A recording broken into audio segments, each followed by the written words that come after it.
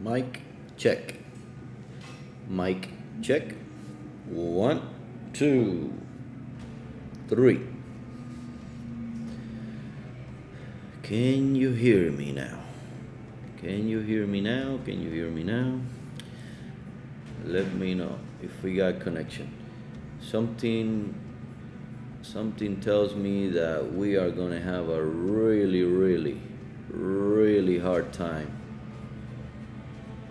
making some videos today because the internet has been in and out all morning, driving me crazy in this place. I don't know what the heck is going on. So let's hope for the best. Good morning, everybody, from Tx2k23.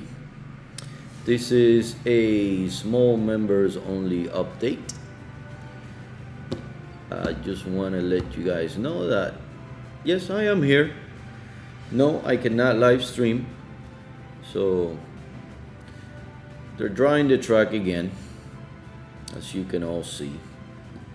It rained again in the morning.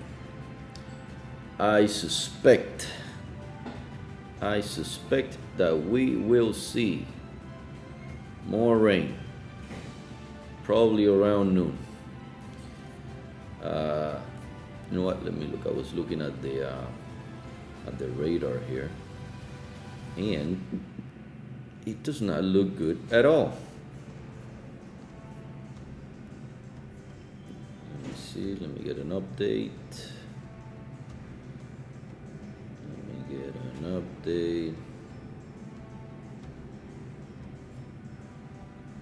I'm telling you, man, this is crazy.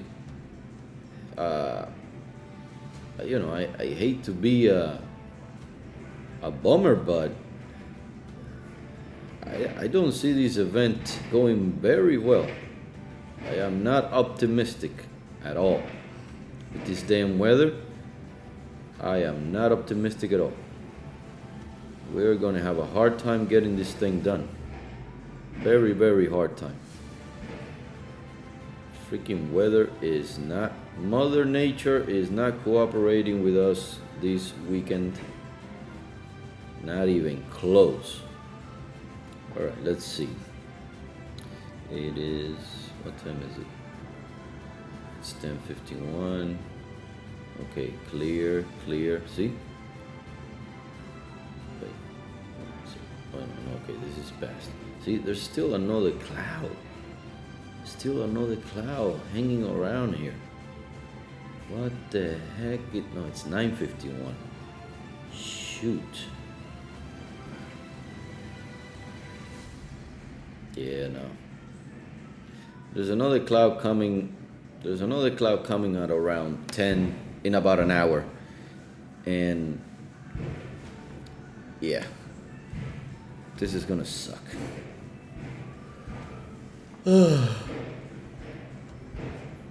Yeah, I don't see anything happening anytime soon.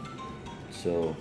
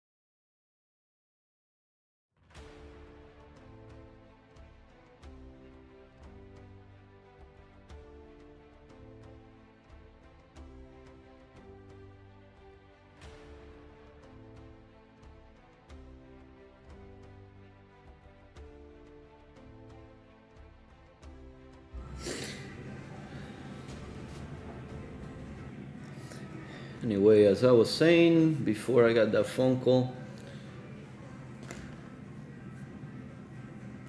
I don't know. I'm not optimistic about this race this weekend. I mean, I'm sure we're gonna get some racing in, but the problem is, the thing the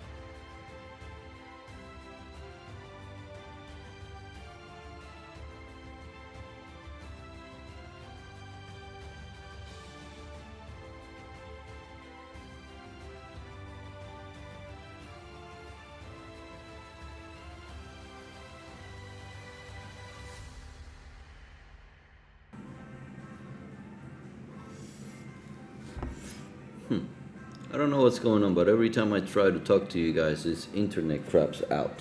I don't know if piece of equipment I'm using here is interfering with something. This is driving me crazy. Driving me nuts. The internet here sucks. Used to be so good over here. Can't figure it out right now.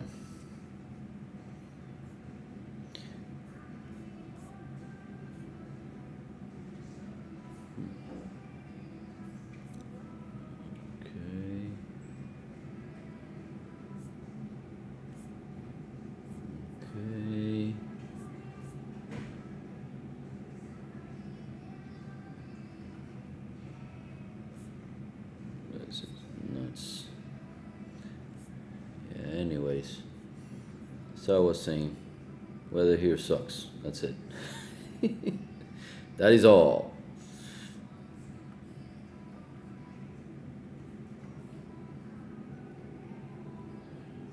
Yeah, there will be more rain coming in. I am sorry to say. Damn, this sucks. That really, really, really sucks.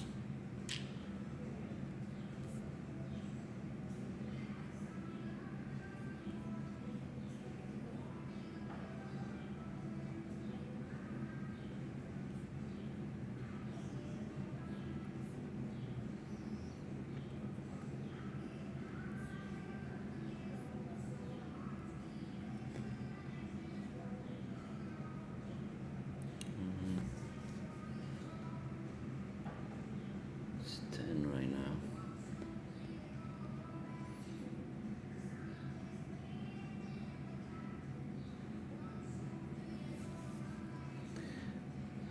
See what happens.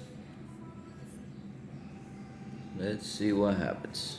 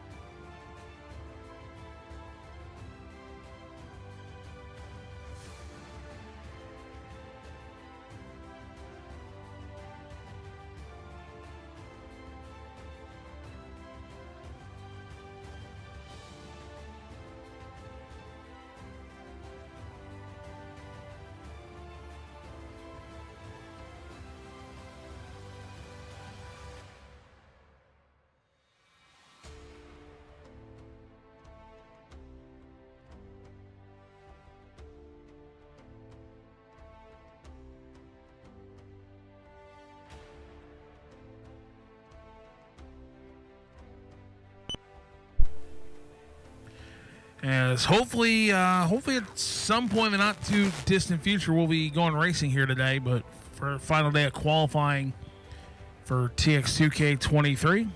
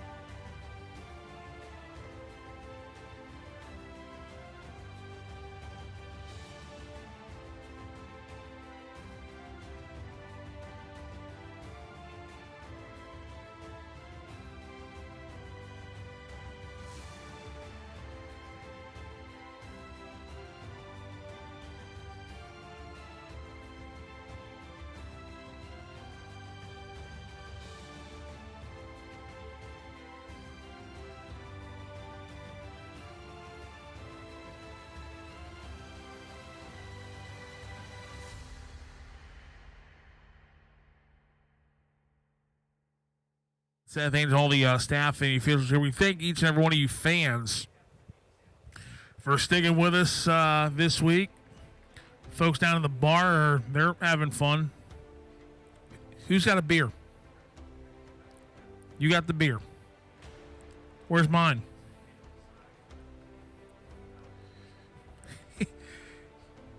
I'll give you the edited version of what he said.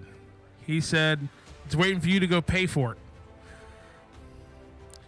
What he really said was, go pay for it yourself, son. Anyway. So we're going to, like I said, just wait this out here. And hopefully before too long, we'll be going racing here with continuation of qualifying from Thursday night.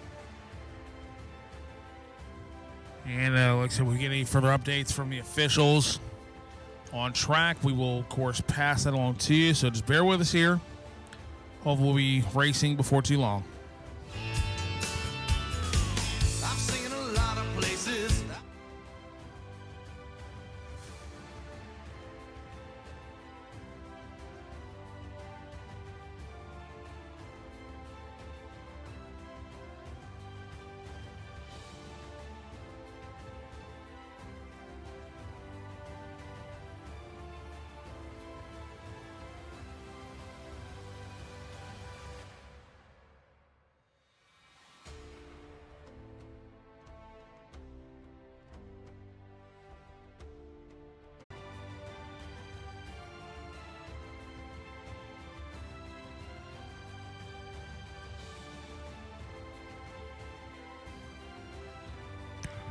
So again, folks, we said we're just waiting this out here, and like I said, hopefully we'll be, like I said, racing soon.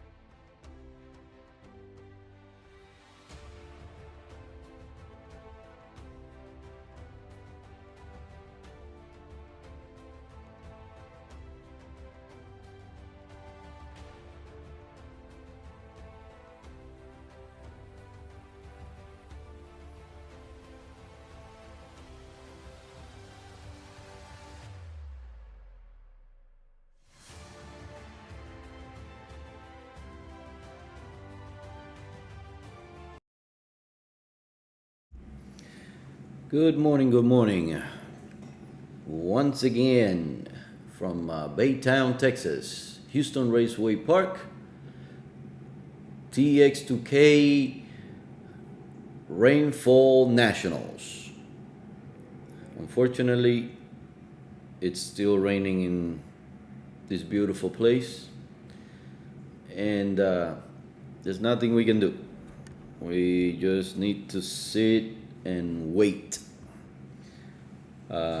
Keep in mind that for all of you that are here, which is not many, seems like everybody's sleeping today. Oops. Sorry, I'm sleepy myself. Went to bed late, got up early for no reason. Keep in mind I cannot keep this stream up as soon as the other people come up, or should I say as soon as the event starts. There he goes, the internet. There he goes. Look. There he goes. I'm gonna freeze. I'm done. Oh, it's coming back. Coming back. The internet sucks here today. I don't know what the heck is going on.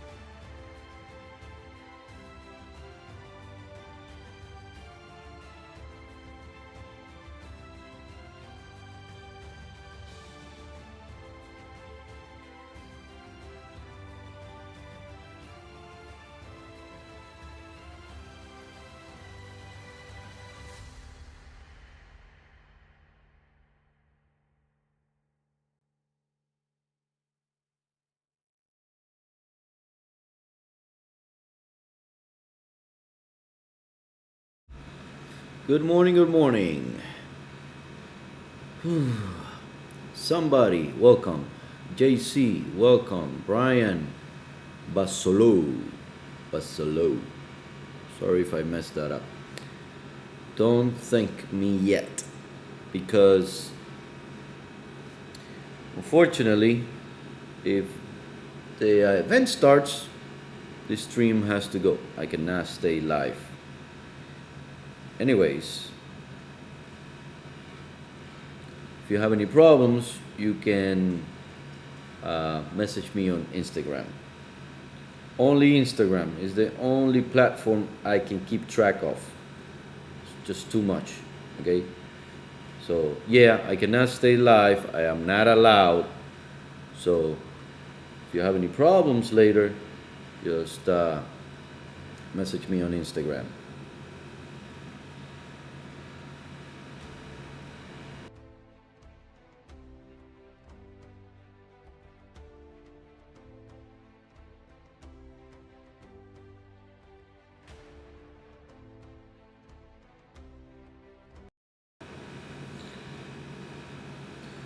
You know, Rapid, it would be a beautiful thing if they moved this event down to Florida. I am sure a lot of people are going to be really, really happy. Hey, but listen, Florida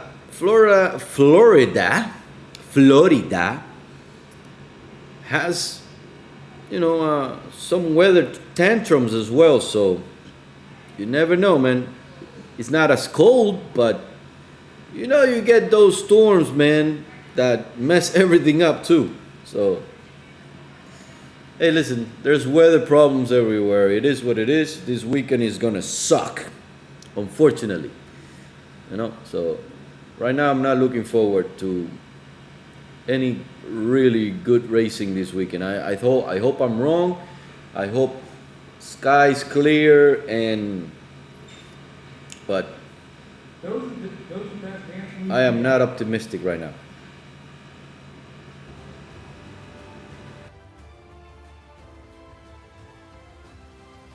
It's out here. Appreciate everybody's patience. Once we're able to get on the racetrack, we will more than definitely do that. But got a lot of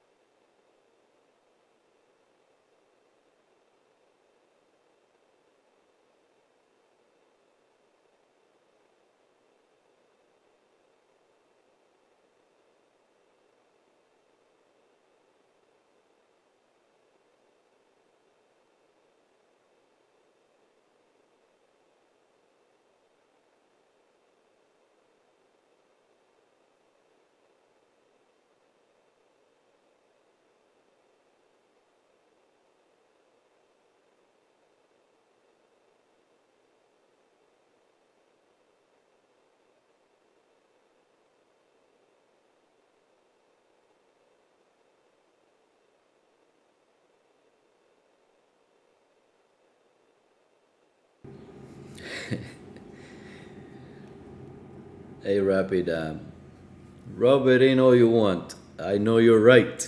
I can't argue with that. So it is what it is. Florida's number one when it comes to weather. So we're in Texas, baby. Yeah, 14 degrees up there in where is that? Oh man, yeah, that's right. 14 and windy. Yeah. Ouch. For sure. That is some crazy weather. 14. My God. Too much for me.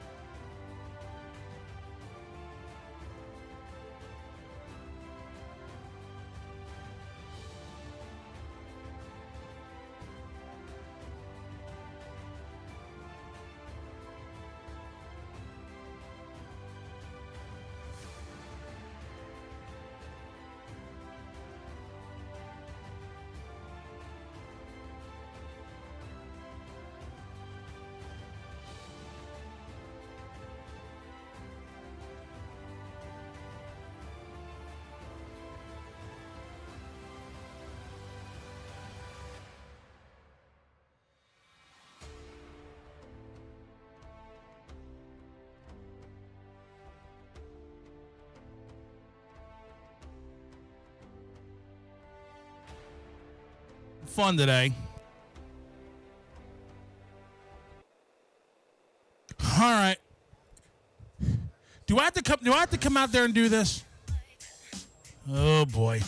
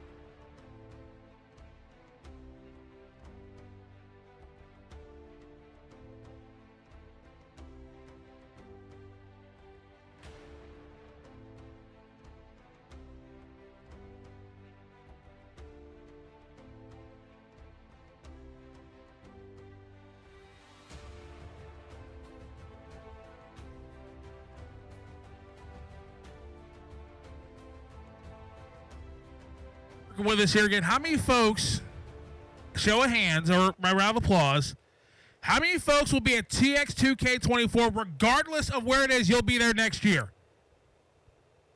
All right.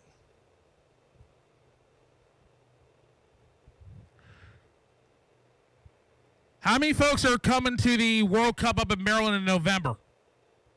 There you go. Tickets go on sale September 1st, 12 noon Eastern. That's 11 a.m. Central, or Texas time. November 1st through the 5th, well, this part of Texas anyway. So again, we hope each and every one of you folks having a great time. Well, as great a time as we can right now, given the unwanted Mother Nature intervention.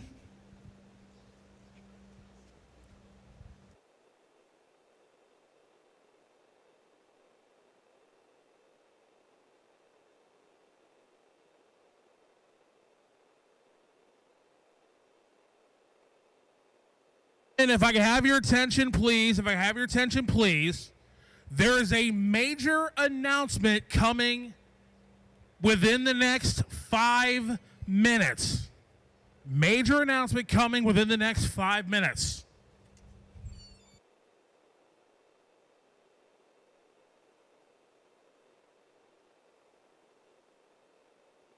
You Can Dance TX2K edition will be on hold for a little bit. But again, in all seriousness,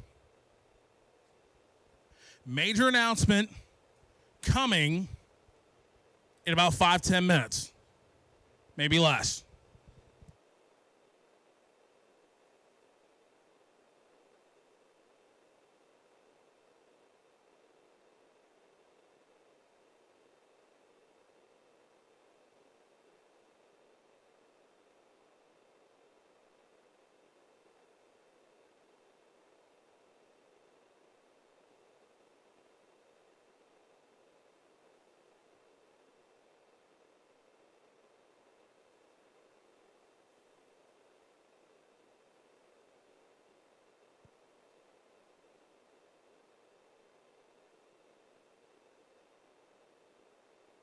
Major announcement coming in the next couple of minutes.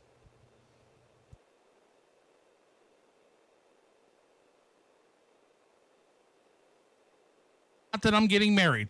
She's not here. She's home in Delaware.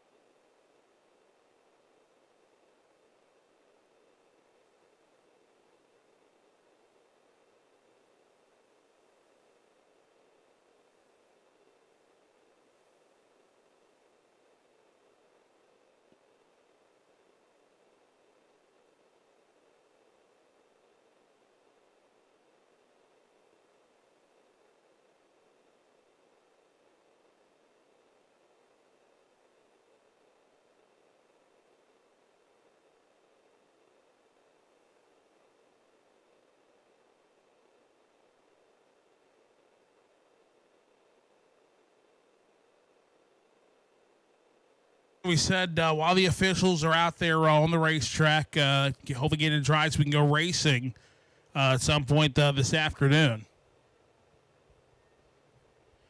We appreciate, like I said, we appreciate your patience, and I'll tell you the HRP crew, the MVP crew, Total Venue Concepts, they've been doing a phenomenal job all week with the racing service. Like I said, we saw the fastest roll race run ever on Thursday, 237 miles an hour. That's what the finish line, 250 feet shorter than last year. And I kind of did like some quick math here. Had the finish line been where it was last year, that run could have been about probably maybe 239, possibly 240.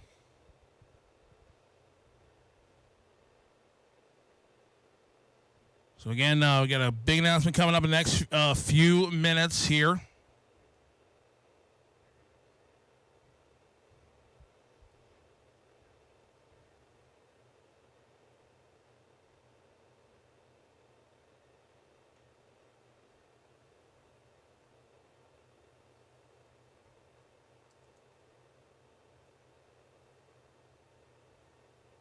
Are you ready?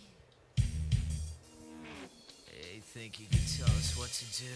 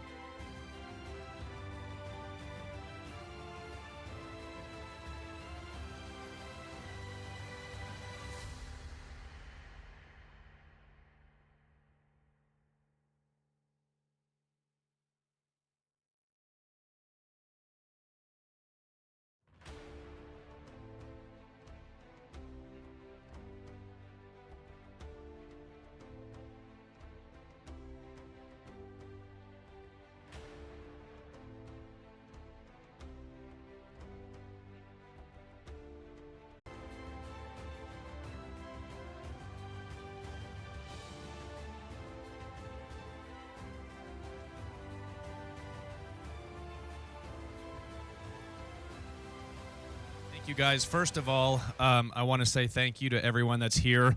This is the busiest I've ever seen a midway at a racetrack where there's actually no racing. So that's pretty awesome. Thank you guys for your support. As you guys know, I've been doing this event for 24 years. It originally started here in Houston, and we had a hiatus. We came back to Houston 2015, and I thought at the time that that this would be our permanent home.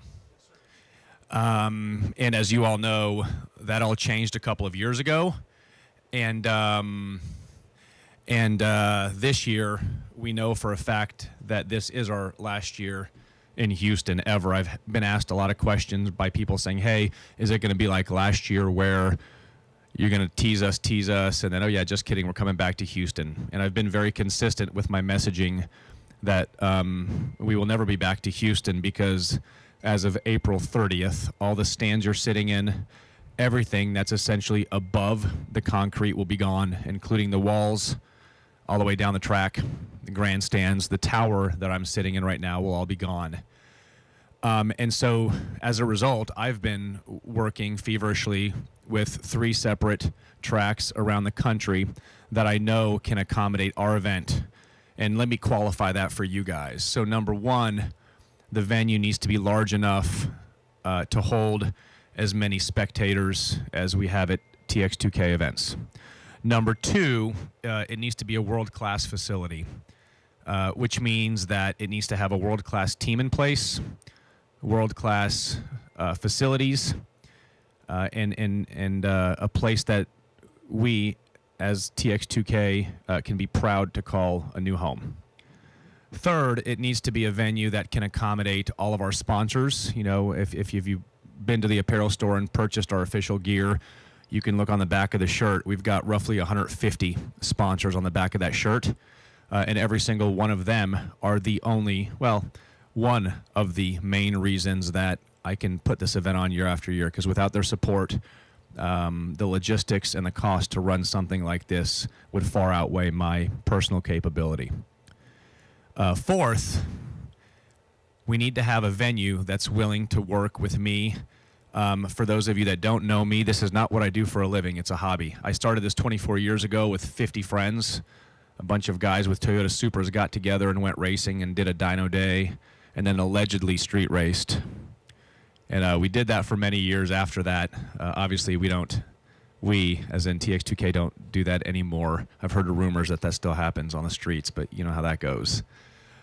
And so all of that being said, we narrowed down our choices to 3 tracks. Only one of them is in Texas. And for those of you that know tracks in Texas, you know the only venue that meets all that criteria is Texas Motorplex in Ennis.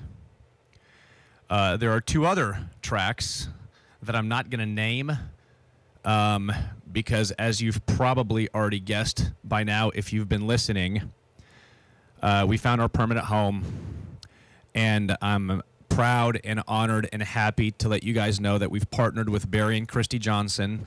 They run Texas Motorplex. Their family owns the track. This track was fashioned and designed to mimic Texas Motorplex. And so I'm hoping those of you that are local to Houston will give them and give us a shot and visit us next year. All that to say, Tx2k23, and God willing, until I stop doing this event, the new home of TX2K is Ennis, Texas Motorplex. So give their family and everyone here in Houston that helped make this such a great event for the last 9 years a big round of applause. And I'm looking forward to hopefully seeing each of you at Ennis next year. So thank you very much for your support. The other bit of good news is I'm praying to the Lord that we can get cars on track soon. So for those of you that have been praying, sticking out this darn weather with us, please keep praying and hoping that it stays just like this so we can get the track ready. Thank you for your support, and we're going to have great racing later today, tomorrow, and amazing racing in Ennis at Texas Motorplex starting in 2024.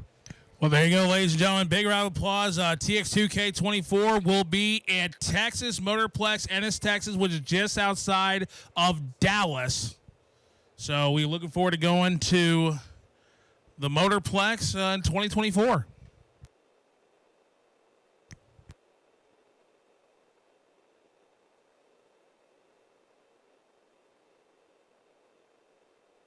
Once again, TX2k24 will be headed to Texas Motorplex. Again, folks, while we have the opportunity, how about a big round of applause for Houston Raceway for hosting this event for a long, long time. The staff here have been phenomenal. And personally, I'm going to miss this place. Personally going to miss this place, and I'm sure all you folks will miss it as well. So again, next year we head to Dallas.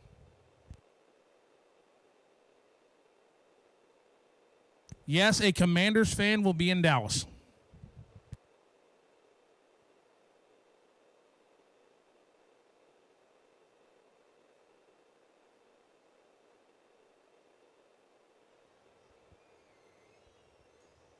So I'll tell you what, definitely looking forward to going to the Motorplex next year and perhaps later this year.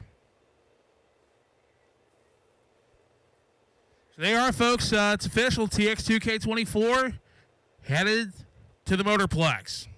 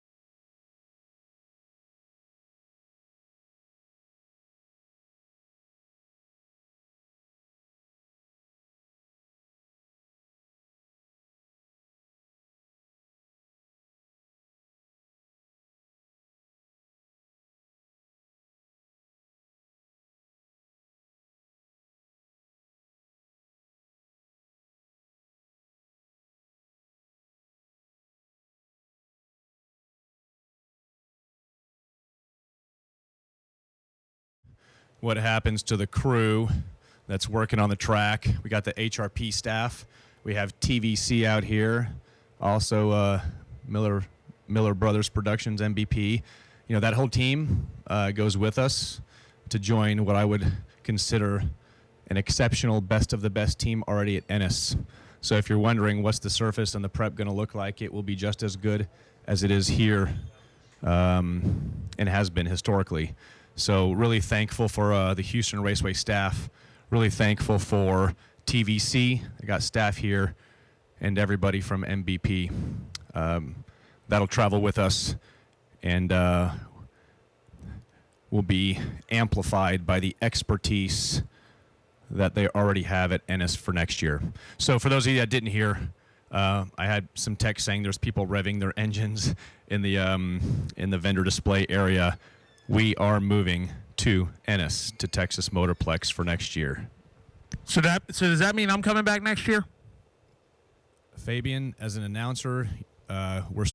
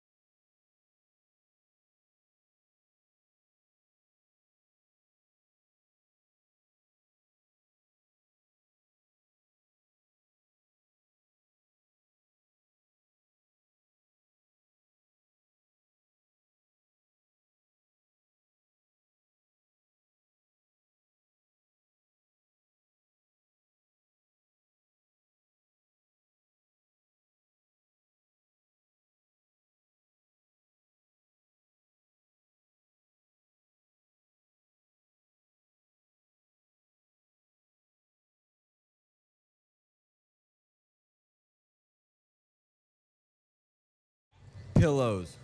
He says pillows. No. Strike one.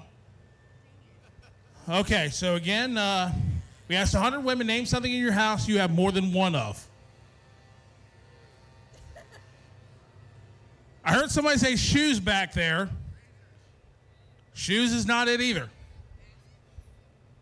Okay, yeah, that's probably right, but no, we can't say that. This is a G-rated show. All right, last chance here. Name an item in your house you have more than one of. Say that. Say that again. Makeup pouches. Nope, not makeup pouches. All right, grandstands. Help me out here. We asked 100 women, name something in your house you have more than one of, and I'll give you a hint. Husbands is not it. Everything. More than one no, it's not purse. It's not kids either. Complaints? I've heard complaints. I've heard personalities. I'll go ahead and tell you. According to this survey, I don't know what 100 people they asked, but the number one answer, an item you have more than one of in your house, televisions. Televisions. All right, let's try another one.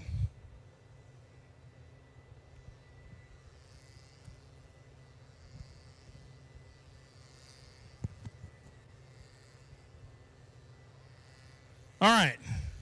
This one, we asked 100 college students. Oh, boy.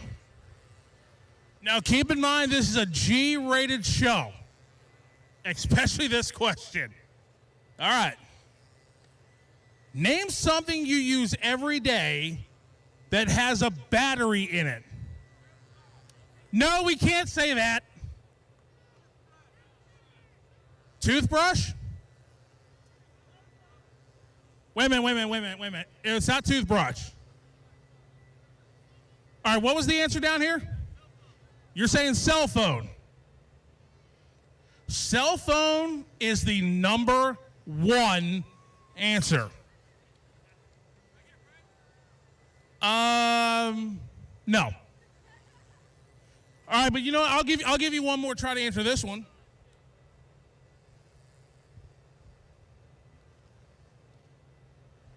That's our seed I got to save for later.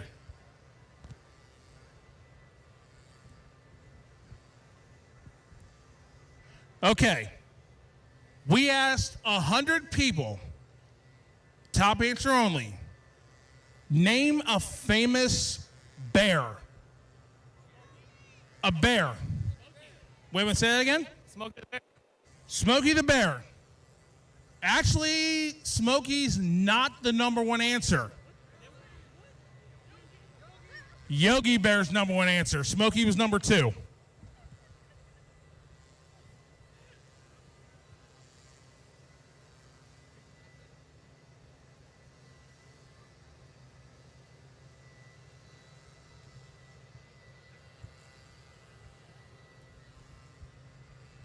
All right, this is a good one. One more. We'll do one more. We asked 100 people, real or fictional, name a famous chef. Say it again. Gordon Ramsay. Gordon Ramsay. You think? How many people think Gordon Ramsay's the number one answer? By round of applause. He's not. Gordon Ramsay is not the number one answer. That shocked me too. Say it again. Chef Boyardee is the number one answer.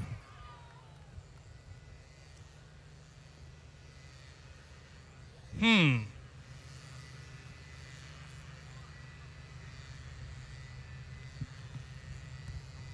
right. All right, we'll do, let's see here. All right, we'll try down here. This one, we asked 100 married men. Oh, boy. We asked 100 married men. I want the top answer only, all right? What do you say to your wife most often? And actually, there are two possible number one answers. There's a tie, so I'll take either one. I'll do it later. Good answer, but no. Any guesses? You're right. That's one of them. That's one of them. Any other guesses other than you're right? I'm sorry. There you go. You're right, and I'm sorry. But just for giggles, what do you think the number 3 answer is?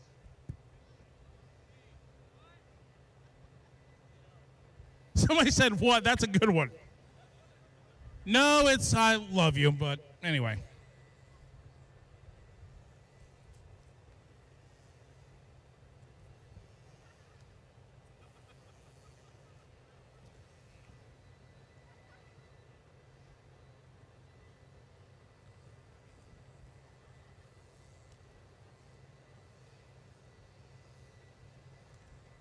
All right, now this one, I would do one more quick one. We asked 100 people, name a place you take your date on Saturday night.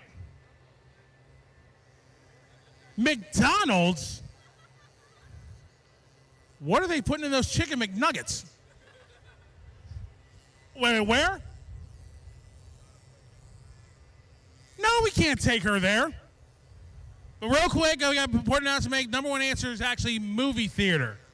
But we're going to come back in just a second after this important announcement we got to make, then we'll have some more fun.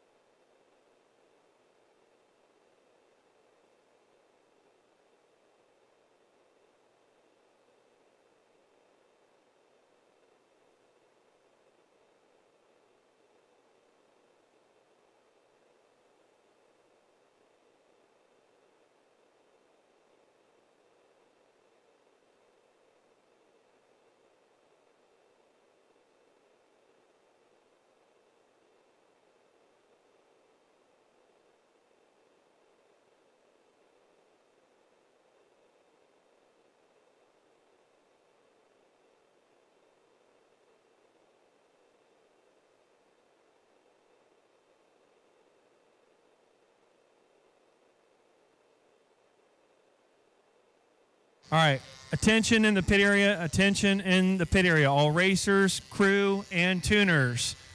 All racers, crew, and tuners. Listen up. Attention to the pit area. All racers, crew, and tuners. Listen up. We are still drying the racetrack.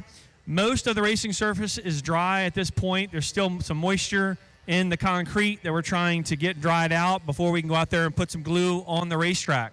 So here is the plan. I'll make sure everyone understands this. So if you are racing, you're a crew member, you're a tuner, you're an owner, listen up so everyone is prepared. Very, very important. We are changing the run order to finish qualifying session number 1. We are changing the run order to finish qualifying session number 1. If you miss your class, you will not get a qualifying session in the first session. You will not get it, so you cannot miss it, which means you need to make sure you understand the run order. You need to listen to PA announcements, and I'm going to go over that run order right now. So if you're a racer, a crew, tuner, or an owner, listen up. The first cars down the racetrack when we get to start racing will be Odom versus Howe, which are the two of the street outlaws that are here. John Odom and Jim Howe will be the first cars down the racetrack. We want to start with our slick cars with slicks. We're going to start with that. We don't want to go throw a bunch of radial glue on the racetrack, and after the moisture we have, and start ripping up the track and the rubber out here. So we are going to ease into the track this weekend. The surface here at Houston Raceway, with the amount of rain that we've had here the last few days, the concrete here does not hold rubber the best when it gets wet. So we can't go out here and throw a bunch of glue on the racetrack and have it eat itself, and we don't have a racing surface for the rest of the weekend. We want to avoid that. So we are going to start with our slick car classes. Slick cars are givers. They put rubber down on the racetrack. They don't need as much glue, and they get down the racetrack. So our first cars down the track will be John Odom versus Jim Howe. The second class down the racetrack will be GTR 68, which is the slower of the two GTR classes, which are all predominantly on slicks. GTR 68, you will be the second class down the track.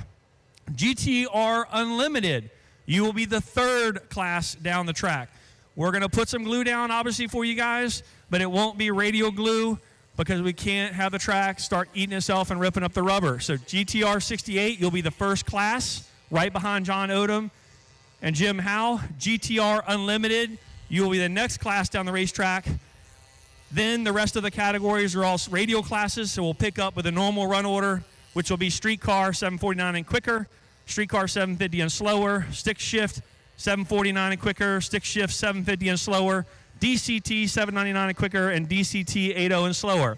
If you go to my personal Facebook page, Jason Miller, you can see the run order posted on there, or you can go to the Tx2k pages and it's posted on there. You can see the run order. When we get through Q1, Q2 will be the normal run order, starting with heavyweights, A90, 2J, etc., all the way through for Q2. Our plan here is to get Q1 done so we know we can at least ladder. We want to get that done today. And if there is time permitting, we are going to go into Q2. We're hopeful that this rain is out of here now. The crews are out here working on the racetrack from HRP, TVC, and MVP out here. There's 3 crews out here working on the racetrack for track prep this weekend. It's not one guy. Multiple crews out here working on the racetrack to get this prepped and dry to give you guys a good show and a safe racing surface, and that's what we're going to take and do. So again, John Odom, Jim Howe will be the first out. GTR 68, you'll be the next class out. GTR Unlimited will be the third out. Then we'll go into streetcar, stick shift, and DCT. Now, when we get to the split for streetcar, stick shift, and DCT, when we say 749 and quicker, that means your car has already have had to run that number quicker. Not that you got the big turbos on your car. You got a good dyno sheet. My car should go that fast. If you have not run that time already in your past, then you cannot come up with a quicker group. Come up with a slower group. Once you have made that run, 749 and quicker, then you can come up with that faster group the next session. So if you got a new car or a car that you've been running for a while and you've upgraded it and you know you have that potential in it, do not run with that quicker group until you have ran that number and that has lit up the scoreboard at this track or another in the past. Then you can come up and run with a quicker group. That is very important. After we run the quicker group, we will touch up the starting line, re-prep it for the next group. So everyone will get a good track. Once we run through the slick car classes, we're going to put some more glue on the racetrack before the radial classes, but we want to buy the track as much time as we can to air out, get as much moisture out, and ease into the glue, because when you have a fragile surface out here like right now, with as much rain as we have had, and the colder temperatures, and you go out and throw a bunch of glue on it, send cars and tractors down the racetrack, it starts ripping the rubber up, and that's what we don't want to do. For the rest of this weekend, we wish we had bright sunny skies and temperatures in the 60s and 70s, which are traditional for this time of year for Texas. And that's what I'm sure that's what you guys are going to have next year at the Texas Motorplex here when the Tx2k moves to Texas Motorplex, and be really good conditions. But for this year, this is definitely abnormal to have this much cloud cover, this much precipitation, and these colder temps. So we're going to have to give you guys a safe track, but this weekend may not be the track that for the personal best out here, guys. So you want to go A to B, especially in this first qualifier. You get out here and get too greedy, throw too much power to this thing, knock the tires off, clean the rubber up, you're not going to get qualified. Don't bank on a second qualifying session, because we don't know what Mother Nature's going to do. We don't know how much carnage or crashes we're going to have. Hopefully that's at a very minimum or none. But when you got a big event like this, sometimes that stuff happens. So don't bank on Q2 to get it done. Go A to B in Q1. If we have an opportunity to get Q2 done, you can get after a little bit more, but at least you're on that qualifying sheet.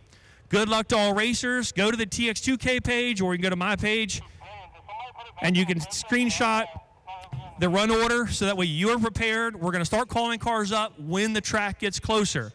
It could be anywhere from 1 p.m. to 2 p.m. Could be later if we can't get the moisture out or we get another passing shower. Hopefully the rain is out of here.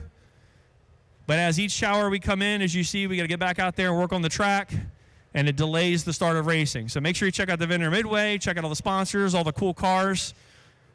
While we are down and we get back to racing, we're going to give you guys a good show. But racers, make sure you know the run order.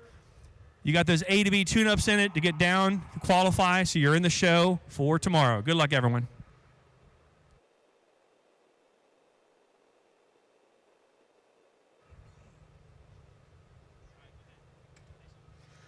All right, thank you, Jason Miller, for the update. So again, like you said, John Odom, Jim Howell will be the first thing down the racetrack, followed by GTR 68, GTR Unlimited, Streetcar 749 and quicker, Streetcar 750 and slower, then Stick Shift Challenge 749 and quicker, Stick Shift Challenge 750 and slower, then DCT 799 and quicker, and DCT 80 and slower. Like also Jason said, don't bank on that second qualifying session. We're going to do everything in our power to get to that point, but obviously that's going to take into account Mother Nature and just what else happens throughout the day. So John Odom, Jim Howell will be the very first thing down the racetrack once we do get going.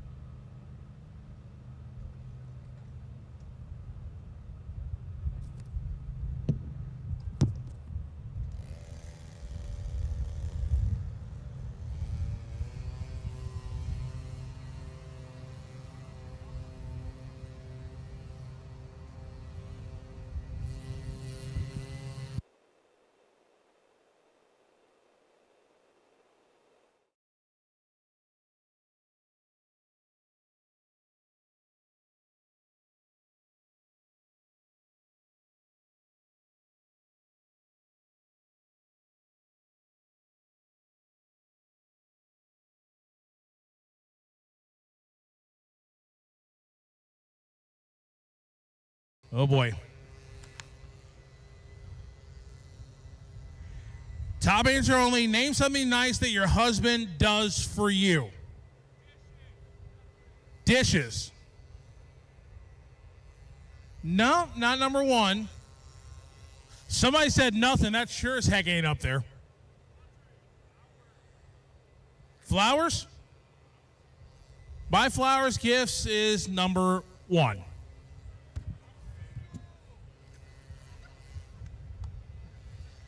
You hear that, ladies? He's single.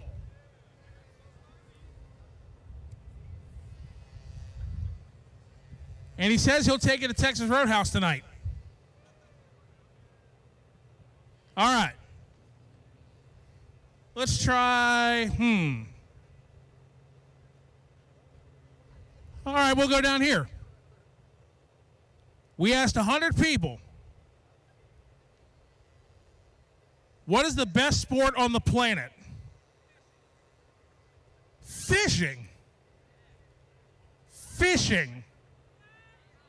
Show of hands, how many people have been fishing the last 3 months?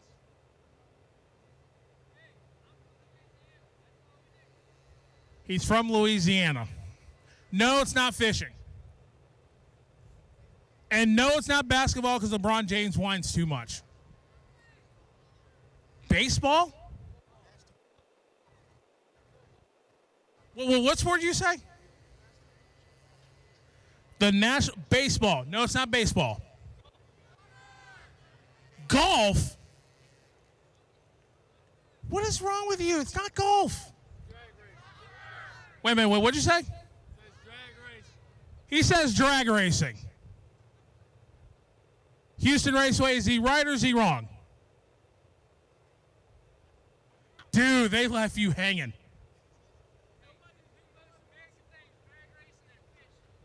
He says the two most American things are drag racing and fishing. NASCAR? NASCAR?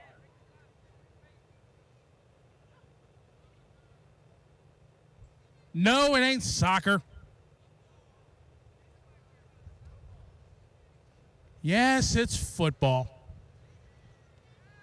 But not today.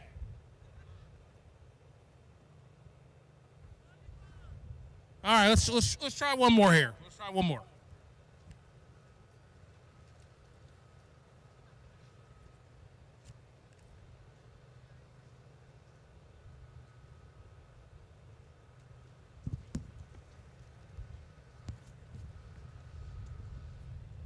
All right, this one's just for the ladies. All right?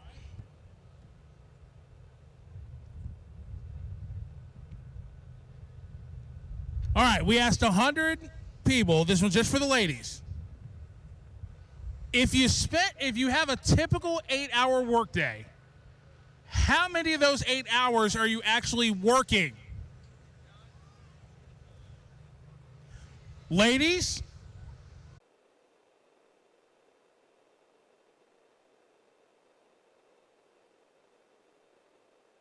Sure you go to the Tx2k Facebook page and and screenshot the run order. Special racers, like I said, John Odom, Jim Howe, GTR 68, GTR Unlimited. You're the first 3 categories up. When we do, get ready to go.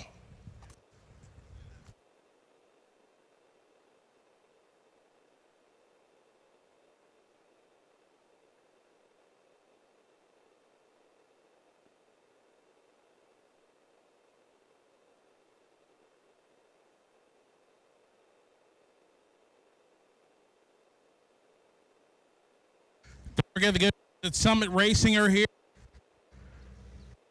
So again, go check out the Manufacturers Midway, and hopefully we'll be racing soon.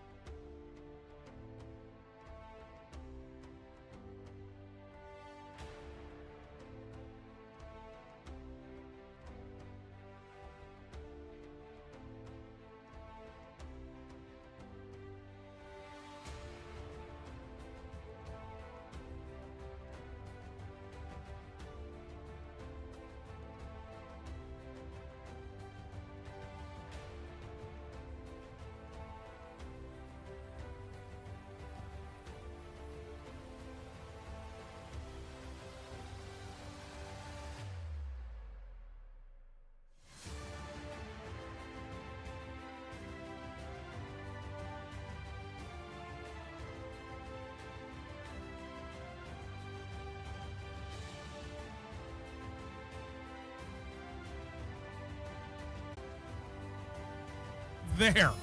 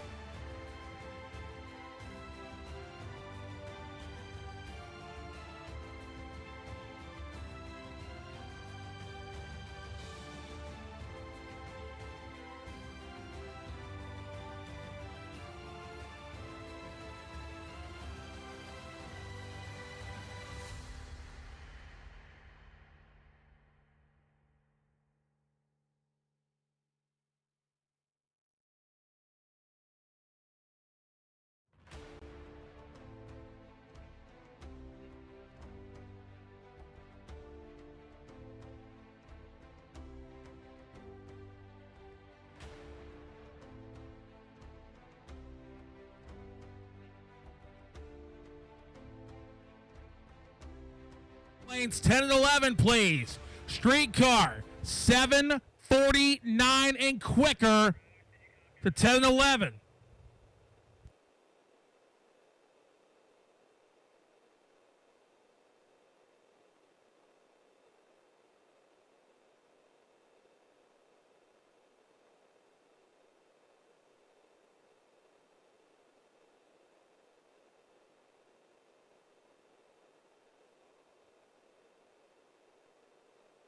All right, it's again GTR 68 gonna be right behind John Odom and Jim Howe. Jim Howe will be on the left-hand side,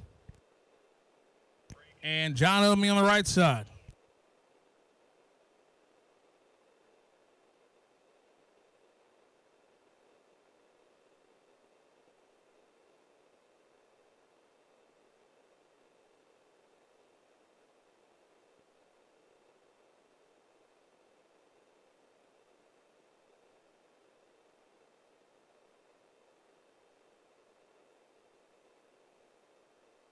Alrighty. So you see John and Jim are getting in the race cars. You see two of our officials from TVC and from Miller Brothers Productions are on the flat drags doing their thing. Again, for all media, excluding media as well, again, when the tractors are out there, you got to stay out of their way, please, so they can do what they need to do.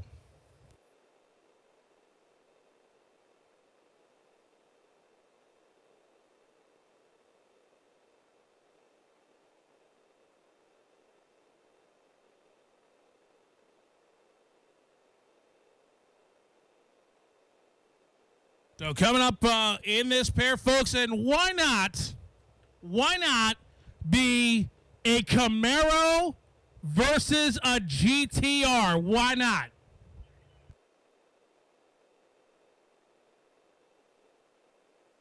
Also, no children are permitted past the front of the staging lanes. That includes the front of the tower. No children are permitted past the front of the stage lane. That is strictly for safety.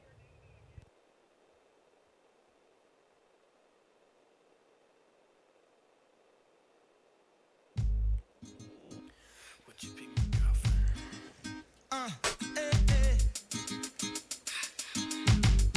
Would you be my girl? Would you be?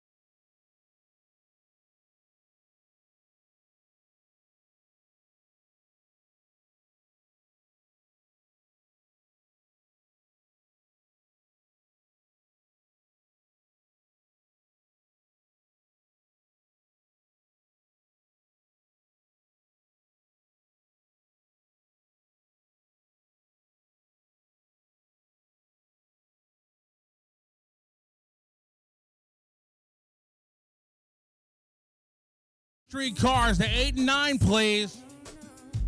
750 and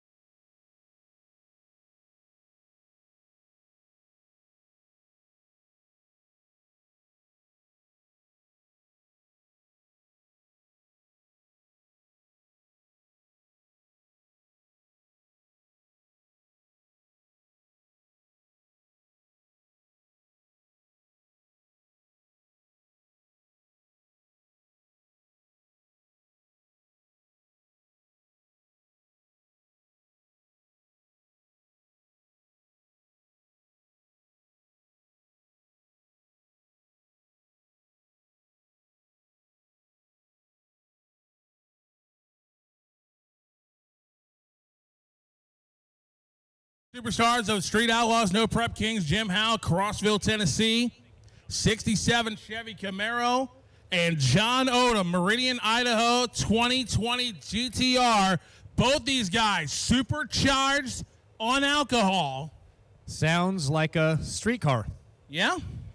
Looks like a streetcar. And how about this, Peter? Back in November at the World Cup up at Maryland, these two ran the quarter mile for the first time ever in these cars. And I'll tell you this. Wow. What'd they run?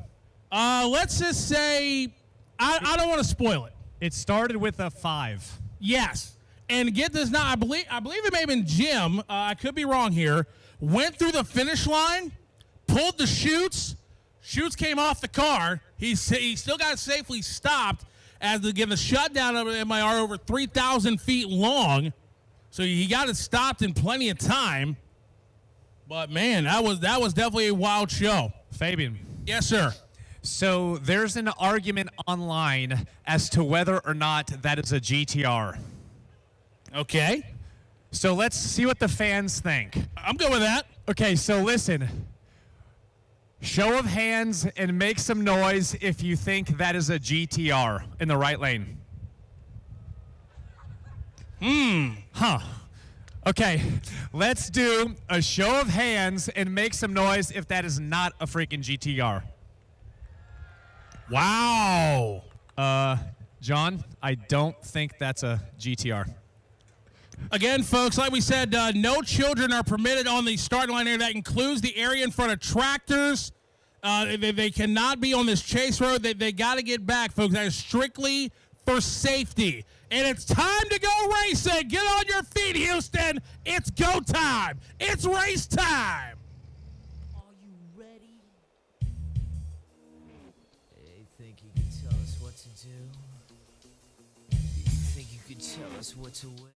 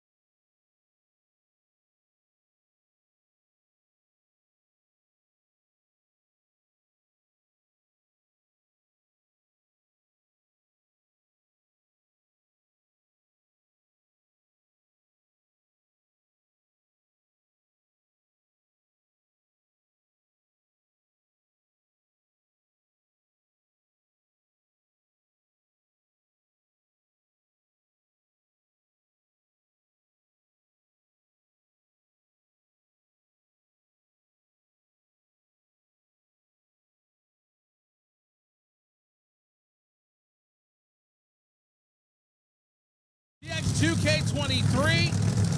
Our starter, Mikey, is ready to send him on down. Miss Melissa up here says, boys, just get through the quarter mile and don't hit nothing. Except for the finish line. You hit the finish line and the chutes. That's about it. So here we go. Jim Howe in the Camaro.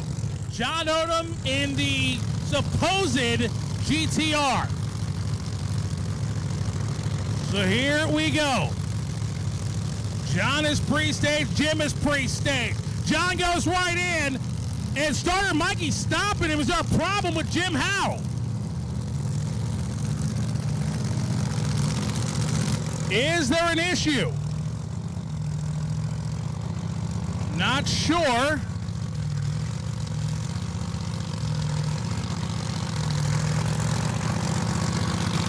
And it looks like they backed them both up, and it looks like we may be okay here. All right, folks, here we go. It's go time. It's race time. We're live on flowracing.com and the Flow Racing app. I'm Fabian Brown. That's Peter Block on the start line. They're set. Oh, boy. Both of them are pedal fast. There goes Jim Howe at the top end of the racetrack. 798 at 133 miles per hour. Both of them stood on the throttle. And Peter, here's the interesting thing about these guys. They're used to no track prep at all. But now they got one of the best prep surfaces in these type of conditions you can ask for. But that was interesting. So GTR 68 up next. I actually have no idea what you said because I'm deaf now. What? Exactly. Again, folks, need that starting line cleared, please. Need that starting line cleared, please. All you folks standing in front of the tractors out there in that right lane, you gotta move now. Hold it there at the ready line. That was loud. That was shit. so loud.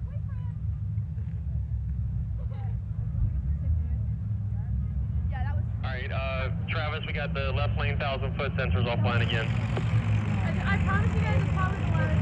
Yeah, that's the loudest thing. Copy that. Give me red. Austin, grab a screwdriver, please, for that. I'm going through it now.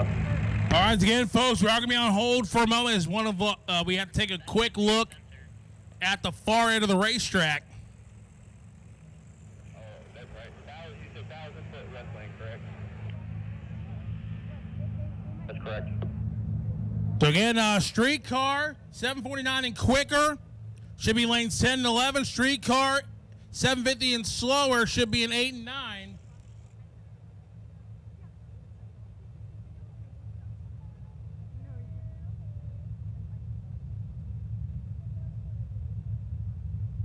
Hey guys, we can't have 10 people in these boxes. Y'all got to get down. Maybe 1 or 2 people, that's it. What?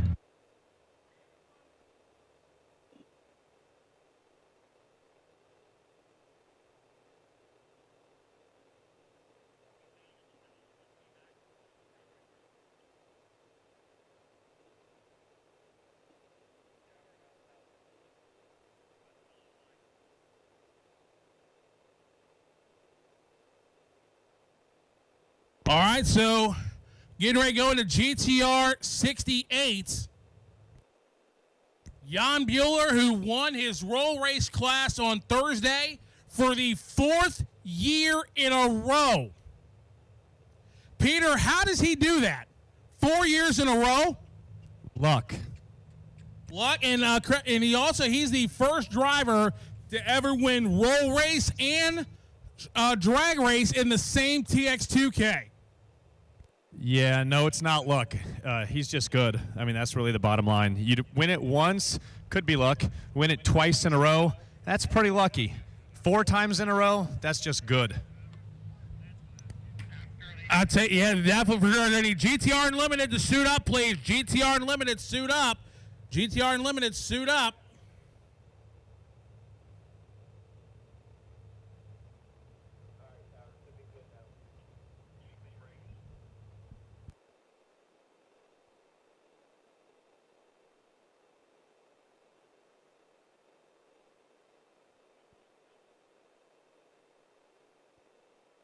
All right, folks, looks like we're just about ready to go. GTR 68.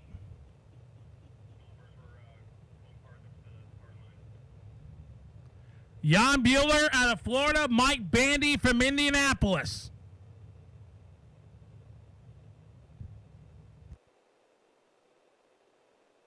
And Jan Bueller, like we said, won his roll race class on Thursday for the 4th consecutive year.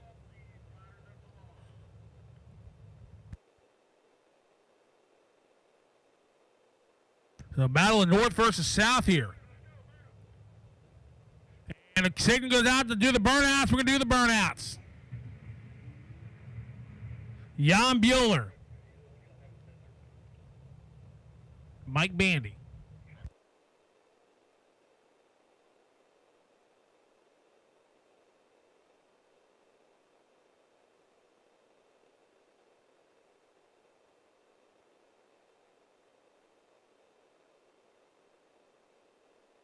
Alrighty. Man, I'll tell you what, great crowd on hand here on Saturday afternoon here at Houston Raceway Park here in Baytown. It's go time.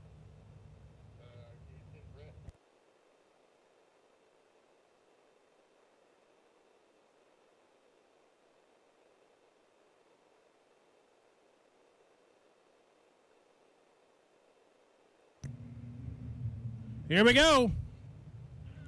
Jan Bueller moving around a little bit in that left-hand lane. Top end of the racetrack. How about a 779, 188 for Bueller, 788, 180 for Mike Bandy.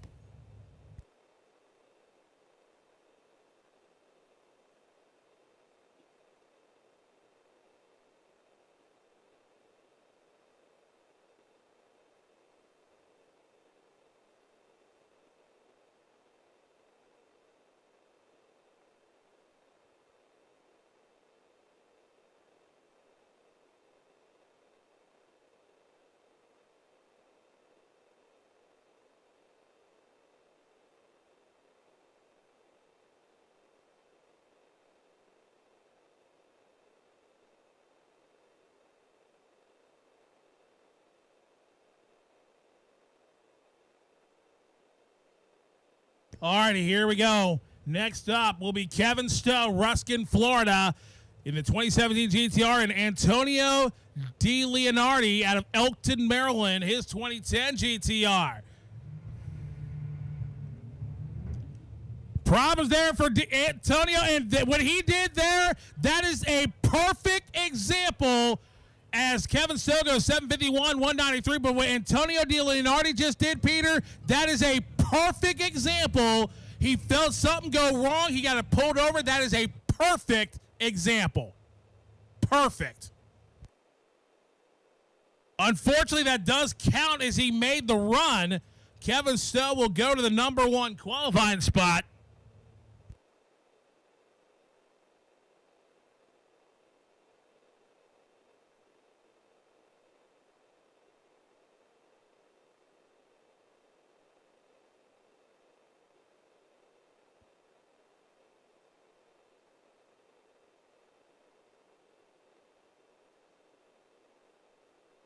Again, he did stage the cars. That does count. As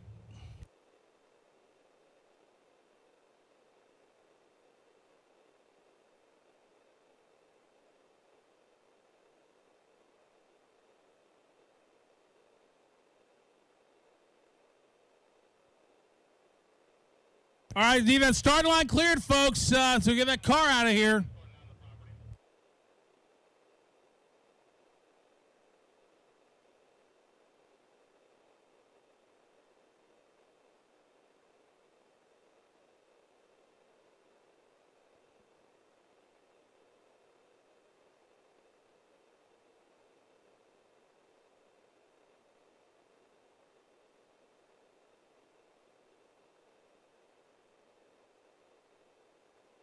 Wes Hawkins, Gilbert, Arizona. Bobby Hoffman, York Haven, Pennsylvania.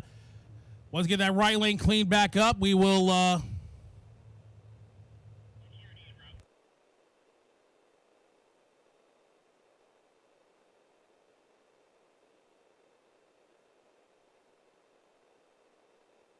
waiting for our next pair. We get everything cleaned up. We can get back to racing.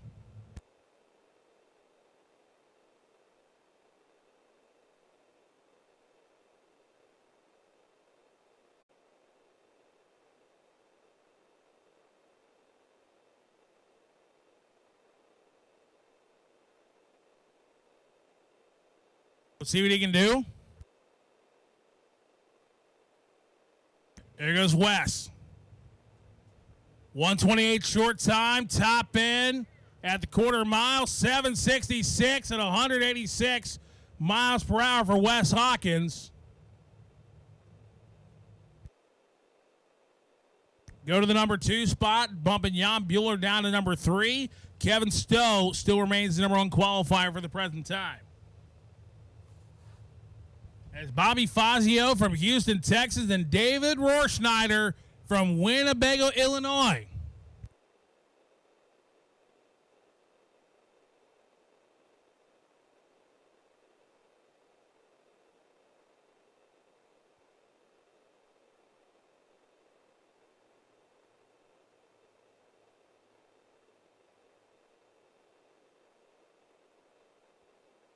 Rohrschneider at a Winnebago, Illinois. And actually a guy by the name of Mike Edwards back in 96 won his first ever NHRA Pro Stock race here, sponsored by Winnebago. Beat Ray Franks in that final that day.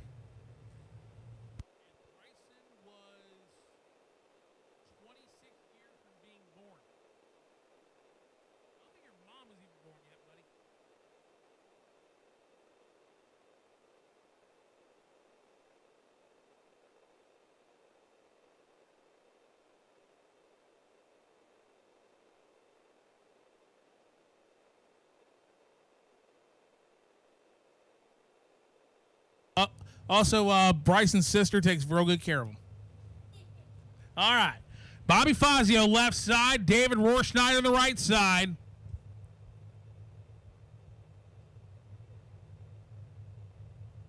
And Bobby Fazio goes in the full stage. Rohrschneider is in. Green, yep, your green means go. There you go. 121 short time for David Rohrschneider. There he goes. Top end of the racetrack. 696, 210 miles per hour. David Rohrschneider goes to the top. Yes, you can call Alan Reinhardt and tell him I stole his catchphrase. David Rohrschneider by over half a second goes number one. It's 806, 175 for Bobby Fazio. Patrick Chu out of Parker, Texas. Fabian. You know, Dave took like 3 or 4 years to run a 6-second quarter-mile pass.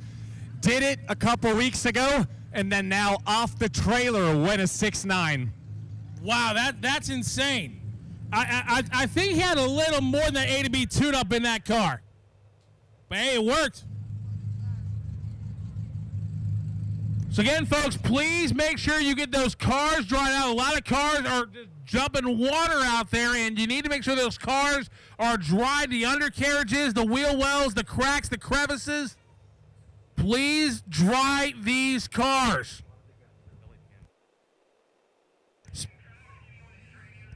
Especially those belly pans. Make sure those cars are dry.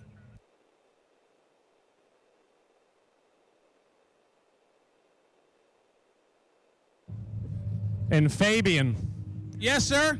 Now is the time to remind the drivers, if you break or think you broke, please pull over to the side of the wall and wait for Tx2k safety personnel to come to you.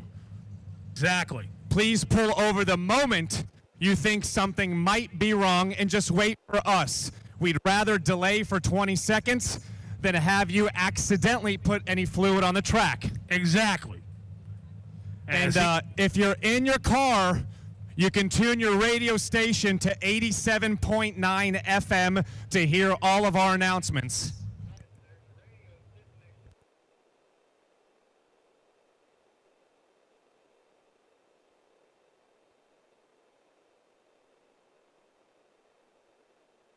$787 there for Pat Chu and Josh Laramie having problems on the run, so the safety crew will go give him some assistance. Yep. Safety crew will get him off the track and we get back to racing. Hey, drivers, listen up, and crews, listen up.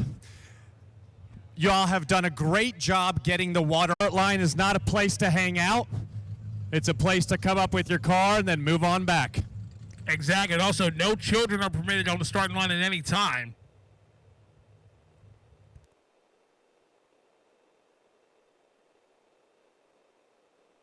So Brandon on the left side, Michael Portals on the right.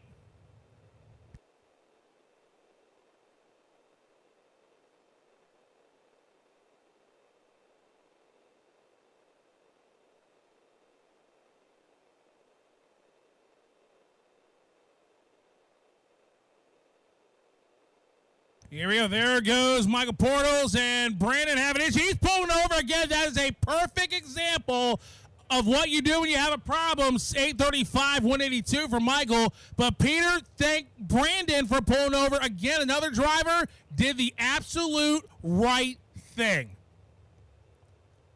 Thank you, Brandon. Sorry that, it happened on the run.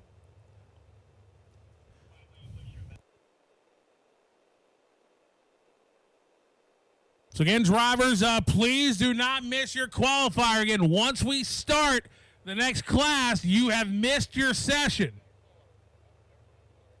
Once we've started the next class, you've missed your session.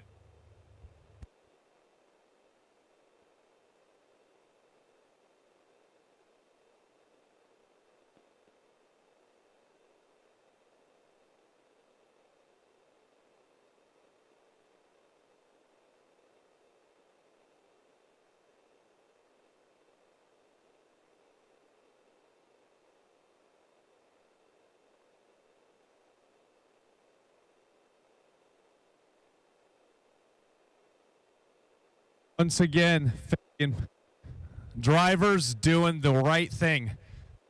Let our crew come and check on you if you think something might be wrong. Pull over, stop by the wall, and our team will come out to you.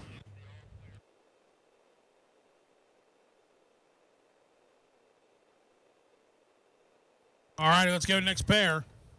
Dennis Galen out of North Hollywood, California, and Frank Kelenios out of Houston, Texas.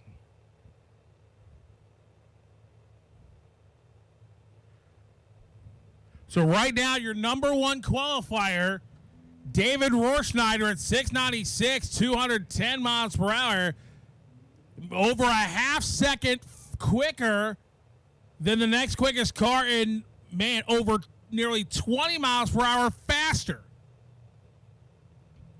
So again, drivers, make sure you check out those A to B tune-ups in the car, because potentially this could be your only session, so make it count.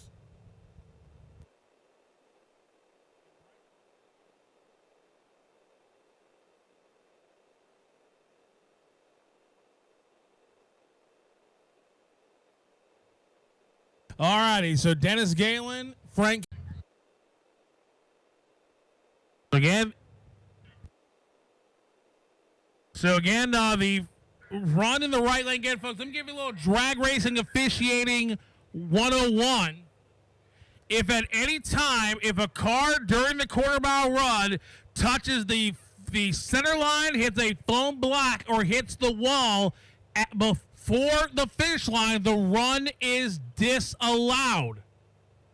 Obviously, if you hit the wall after the finish line, the run still counts, but your wallet's going to be quite a bit lighter.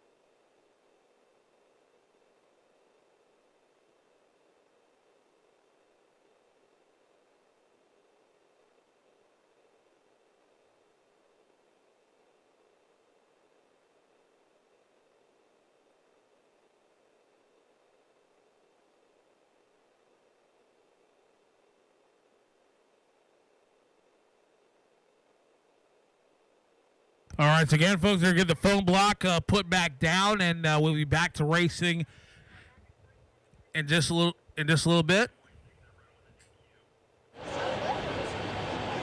So again, the Frank Kelenios run will be disqualified as he crossed the center line and hit a foam block during the measured distance of the run.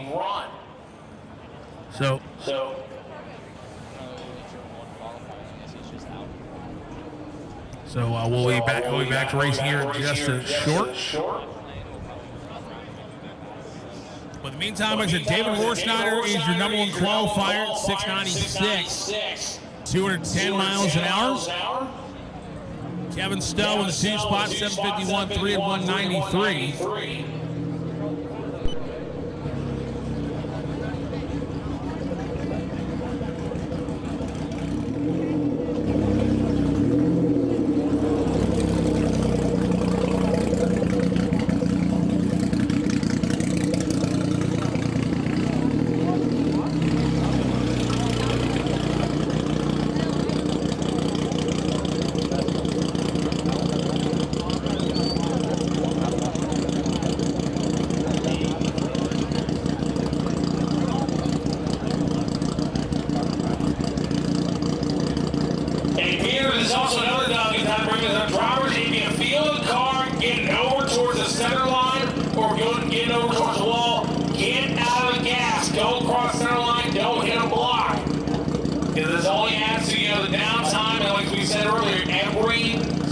it counts.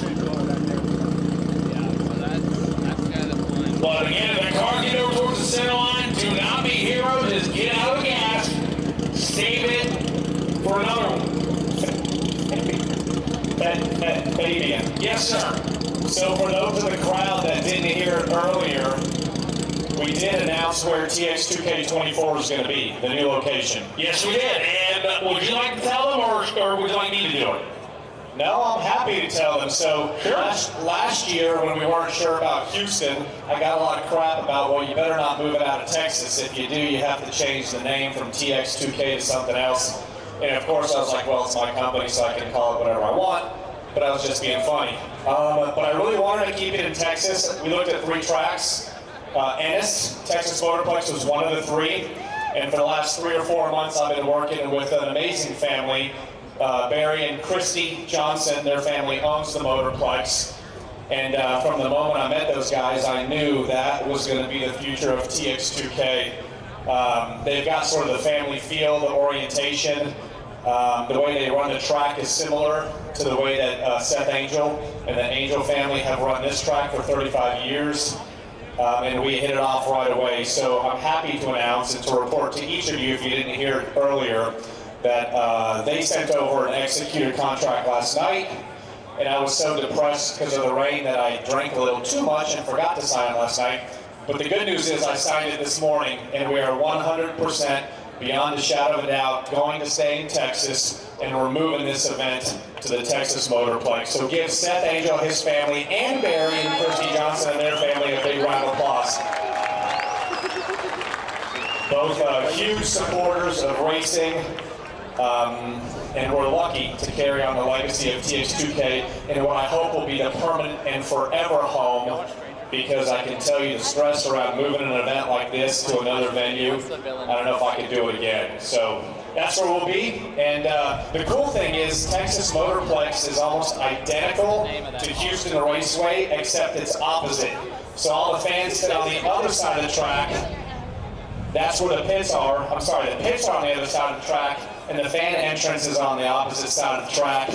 They both have the tower you drive under, and actually the Angel family used Texas Motorplex as a guide on building this place. So you guys will be really happy there. There's just as much grandstand capacity, actually a little more at Motorplex. So it'll be a great venue to accommodate the future for many, many years to come for Tx2k. And a dates to be determined, correct? Yeah, I mean, those of you that have come to this event for many years know that I always do it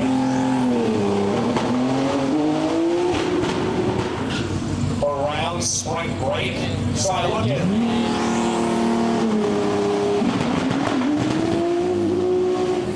Houston, Dallas, Austin, and then I look at University of Texas, Texas A&M, TCU, Tech, and I try to find the most common spring break week. That's how we choose the date. There's no science to it. That's literally it. And most of the time we hit like 85% of Texas schools spring break. That's what it will continue to be. But we'll make a date announcement here in the next couple of weeks once we recover from this event. But looking forward to having all of you guys there in Dallas. And me too. Anyway, Billy Massengill out of Houston. And left-hand side, Christopher Sassy, also from Houston. They would love to add their name to the final list of winners here at Tx2k at Houston. They would love to take home that trophy. So here we go. Massengill out of Houston left side, Sassy right side. Again, from Houston.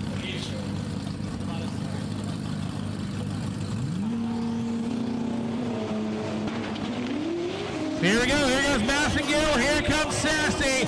Massengill goes towards the center line. He's fighting the top end. 7:58 to a quicker 7:52. Sassy at over 196 miles an hour. Number 3 spot. Massengill goes number 4.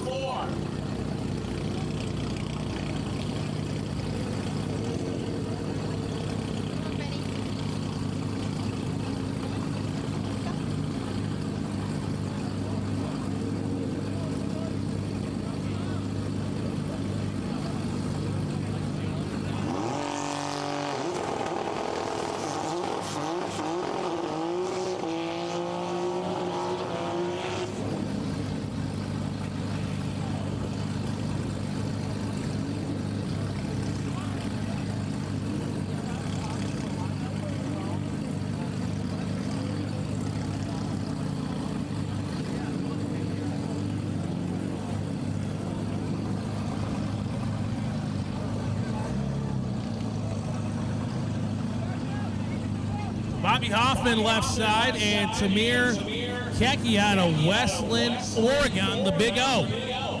And it looks like they're backing off Tamir.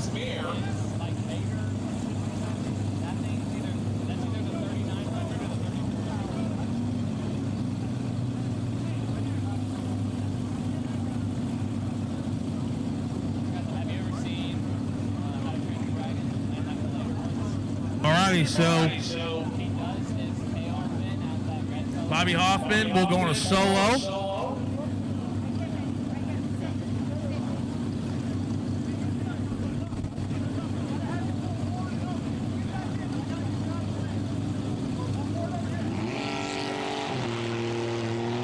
And there goes Bobby Hoffman. Going through the gears. Top end quarter mile. 789 at 175 miles per hour.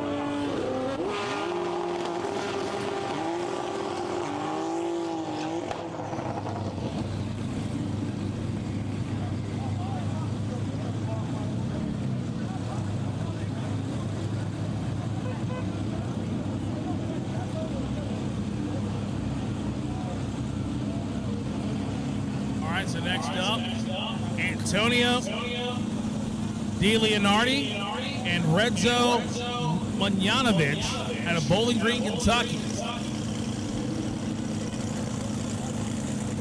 Final pair of GTR 68 is in the water box, or final car in the water box.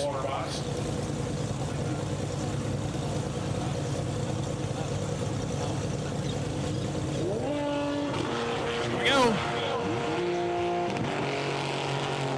There we go, DeLeonardi and Munjanovic. There goes the Elton, Maryland driver, top end of the racetrack. 751, 192 to an 817 and 175.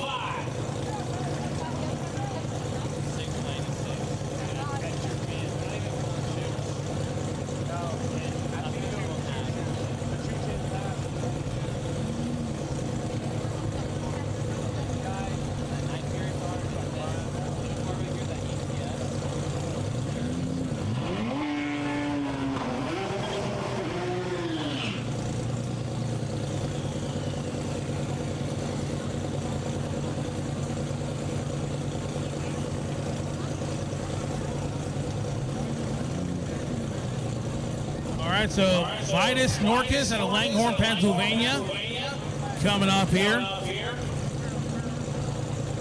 Then we have one more car, then we have GTR Unlimited at the ready line.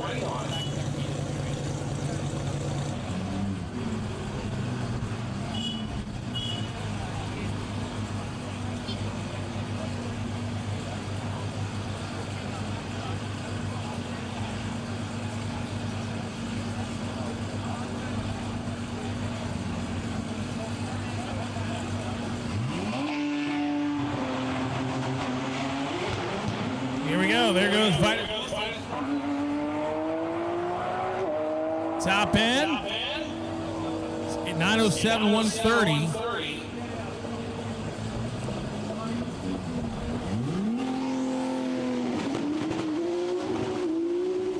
Our final car here. Tamir Keki out of Westland, Oregon, backed off earlier, but by rule, he was able to get the car fixed before the end of the class, so he was allowed to make his qualifying attempt. And right now, your number one qualifier, David Horschneider, 696 at 210 miles per hour. If you look down on the scoreboard, that number you see, disregard that number as, again, that is not taking into effect the one run that was disqualified for crossing the center. And also, the other driver in the other lane has been awarded a rear run due to run interference. And there goes Tamir. Oh boy, getting a little loose. And he held on to it.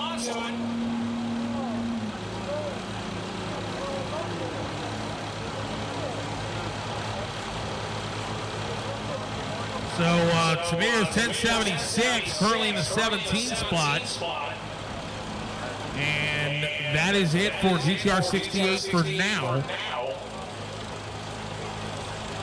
And it looks like we're doing a little starting line maintenance here before we go to GTR Limited. So David Rohrschneider, unofficially your #1 qualifier at 696, 210 miles an hour.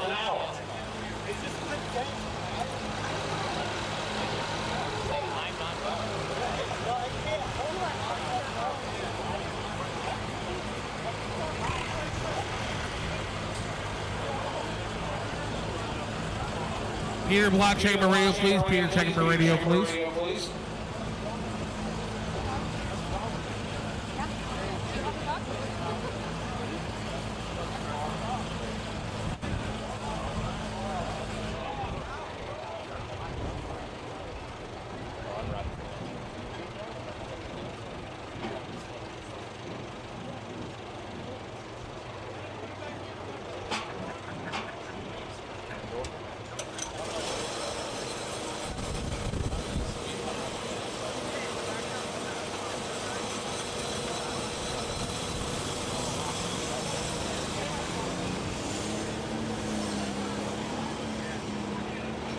Again, a little bit of track prep here. Jason Miller on the Killer Miller Spiller, along with a couple guys from the Total Venue Concepts and Miller Run Productions, along with the staff here of Houston Raceway.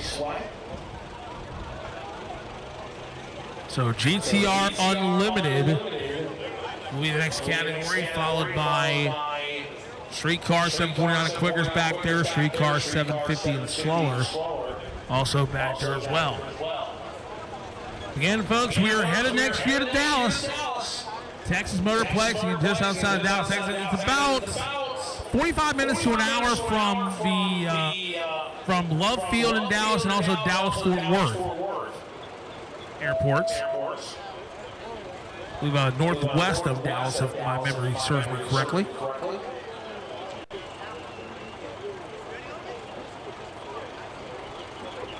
As again, the track prep going again, folks. Please stay out of the way of the equipment out there, especially the sprayer. You folks standing in the left lane water box, he's got to turn right where you're standing. So, and also you folks walking back towards the Texas flag, he's going to stand right behind. He's got to turn right behind you. So, again, equipment versus humans. This is why, folks. This is why I say this. Please don't walk in front of the equipment. If you don't need to be up there, please do not be up there.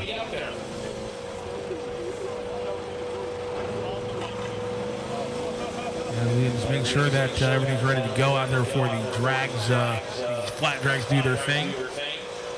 And then we will resume.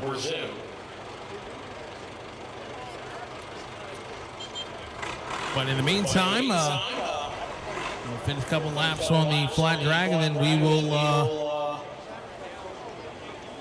get ready to get down to business.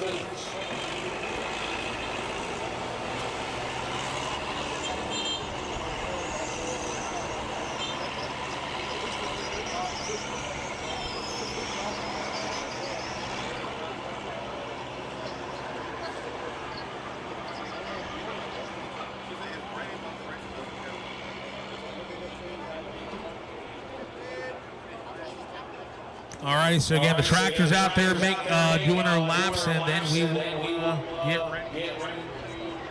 get GTR Unlimited going as the first pair.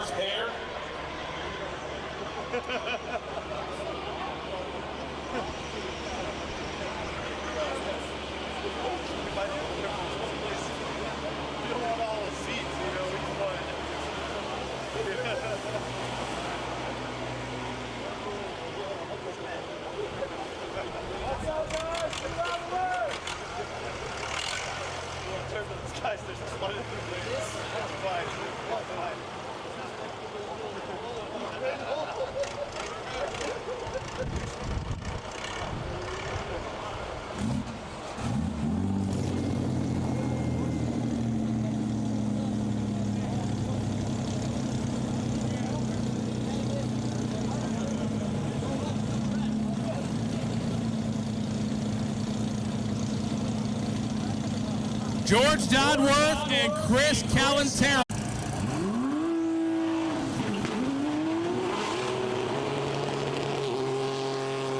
All right, here we go. George Dodworth doing that burnout.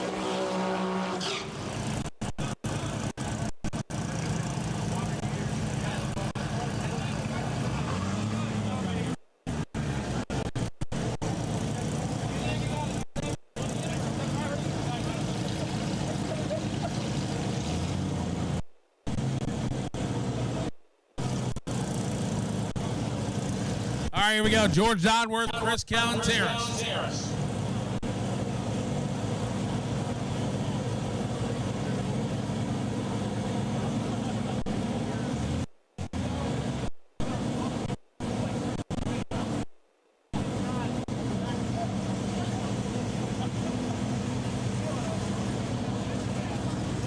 So here we go. George Dodworth left side, Chris Calentero right side.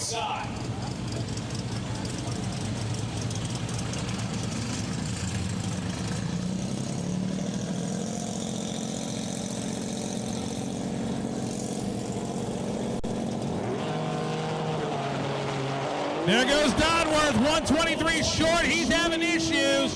And Calentero hasn't moved yet, hasn't moved. And actually, he did break the beam. So the clock did start, and that will count as Chris Calentero made the run, 1685 at 48 miles an hour for George Dodworth. Again, folks, both lanes are independently timed. Once the driver leaves the starting line, once the front tires break the starting line beam, the clock starts. It stops 1,320 feet away down there at the finish line. So you can literally sit there for about 15 seconds. Your clock won't start. But both lanes independently timed. As George Dodworth for now going to the number one spot, but well, I don't think he'll be there long. Mo Akbari.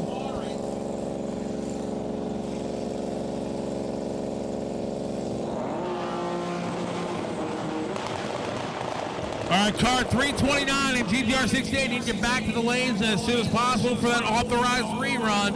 Car 329 for GTR 68 for your authorized rerun. Need to come back as quick as possible.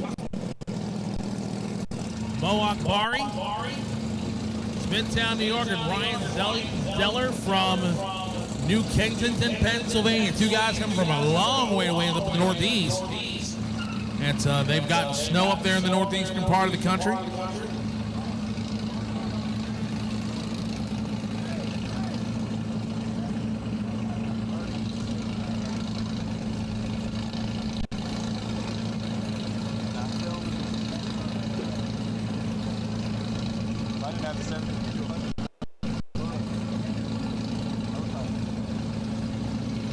There we go. Mo Akbari, Ryan Zeller. There we go. Zeller having issues. He's pulling over the wall and he's stopping. That's exactly what you do when you have a problem. Mo Akbari, 977 and only 93 miles an hour. But that is a perfect example of what you do when you have a problem. He pulled over, he stopped, he's waiting for the officials to come check the car and check the racetrack. But that is a perfect example of what to do when you have a problem. Well, Peter, coming up next, two guys you know very well. Matt Brosnan will be on the right side, and Giddy Chumdy will be on the left.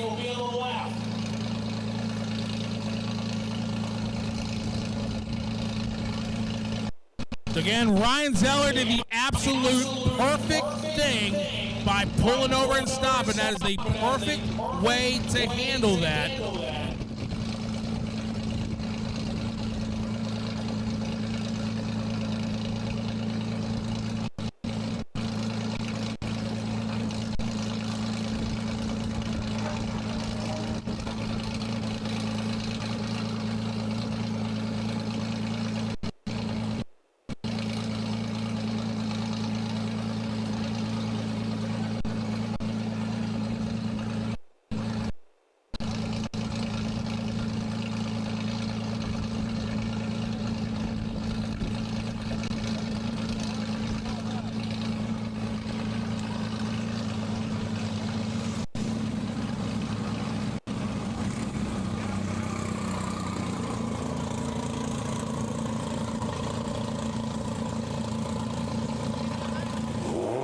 Here we go. Giddy Chomney, Mac Brosnan.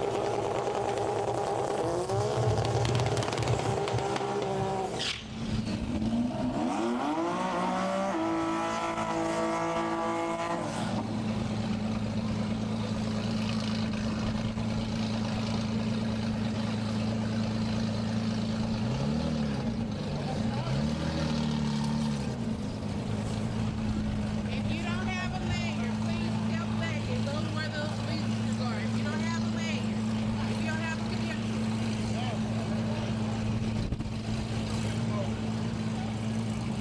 All right, here we go. Giddy Chomney, left side. Mac Brosnan, right side. If y'all don't have a credential, please So go Giddy out of Davie, Florida. 2013 GTR. Mac Brosnan is 09 GTR. Here, GTR Unlimited. As of the two cars in the sheet, neither one of them really got a clean run down the racetrack. But they are on the qualifying sheet. They got down the racetrack, whether they're not the home run ball they would like, but, you know, plus there is a little bit of a headwind these drivers going into. Again, the wind blowing up the racetrack, giving a little more downforce and such on the cars, and a little air resistance slowing down the ETs mile per hour just a little bit. As Giddy is cheap pre-stage, Mac is pre-stage.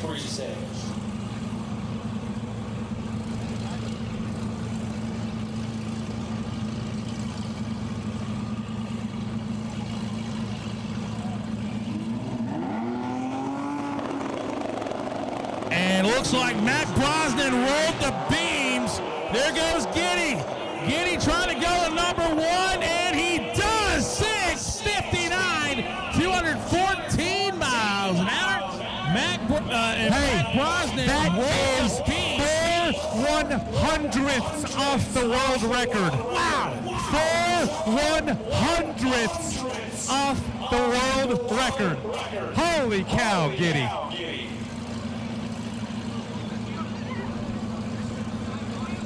Timeout there for, he timed out, did Mac Brosnan, to not get it within 7 seconds. So he did not stage in the 7 seconds, he timed out.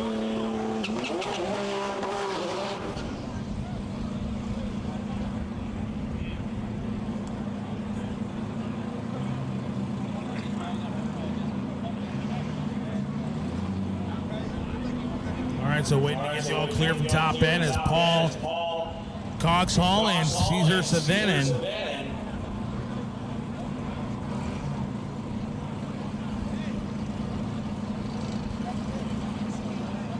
All righty. So Paul out of Tempe, Arizona, and Caesar out of Fort, New Jersey. And it looks like a problem there for Caesar, trying to do the burnout. Remember, make sure you got heat in that motor there, guys and gals. Put heat in the motors. Also want to thank the good folks at Summit Racing Equipment, the World Speed Shop since 1968 for 55 years, helping racers with millions of parts from many name brands. And it looks like Paul's going to go on a solo run.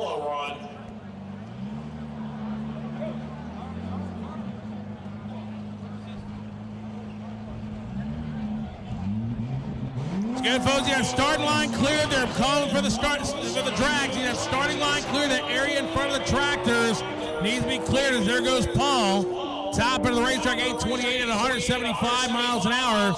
So you folks standing in front of the tractors, all of you need to move. All of you, especially the if you got a hat on, you're standing in front of the track. Please move. Thank you.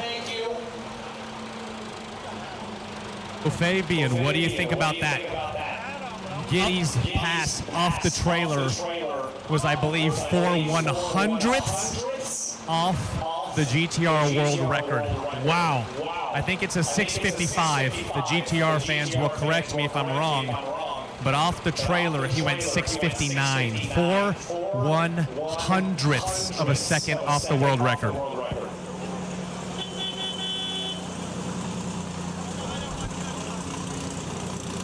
All right, I'm being told we have one more GTR Unlimited.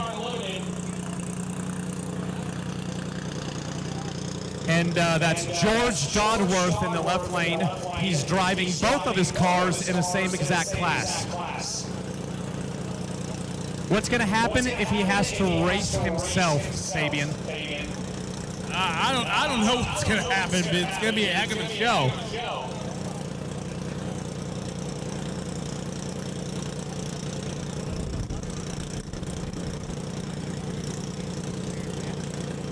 All right, so we're going to be on hold here for just a moment. As looks like they'll take a quick look at the far end of the racetrack.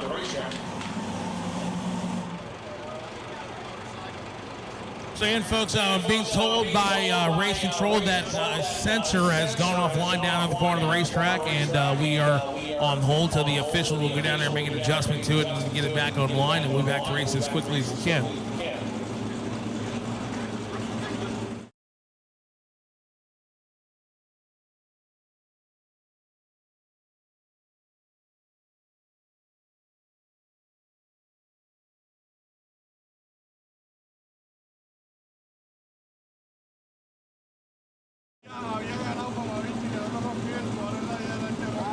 Okay, guys, listen up. Those of you that coming up here to the start line, every time this area here gets crowded, it slows down, keeping the round going.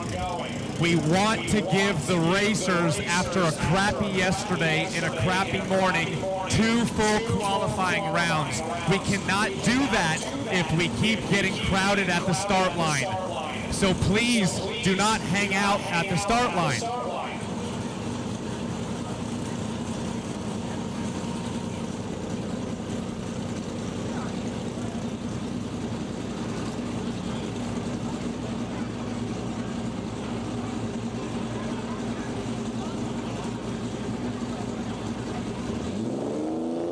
Alrighty, so here's George Dodworth again in his other car.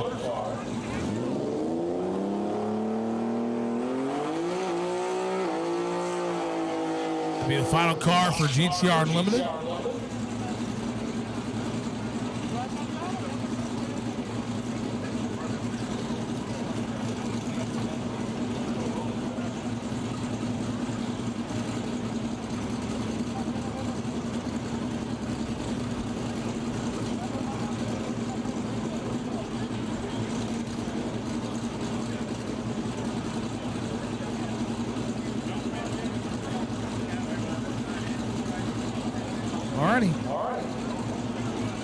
George Dodworth, 84 Pennsylvania.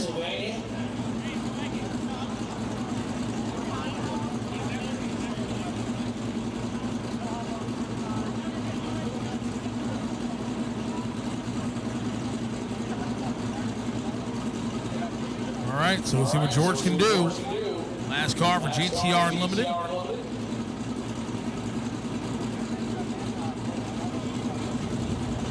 What do you think the chances are that George drives this car around town? On a scale of 1 to 10, I'd say about a 10. 10 being yes or no? 10 being yes.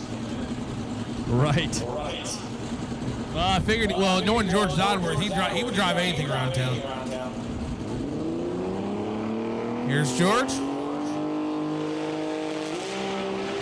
Oh boy, got out of it, jumped back in it. Top end of the racetrack, 725 and 192 for George Dodworth. Tons of tire shake there. He goes to the number 2 spot behind Giddy. Hey, Peter? Yep. Want to hear something funny? Yep. If the order doesn't change between the rest of the day going to elimination tomorrow, guess who George would be racing round 1 tomorrow? Who? Himself. Himself. All right, guys, once again, clear out, let the crew do their work.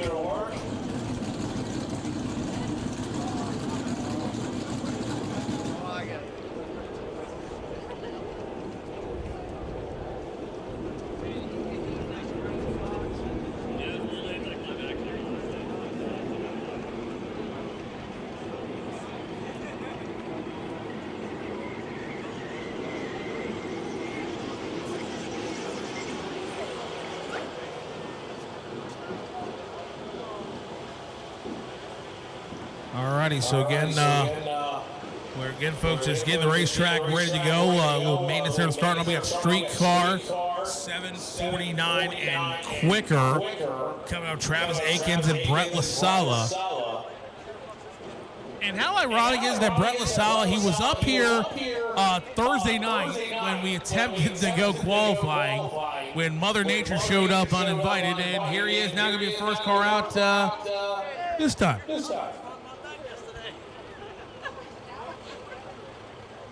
And two Floridians here, Travis Akins from Palm Bay and Brett LaSala out of DeMari, Florida.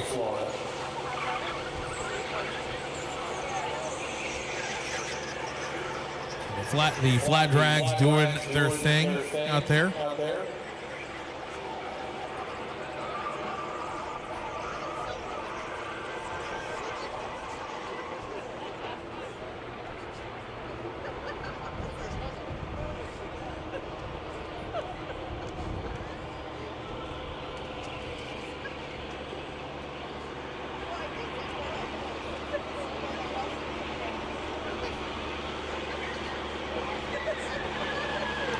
So again, a little touch up to the racing surface, and we are going to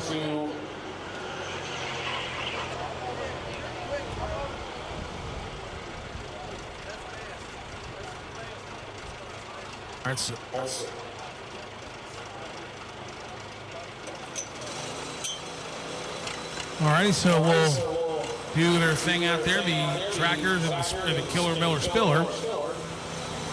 We will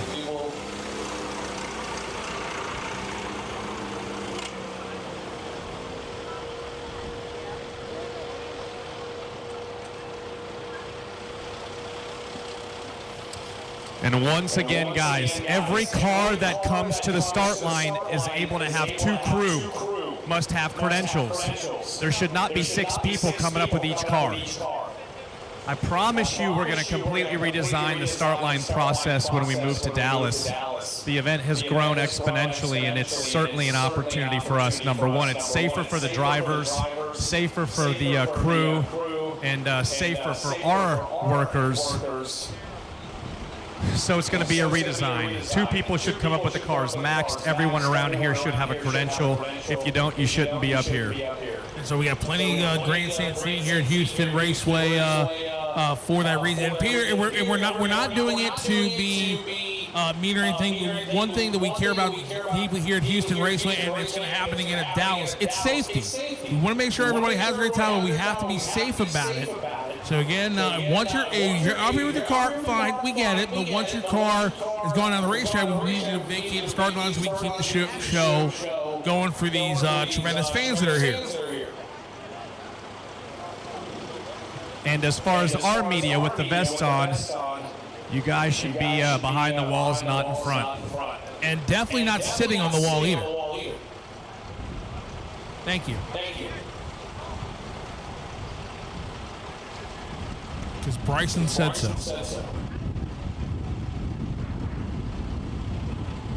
Alrighty, so again, Jason Miller doing his thing with the sprayer out there. That's one thing you know. You come to Tx2k, you get a piece of the action from MBP, Miller Brothers Productions. Oh, yeah. Got crew here from Houston Raceway working really hard. We're very thankful for them. And also TBC. Many of y'all know Kurt. He and Jason basically do the same thing. Well, I don't want to insult anybody. They're both in the track prep, logistics, planning, event planning, brains game. We've got some of their crew here too, so we're very thankful. This is the best staffed we've been, Houston Raceway, MVP, and TVC. We've got the best equipment. Jason Miller is on his own personal VHT machine. He actually brought it down from Maryland. You know when you see a track that's just had fresh VHT laid, you usually see lines? Well, not Jason's, because he built and designed his own machine that is about as perfect as it gets when it comes to putting prep down.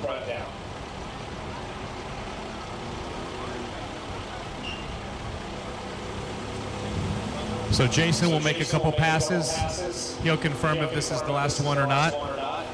And then we got our guys on the statics that are going to compact that stuff right into the surface.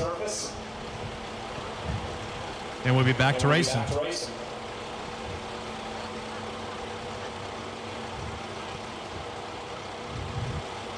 We're really fortunate to have this caliber of cars here. I've got a handful of the Texas Motorplex crew here, kind of scoping things out. As I mentioned earlier, Tx2k23 is going to be in Ennis near Dallas at the Texas Motorplex. So I can hold my head high and call my event TX2K without getting any crap from anybody. We were looking at 2 other venues that were outside of the state, so there's that. But we obviously made the right choice, the smart choice, which is to partner for years to come with a world-class family, crew, staff, and facility. So they're here also kind of scoping the operations. I don't believe they have an event like this other than an HRA, which is similar to what Houston Raceway had. But obviously, this type of event is very different. We allow the spectators and fans to get up close and personal with the drivers, the cars, in the pits.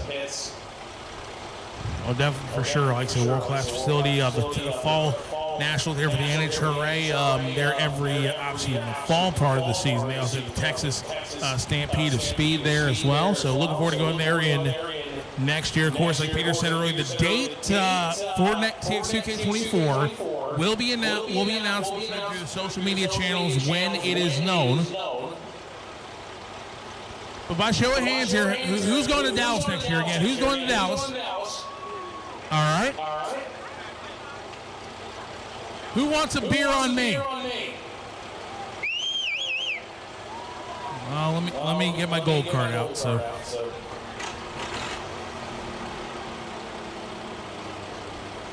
You know, all the folks out here at the bar having a great time. And y'all got some good food down there. Got your apparel.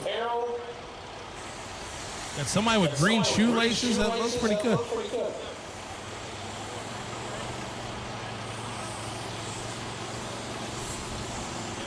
All right, so again, folks, we're going to finish up the track prep here, and then we will resume. We have a street car right here.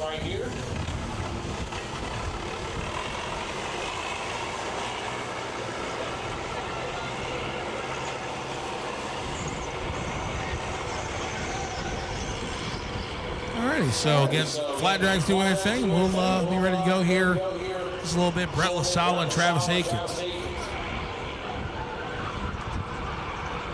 Like I said, Thursday night, Brett LaSala, if I'm lying, I'm dying. Brett, you can back me up on this one. Brett was at the ready line, ready to pull into the water box when Thursday night when Mother Nature showed up and was not able to make the run, but he's going to be the first car out here today for street car. Of course, we thank the great folks at Summit Racing Equipment. Hey, Peter, tractor's coming. Tractor's coming. That should score me a few points in my evaluation, though. I'm just trying to get a picture with my sister. Oh, okay. Yeah, but don't argue with the sister.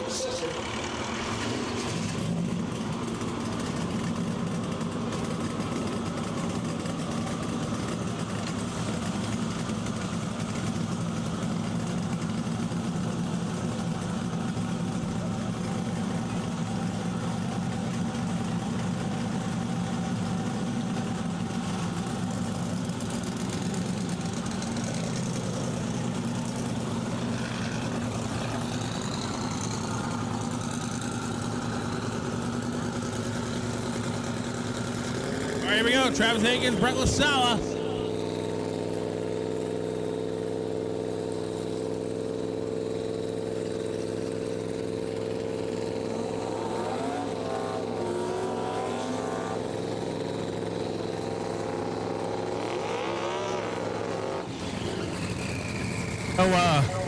I'm pretty sure Brett has gone 650s in that green car in the right lane. I believe you're right.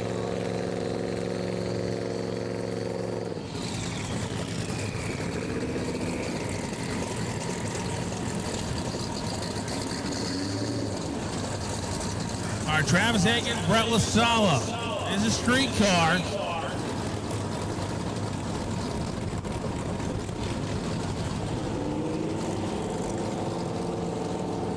Oh, Cletus is here.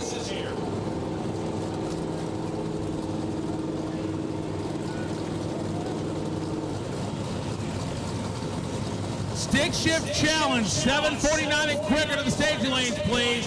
Stick shift challenge, 749 and quicker only to the staging lanes, please. Here we go, Travis Aikens and Brett LaSala.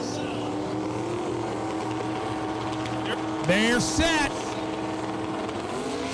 There goes Brett. Here comes Aikens. 120 short for Travis. Brett LaSala, top end, 696. Lot of smoke from the Travis Aikens car at 743 at 186 miles an hour. So obviously we are going to check the racetrack real quick. But it's 696, 206 miles an hour.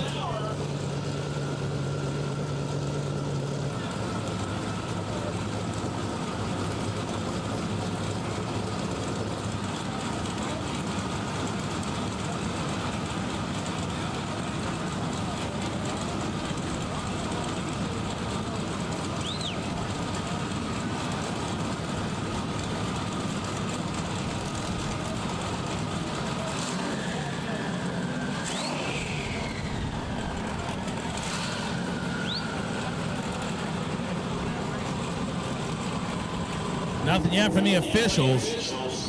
No news is good news. Brett LaSala, 696-206. As Aaron Miller and Jim Braun.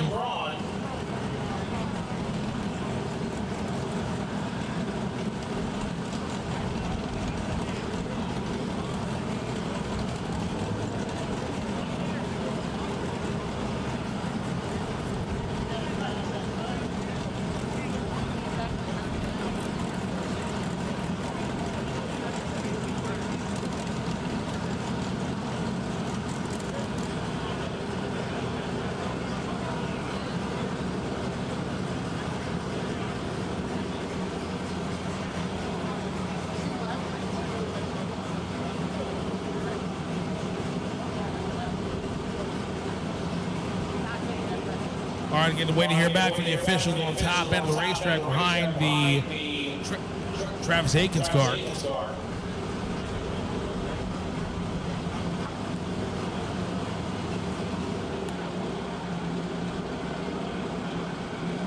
In the meantime, folks, we said, how many fans out there know who Garrett Mitchell is?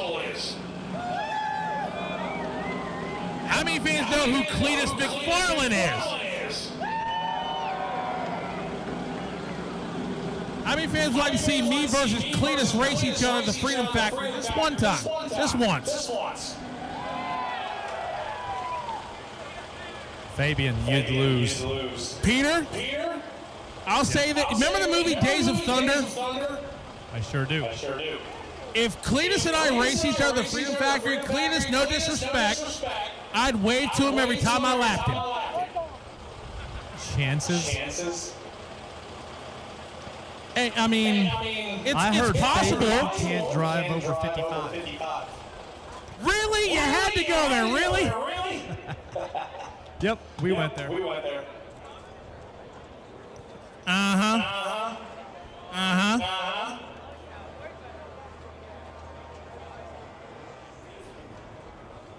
Hey, Peter, it could be worse. Uh-oh. At least I didn't lose on pinks. He's talking about someone that's not up here right now paying attention because he's worried about the track. Exactly. All right, so the track is clear, so let's get ready for the restart, shall we? So the car on the left was a semi-finalist in the Roll Race Elite 8 class, twin-turbo Viper built by Nth Moto.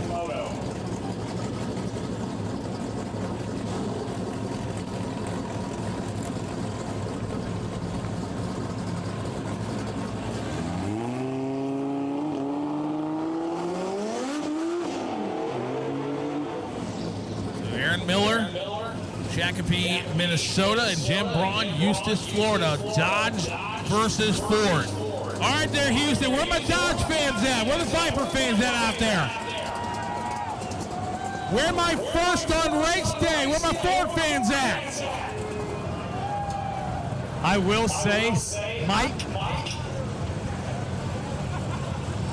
Oh, he's thinking. Mike is a longtime supporter of TX2k.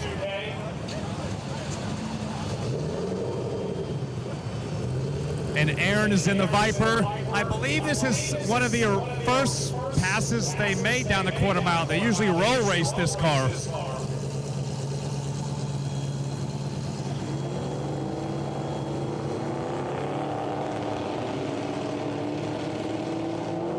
Look at that wheel stand, baby, for Jim Braun. Here goes the Viper, picking up the front wheels. Viper getting close to the center. Top end, 817 to a 774. 200 miles an hour for Aaron Miller.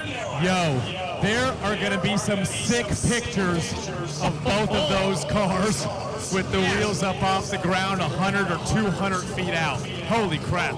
Well, ladies and gentlemen, make some noise for Cletus McFarland. The owner-operator of the Freedom Factory down there right next door to Bradenton Motorsports Park, next door to his buddy Victor Alvarez. Hell yeah, brother. Oh, yeah, and Cletus, remember, he won the World Cup in this very car just a few months ago.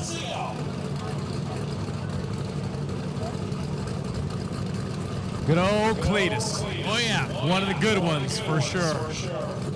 And Tony Lee from Calgary.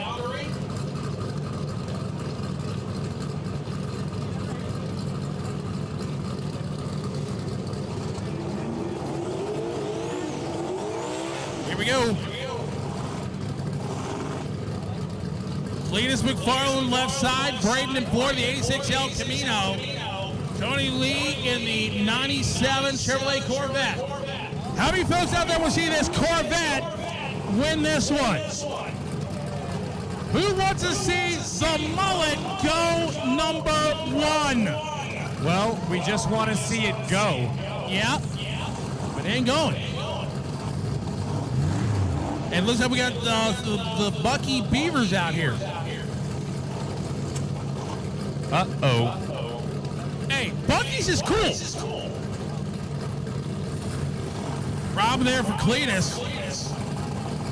And starter Mike K giving Tony the single. Not sure what's wrong with Cletus. Here's the vet. 121.60 foot time. Top end of the racetrack. 787, 175 miles per hour. So that good solid lap for Tony Lee. All right, folks, there's Cletus. Make some noise out there, Houston. He can hear you inside that car.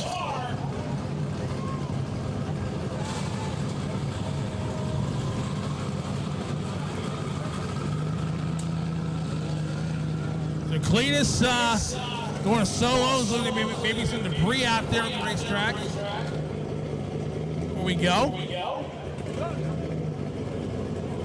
Waiting in the all clear. You know, they're telling me that Cletus wants the Cletus chant out there at Houston Raceway Park. Well, right now, to go number one, Cletus has to go quicker than a 696 held by Brett LaSala.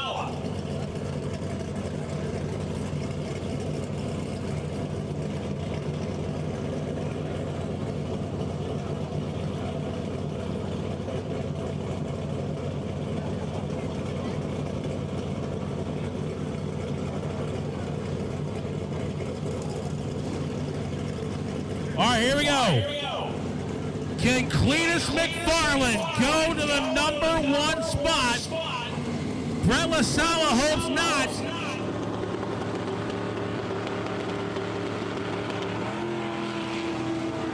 And not the run Cletus was looking for, but looks like he's just trying to get down the racetrack. At the top end, 875 and 160 miles per hour for Cletus McFarland.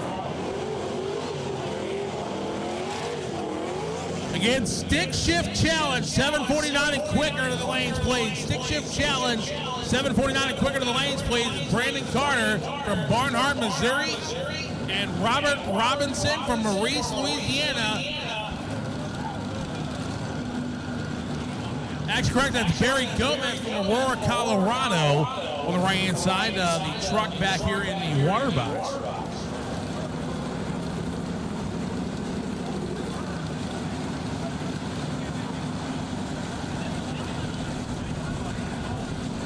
Courtesy staging is in effect here.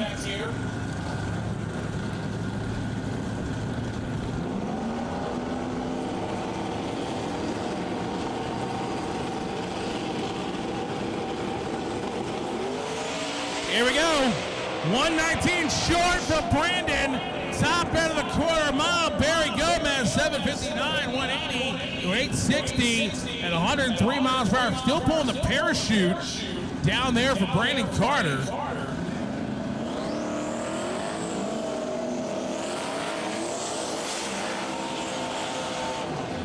And starter Mikey K shutting him down to see the safety crew going to have to check that left-hand lane behind Brandon Carter.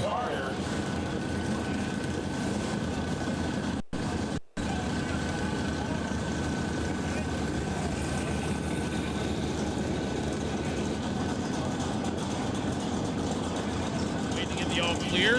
James Tall and Robin Robinson are next pair.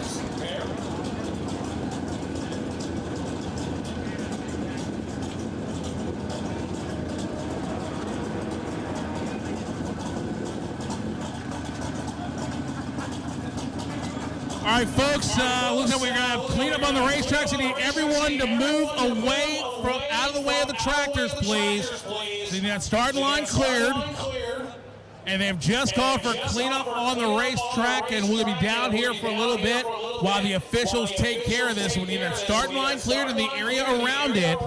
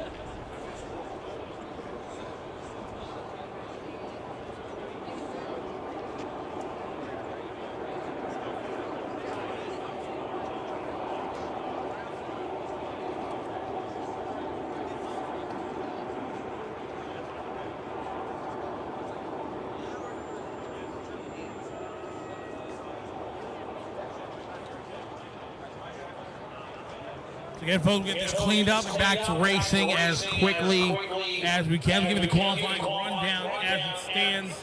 Brett LaSala, your number one qualifier, 696.206.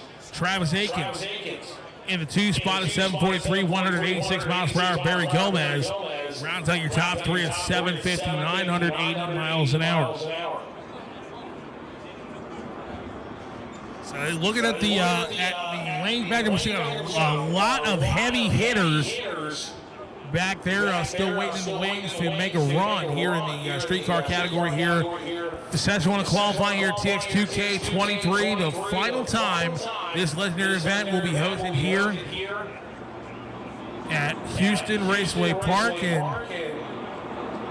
and next year we'll be headed to Dallas. Texas Motorplex there, Ennis, Texas is outside of Dallas.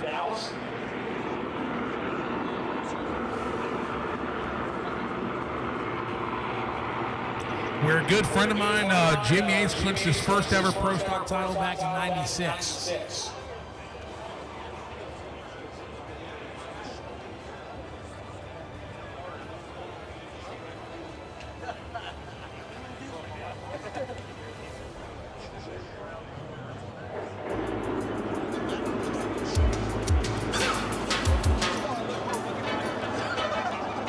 I couldn't help it. I couldn't help it.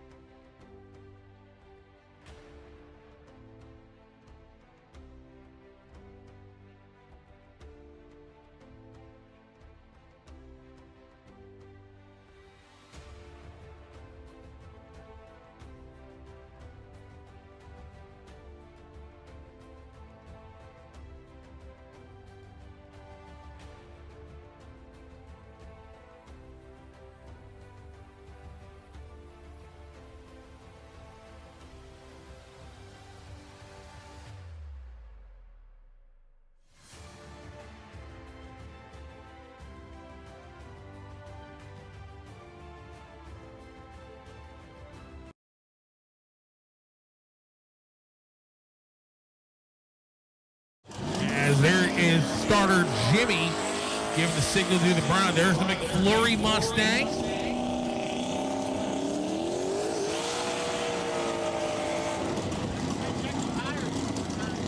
And the 1980 Love Truck of Robert Robinson.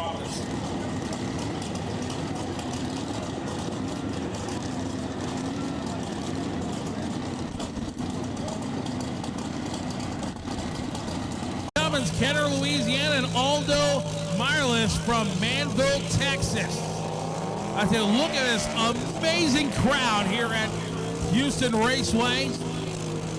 You folks have waited a long time, over 36 hours, to get back on the racetrack, and I'll tell you what, so far these drivers are definitely not disappointed.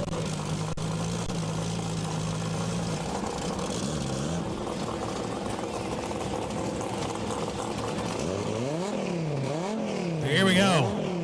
Aldo Mireless, Manville, Texas, 2017 Mustang. I love the wrap on this machine. And Brian Cummins, Kenner, Louisiana. I mean, man, oh man. One of the largest crowds I've ever seen here at Houston Raceway Park. I tell you what, Peter Block said we were going to go out with a bang here in Houston, and he ain't lying. So, the Beavers back away. We're just about ready to resume. Aldo Mireless, Brian Cummins. Building the boost. And Aldo jumps the tree, will not get a time. Brian Cummins, there he goes. Top end at 7:11 at 202.82 miles per hour. Again, Aldo Mireless, that run will not count as he left before the tree came down. And Brian goes to the number 2 spot. A little more than a tenth behind Brett LaSalle. And Brian Luna, Pasadena, Texas. And Tyree Smith out of Lewisburg, Tennessee. That beautiful 66 Chevrolet Nova. Brian Luna, Pasadena, Texas, 2017 Ford Mustang.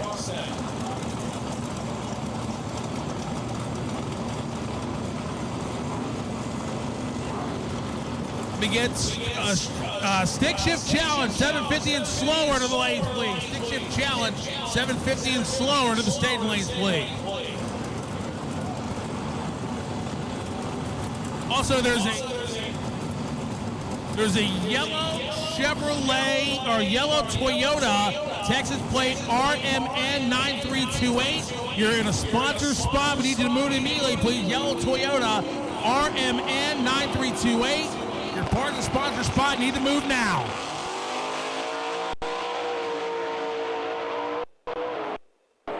And little smoke out of the Brian Luna car, 724, 190 on 764 and 145 miles an hour for Tyree Smith.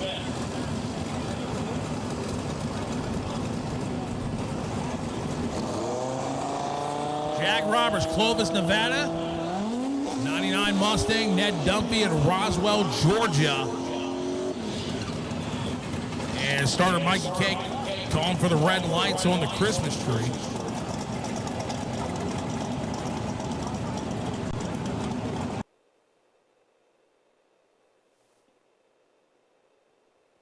So Jack backing up the 99 Mustang. Again, out of Clovis, Nevada. Ned Dunphy, Roswell, Georgia. These two come from opposite ends of the country, you could say. So right now, to go number 1, Brett LaSala has held on to it all the way through the session thus far. Brian Cummins took a shot at it with that 711, 202 miles an hour. But Brett hoping he can hold on to that number 1 spot going into the eliminations tomorrow morning. They're pre-staged. They're in. There goes the Mustang. Look at that Viper go. 129 short. Top end of the racetrack. 7-11. Look at the speed. 207 miles per hour. A lot of smoke out of the 99 Mustang. Jack Roberts, see the safety crew, already taking a look at the far end of the racetrack. Behind the Jack Roberts car, 816, 186. But Ned Dumpy has high mile an hour of the session thus far, 207.66. And see the officials and the crew already out checking that left-hand lane. Before we resume. And nothing yet, so no news is good news.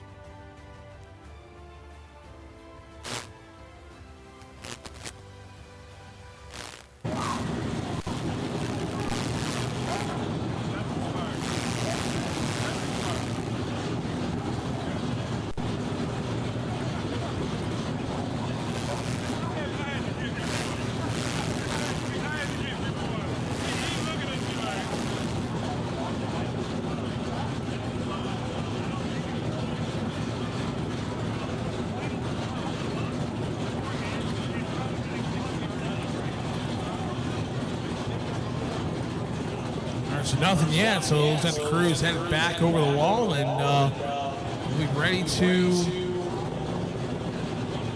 restart here just momentarily.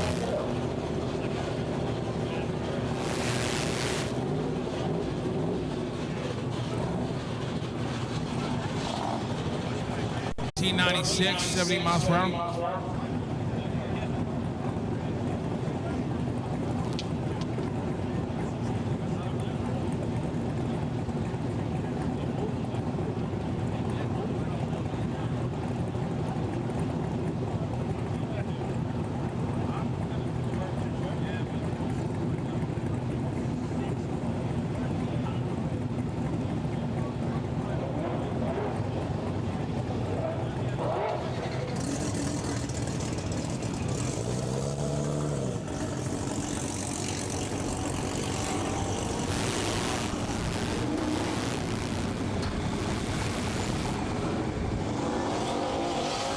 Chad Cates, left side, Lufkin, Texas, in the 91 Corvette, and Dennis Drummond out of Crossfield, Montana.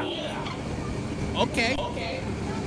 Away the, not quite the Pacific Northwest, but up there in Montana. 03 Mustang on the right side. As we continue on here with street cars. Brent LaSala still holding on to number one spot.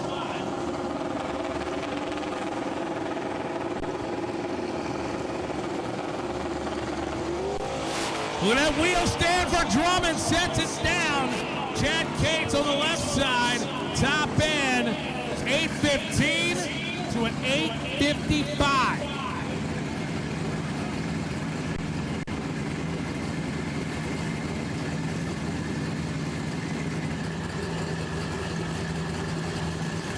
$855, 136 for Dennis Drummond. As Will Carter at a Lola, Texas, in 77 Chevrolet Vega, and Colin Etienne at a Tampa in the 1994 SC300.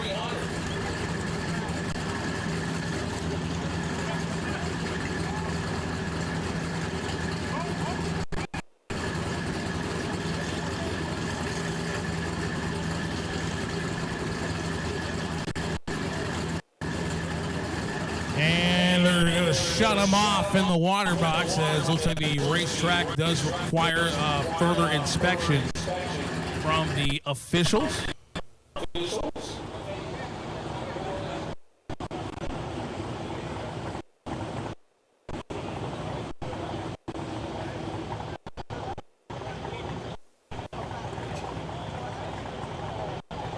So again, folks, like we said, sitting on the wall is not permitted at any time here at Houston Raceway Park. And also, police out of the way of all the equipment when it's out there as well, so the officials can do what they need to do. That's why we said, folks, that the starting line is not a viewing area. So once your car has gone down the racetrack, we need you to please vacate the starting line.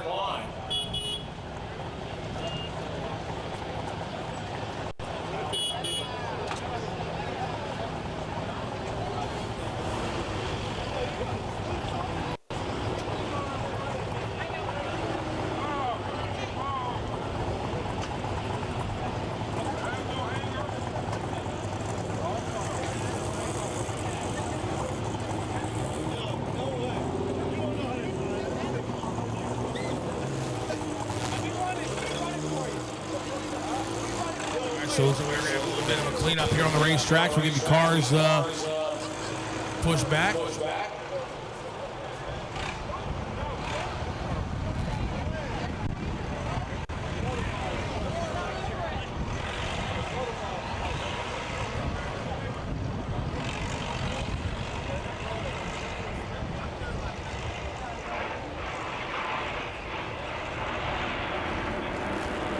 Tomorrow, as we crown our final champions of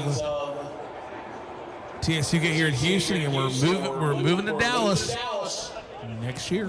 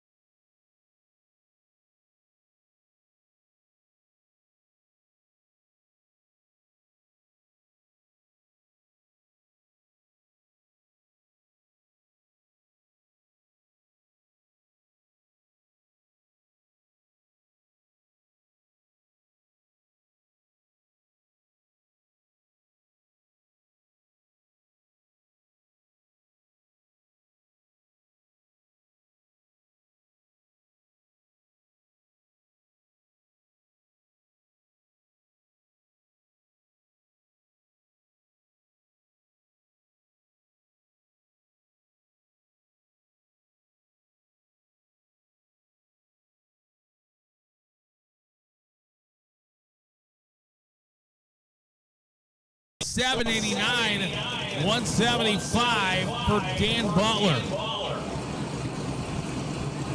For Zach Meyer and Dan Butler, as they check the right-hand lane real quick. Smoke got thick, heavier and heavier. The car progressed down the that O'Reilly Auto Parts side of the racetrack.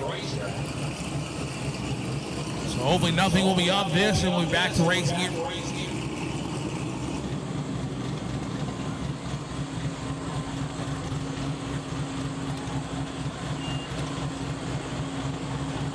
All right, need that starting line cleared, please. They're bringing equipment out. Need that starting line cleared.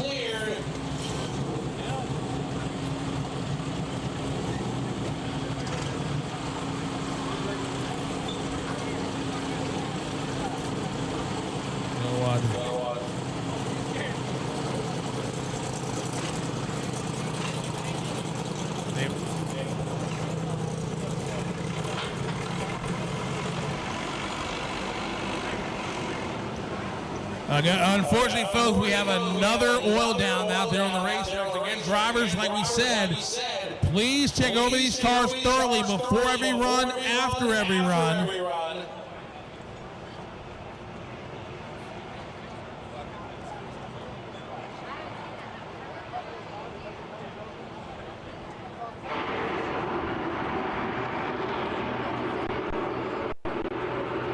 Again, folks, there is, unfortunately, the evil oil on the racetrack. So we'll be back, hopefully soon.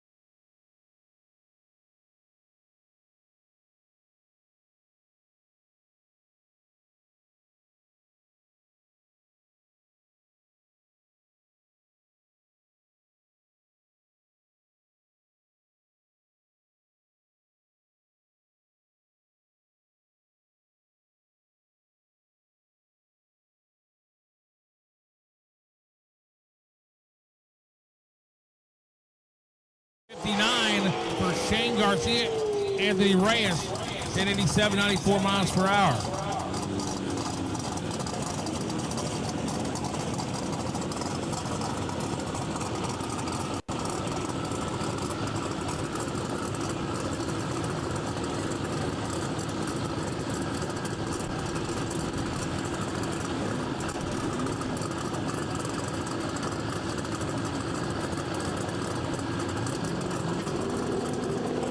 Go. Richard Flint and Tyler Garcia. Look at that wheel stand, baby! Oh boy, he's holding on to it.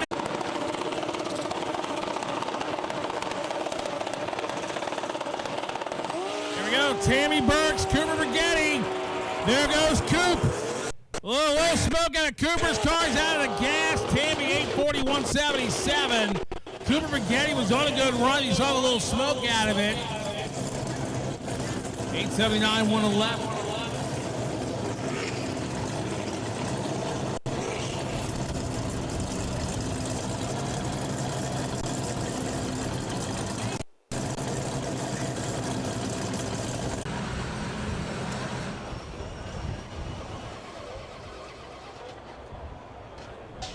All right, so again, nothing yet from the officials on track, so it looks like we'll be ready to go here in just a moment. Eric Montoya and Daniel Burks.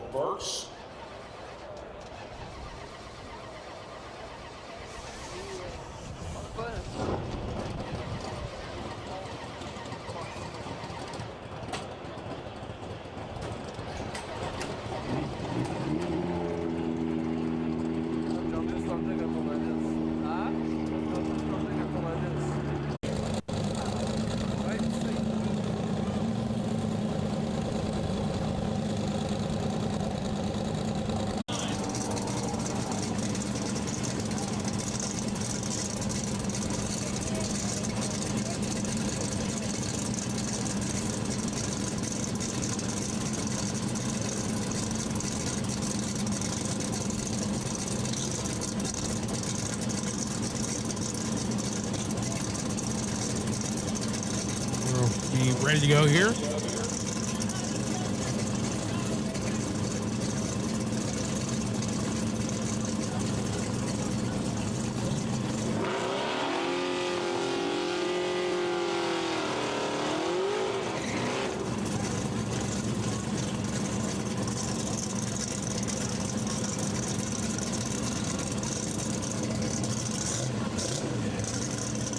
All righty.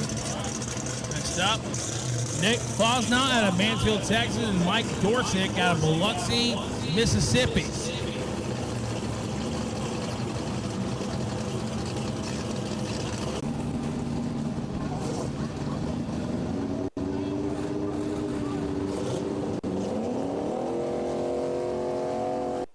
Here we go, Gary Coyne and Joe Hall.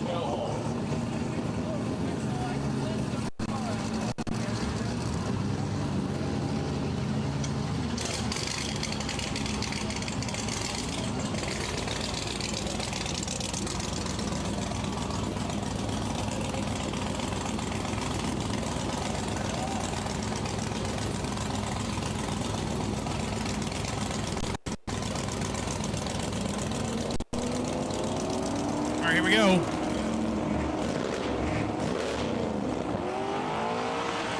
Well, a little sideways there for Gary Coyne. There goes Joe Halton, the Mustang. Top end of the racetrack. 772, 180 miles per hour. And Gary Coyne slows to a 1201, 88.54. As Brett LaSala still holding on to that number one spot as Mike Bandy and Fernando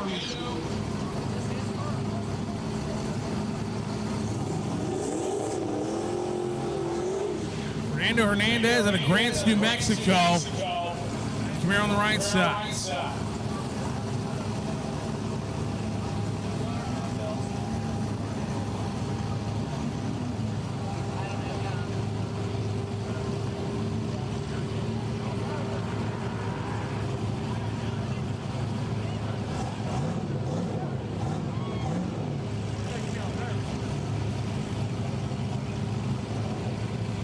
Bandy and Fernando Hernandez. GTR versus Chevrolet. And Camaro having issues. There goes Mike Bandy. Top end of the racetrack. We'll run a 790 lap, 8-0 with a 5, 176. Mike Bandy, Fernando Hernandez goes 1087 and 161.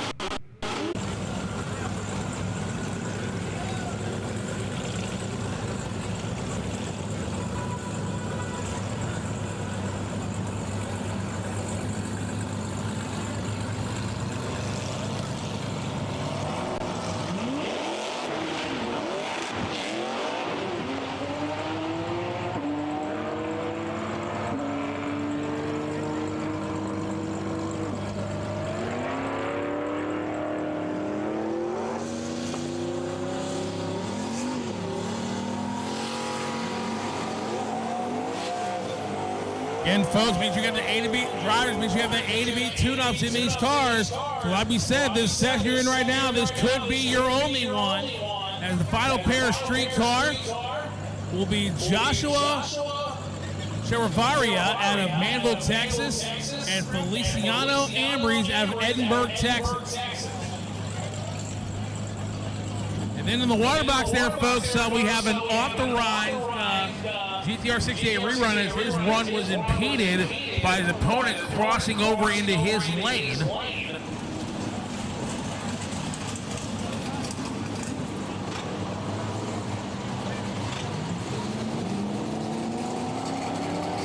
Waiting on the stage, they are in. There we go, Malibu and the Mustang, top end of the racetrack. 808, 168 to a 789, 178. That'll be it for street car.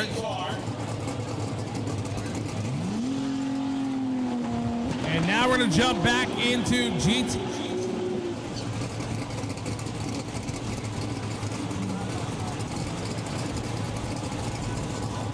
Get your hoodies, get your hats, get your shirts, and get them on the lats. I'm telling you, once they're gone, that's it. So appreciate all you folks being here. I'll tell you what, it was definitely worth the wait, in my opinion. We've seen a great side-by-side racing thus far. Remember, this is only qualifying. So a massive crowd on hand. And if you're posting on Facebook, Instagram, Twitter, TikTok, Snapchat, I think I got all the basic ones, I think. Use the hashtag Tx2k23. So we'll keep doing what we're doing here.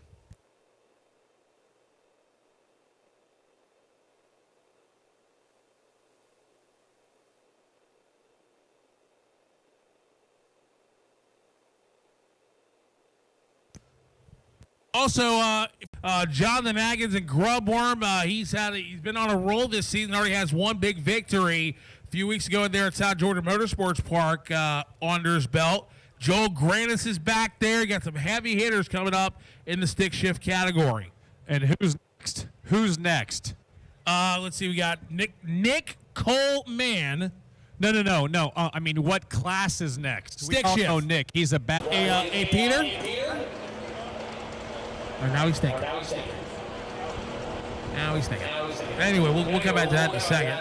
But again, folks, we got Stick Shift Challenge coming up. Then we have DCT. And then that will complete the first session of qualifying for everybody, which took a little over 36 hours to do. But hey, we're here. We're racing, right? That's the most important thing. We're here, we're racing, and I have a fan.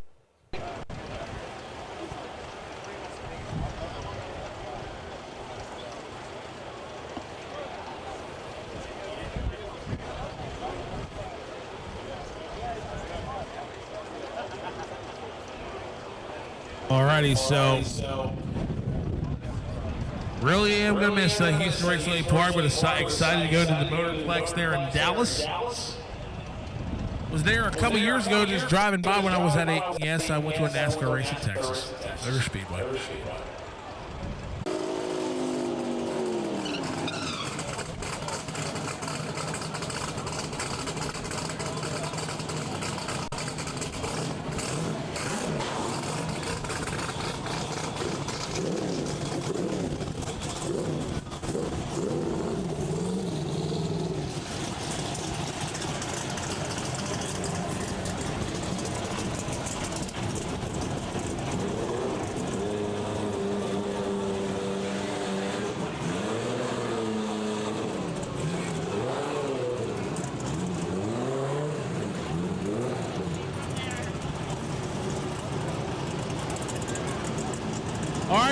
folks, look towards the, we'll get that in a minute here with Nicole Mann and Jonathan Atkins. There they go. There goes Grubworm right side. Here comes Nicole Mann.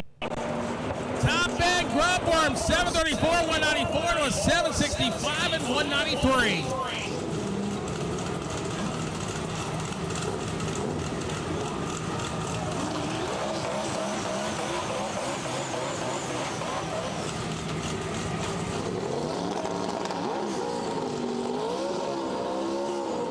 Ryan Peterson out of West Allis, Wisconsin. That's right around the Milwaukee area, the Milwaukee Mile. John Madden. No relation to the late, great John Madden. But again, Ryan Peterson did the absolute right thing. He pulled over and this run. He doesn't have it turned up right now. Nope. You shouldn't have told me nothing. That would be an easy $5. They're just trying to get in the show. This is round one. The track temp is cold. There you go. A to B. Got to go A to B. Yes, yeah, you do. A to B.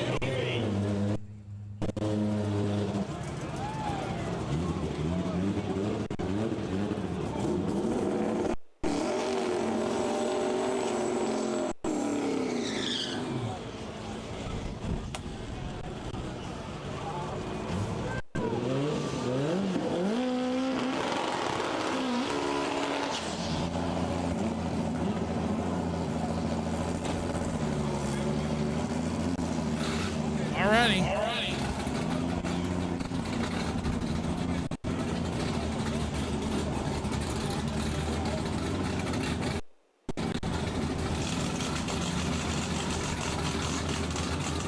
All right, here we go. Devin Schultz, Red Demon, Cletus McFarland, Leroy the Savage. Who's got the Eagle talent in this one? Who's got Cletus? All right, Houston Raceway Park. These guys trying to get in the show right now. Your number one qualifier is the Grubworm at 734 with a 6.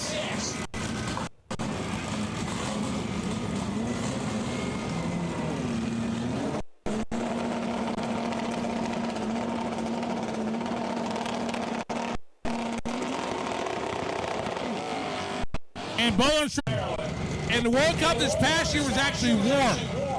Out there, low smoke behind Granite's top end, 721, 198. He goes to the top, but may have paid the price.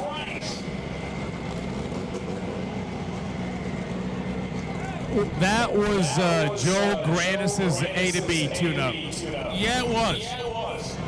For sure.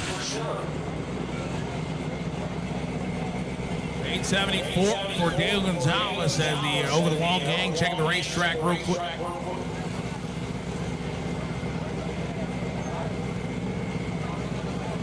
All right, folks, need the starting line cleared. Looks like we have cleanup on the racetrack.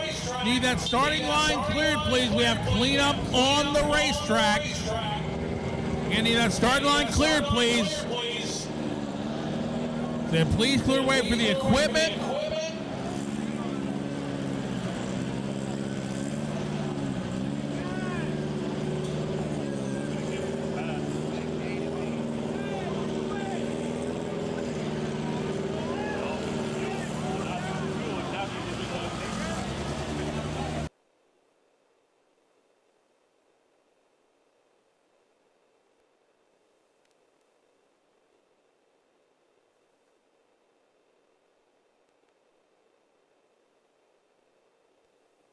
All right, so it looks like we're pouring up maybe a little bit of oil out there on the racetrack. We go get this cleaned up and back to racing.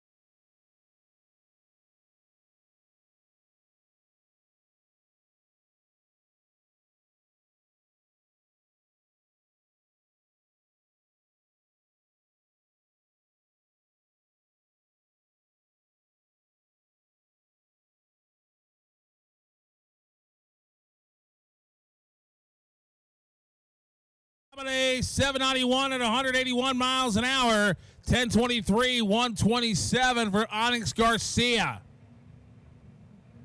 And we'll go to our next pair is Aaron Lopez. We'll go to the number 4 spot is Bryce Williams from Tomball, Texas in the 2013 Mazda Speed 3 and Clint Baird.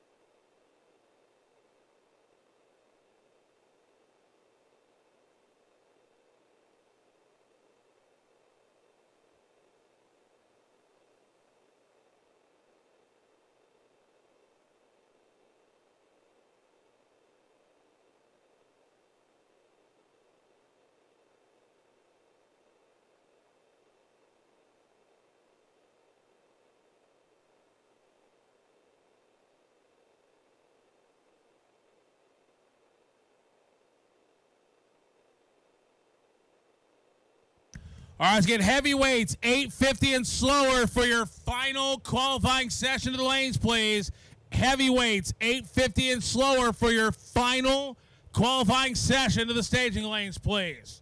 As next up, Miles Kerr of Camas, Washington in the 94 Integra. Chad Quick in the Mustang out of Mansfield, Texas. There goes Miles. Camas, Washington, Integra, top end of the racetrack, 786, 188. 940, 152 for Chad Quick.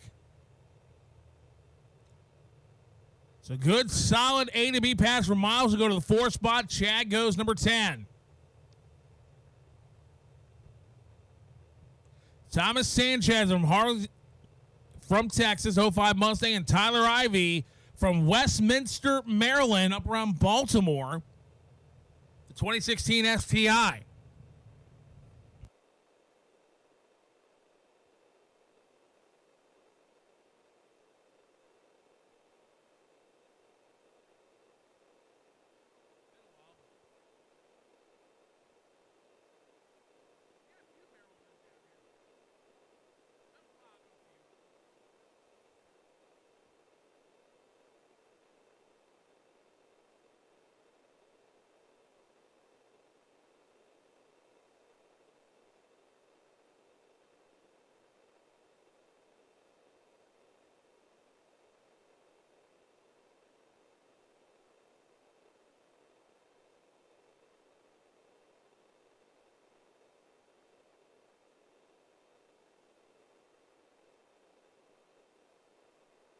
All right, folks, here's your Tx2k.com parts call. We have a racer in need of a C6 differential.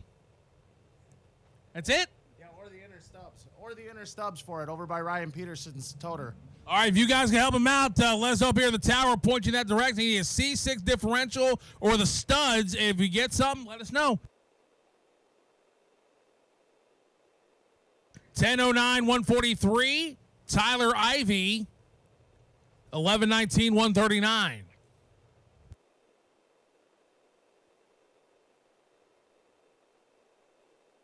They'll go numbers 12 and 15.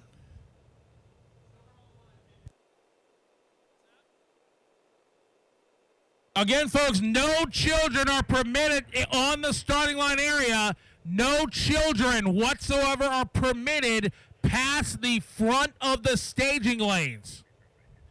Again, no children are permitted past the front of the staging lanes.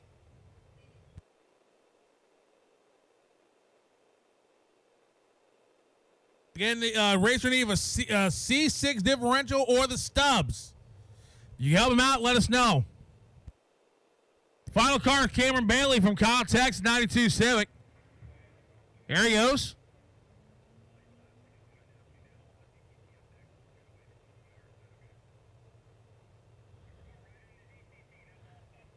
.1052, 93 miles per hour. That'll be it for Stick Shift Challenge.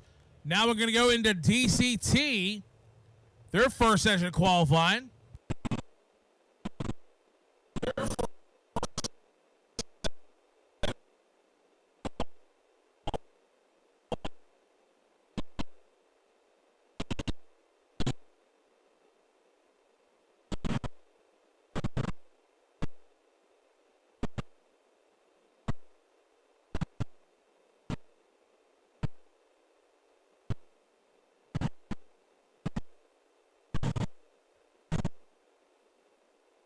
Again, here we go. DCT, final category for session 1.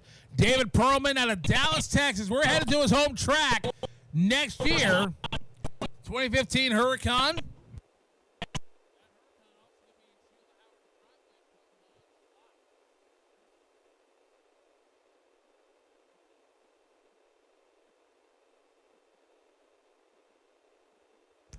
Final call for heavyweights. 849 and quicker and 850 and slower to the stage lanes for your final session of qualifying.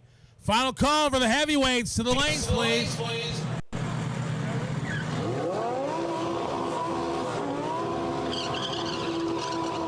So Perlman and Don Fike out of Collierville, Texas, or Collierville, Tennessee. This 2014 GTR. So we got the Lambo on the left side. Also, ladies and gentlemen, another reminder that the Chase Road in front of the grandstands, that is not a viewing area. The Chase Road in front of the grandstand is not a viewing area. You must be behind those barricades.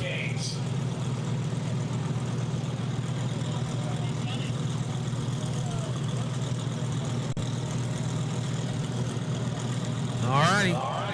David Perlman and Don Fike. Again, like I said, we're headed to Perlman's home track, Texas Motorplex, next year. Again, the dates will be announced, as Peter said, in the next few weeks on Tx2k.com and the Facebook page and Instagram.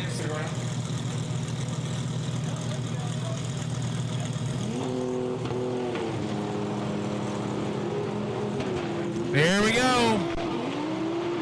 Here goes the GTR at the top end. 789 to a 793.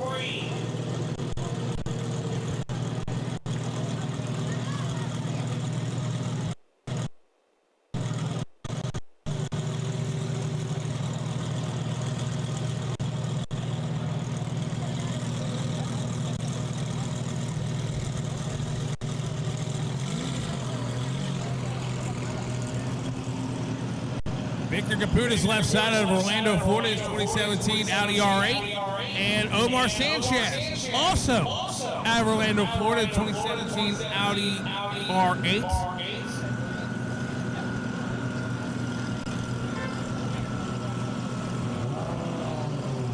All right, here we go. There goes Omar. Omar Sanchez, top end, quarter mile, 817, 184 miles per hour to an 844 and 180 miles per hour.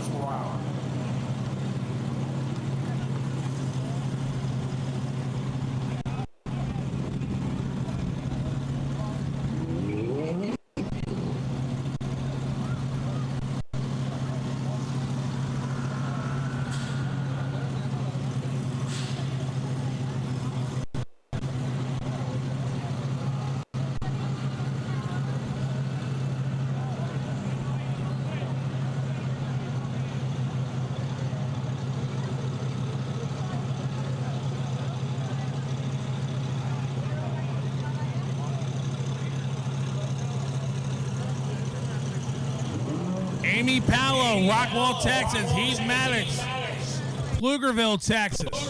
Audi R8, and looks like Maddox. Did Maddox roll through the beams?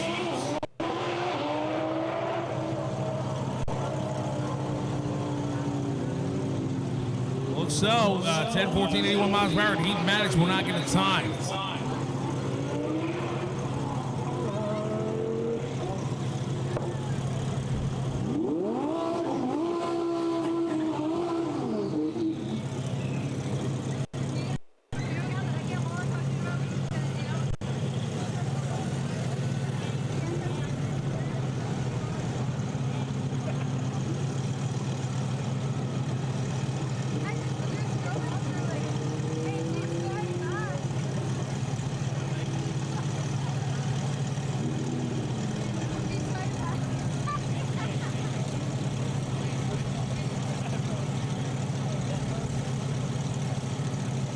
Ricky Crosley and Clayton Gerhold.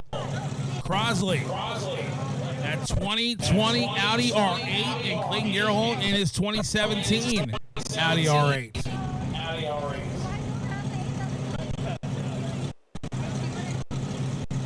And looks like we're ready to go here. A few more cars to go in this category, and then we will start with the heavyweights.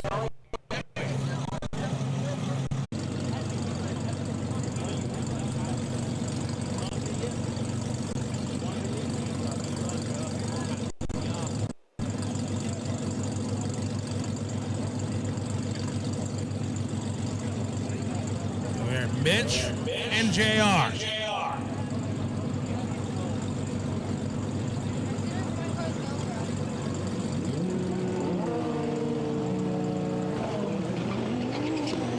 Here we go. Top end, 831 on 845. Two good solid runs there.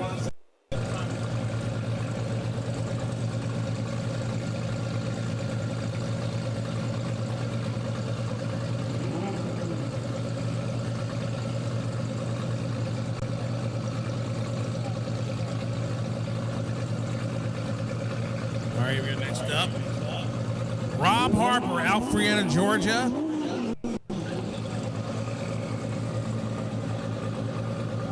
And Leo McClay at Linden, New Jersey in his 2017 Huracan.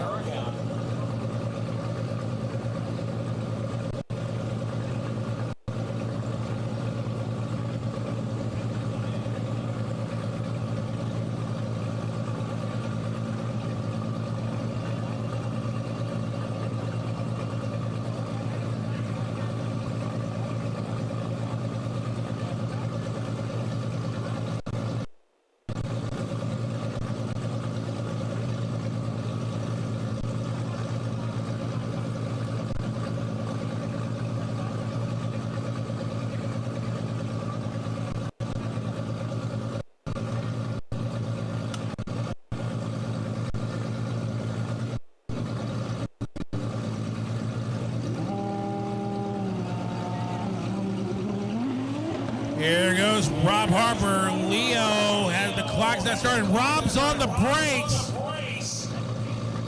And he's pulling over and stopping. And stopped just before the quarter-mile finish line.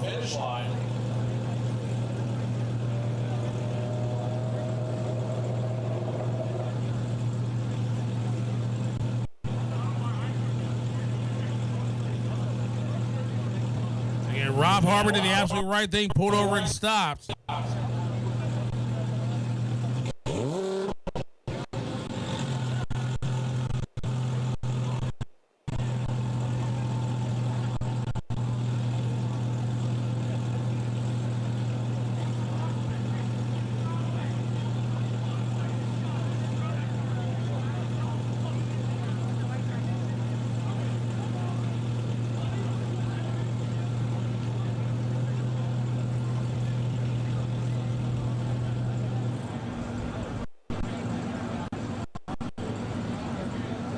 All right, once we get the car to the racetrack, we will resume.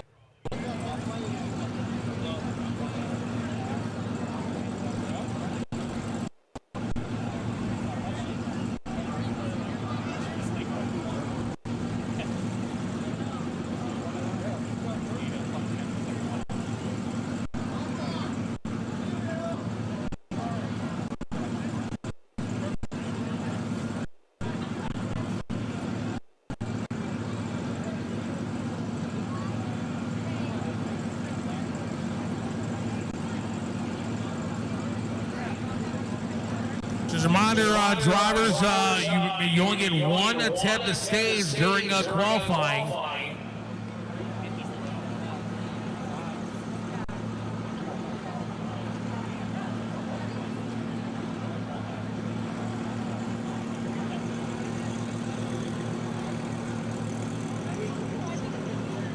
So a reminder, drivers, once you stage the car, that does count as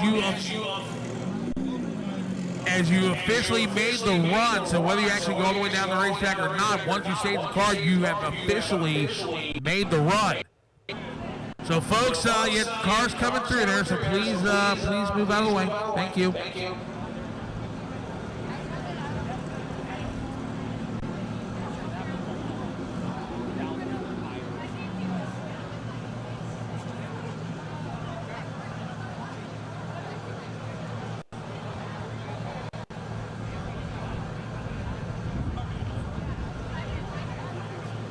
Marcelo Duran and Mario Ainoa will be our next pair to go once the track is Cleared and we're ready to resume. Like I said, drivers and ladies and gentlemen, you only get one attempt to stage during qualifying. Once you have staged the car, again, that does count as you made the run, whether or not you go all the way down the racetrack or not. For the one white car that was up there, even though he did not lead the starting line, he did stage the car under power.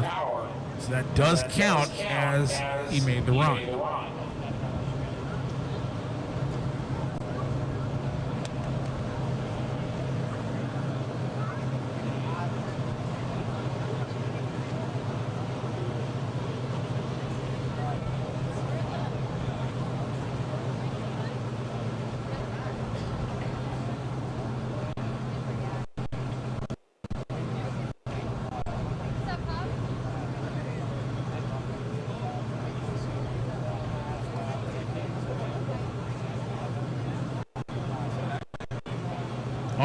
The track is clear.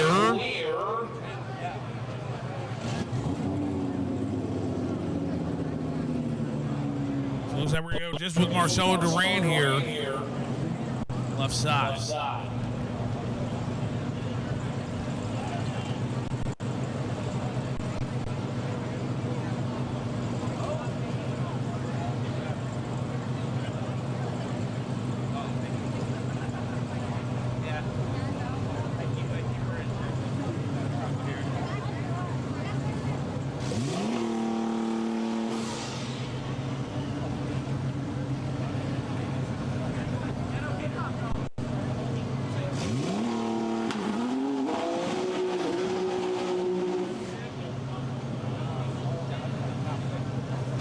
Marcelo, Magnolia, Texas.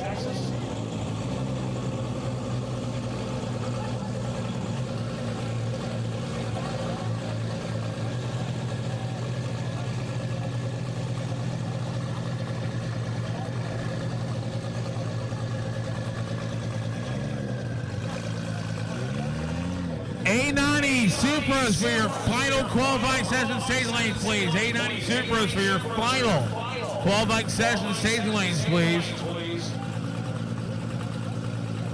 A90 Supers for your final qualifying session staging lanes, please.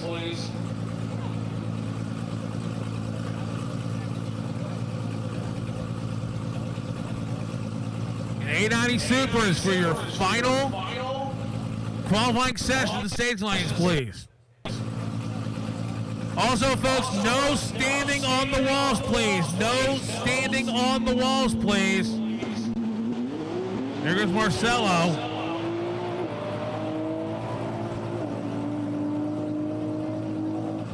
.769, 178.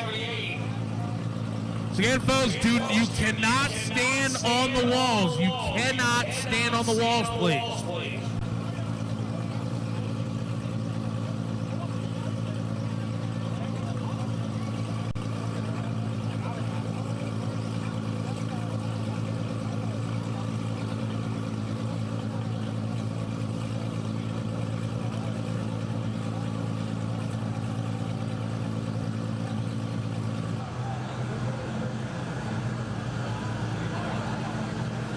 Also, the bridge behind the tower, that is just for getting from one side to the other. That is also not a viewing area as well.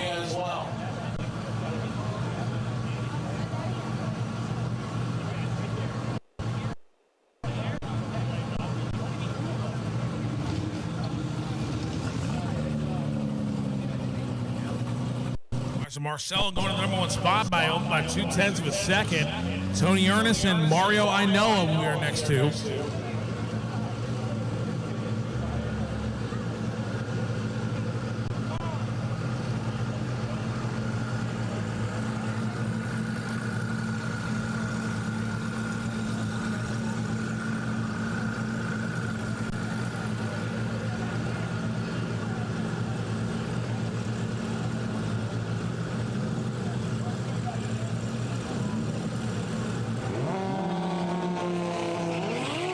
There goes Mario. Here comes Tony.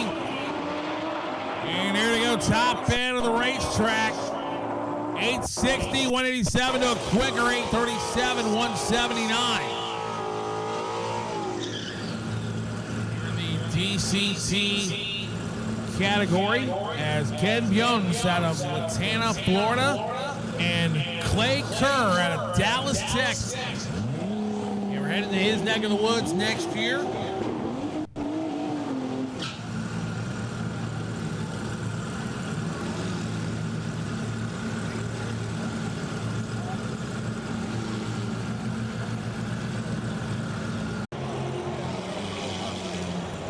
And folks, I need everyone off of the starting line, please.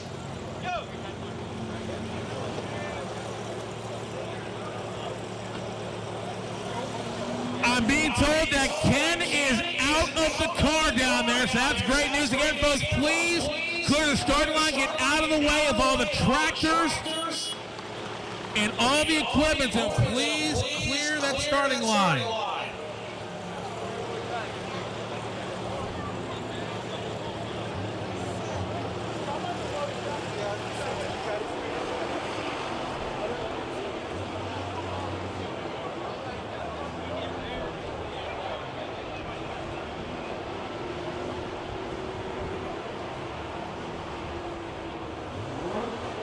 Once again, Ken Bjones is out of the car down there.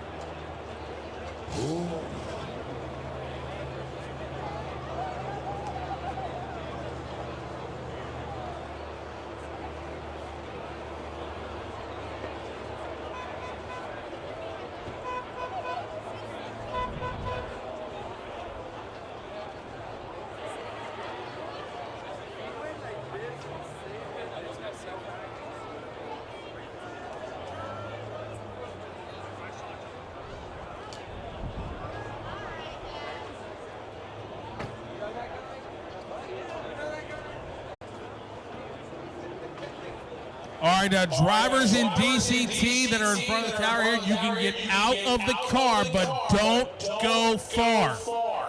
The DCT cars in the tunnel, if you want to get out of the car, you can do so, but please, but just stay ready. We'll give you time to get back in the car. But DCT drivers, you can get out of the car if you'd like. And we will keep you posted. But again, Ken is out of the car. Going to take the mandatory checkup from our safety crew. And we will be back to racing here hopefully very, very shortly. So we'll be back.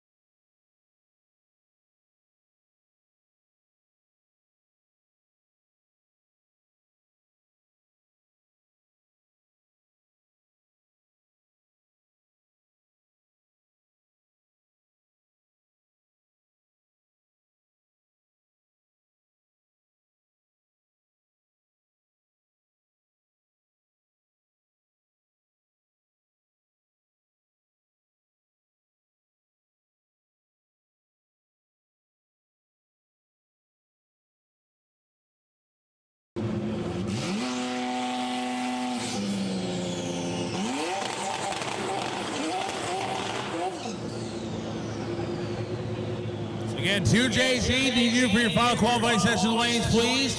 Exhibition for your final qualifying session stage lanes, please. John Odom and Jim Howe need you both to lane 11. John Odom and Jim Howe need both of you to lane 11. It's Lucas English and Aaron Kramer. English out of Camas, Washington, the 2017 Audi.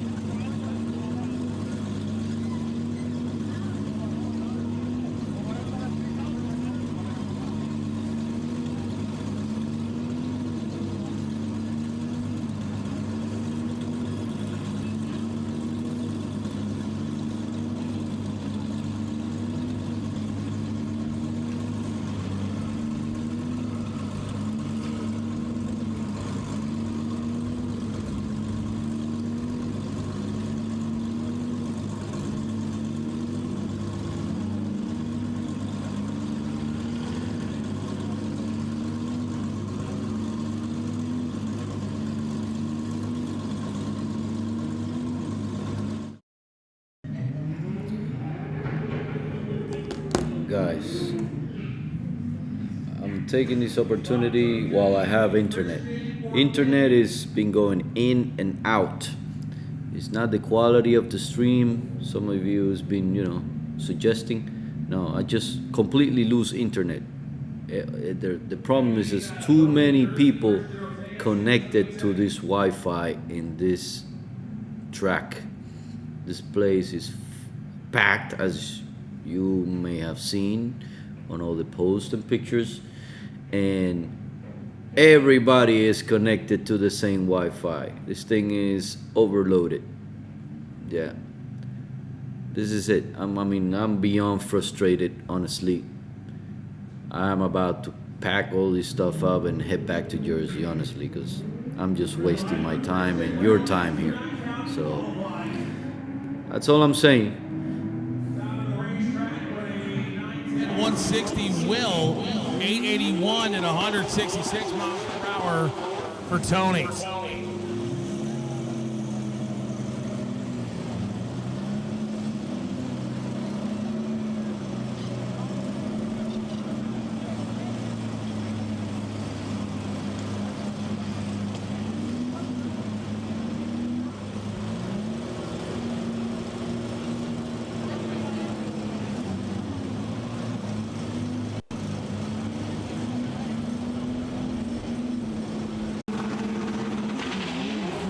Oh boy, got a little loose, but he gathers it back up. And let both of them go idle down the racetrack, and he's pulling over. And 11 inside, Brandon 1229, 74 miles per hour. As right inside did the absolute right thing.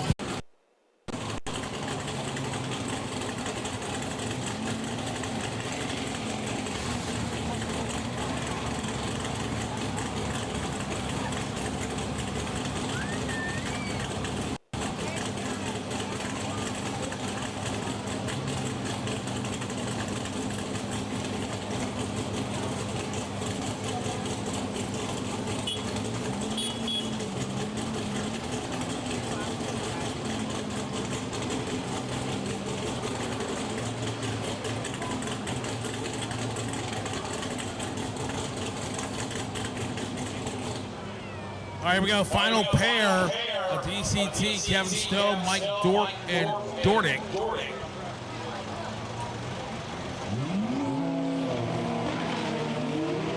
There goes Mike. Top end, 811, 177, 879, 168. And folks, that will finally complete the first session of qualifying. Do a little track prep, and we have the second qualifying session of heavyweights coming up next.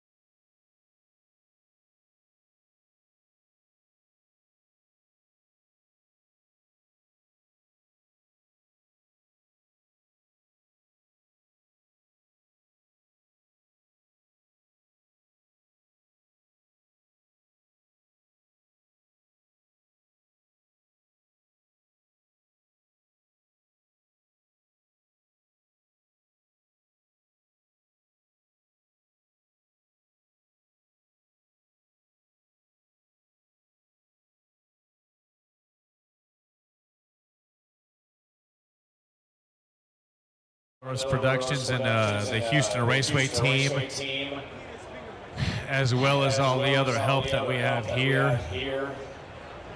Drivers, if you're in the lanes, this is A to B stuff. This is heat your motor stuff. This is not come up, make a pass, and I'm not making any inferences, so don't read into it, but you guys got to just get down the track. If we keep having these oil downs or issues, we'll be here till 4 a.m. And I hate to break it to you, but my crew won't make it to 4 a.m. You guys won't make it to 4 a.m. And then you're going to blame me for not making it to 4 a.m.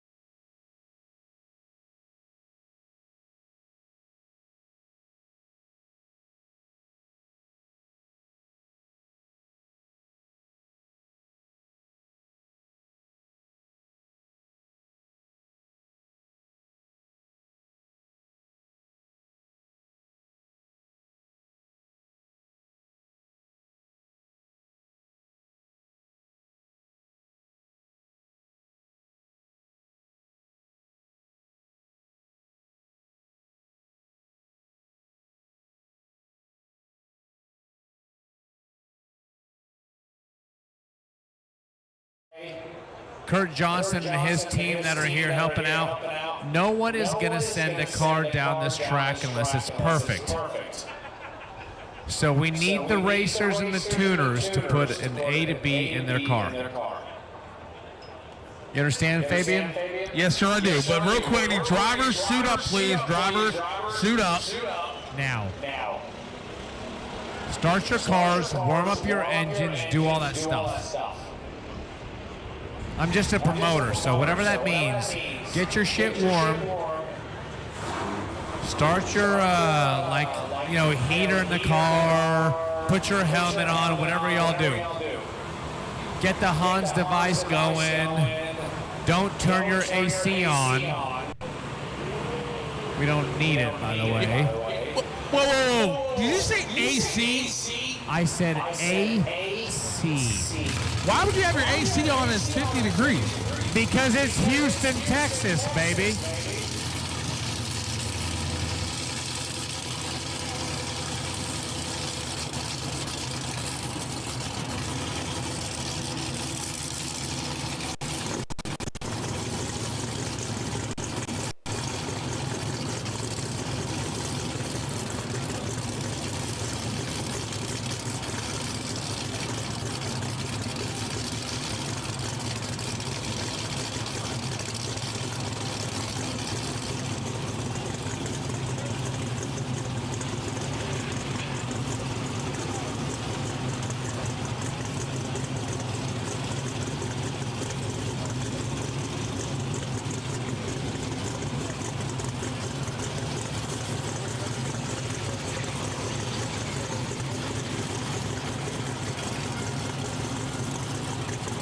All right, real quick, there are two vehicles that need moved. You're in somebody's RV spot, and you need to move them, or they're going to move them for you.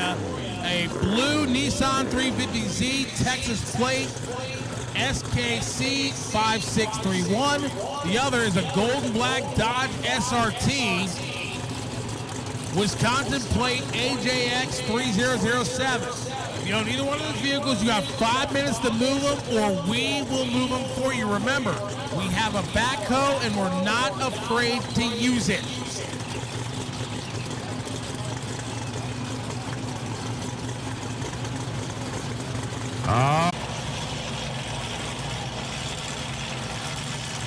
George Benson from New City, New York.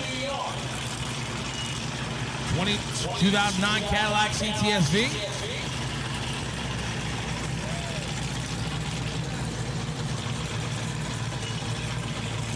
Again, folks, as we said, make sure you go to the Motorplex, their website. There are a lot of great events coming up this year, including Stampede of Speed this fall. My buddy Jim Yates clinched his first ever world championship at Texas Motorplex in 1996. George Benson on the brakes. 754! Where did that come from? 186 miles per hour. He was on the brakes, took number one by nearly a full second, by half a second. My goodness.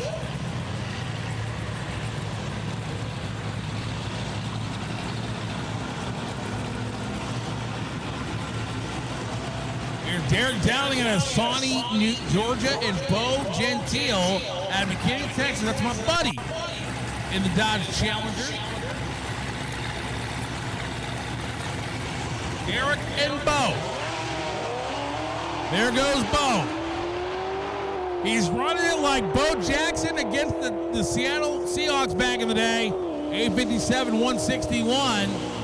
Derek, 1187, 99 miles per hour. So Bo gets into the field. We've run the number 6 spot. Derek goes 14 as we have some debris on the racetrack.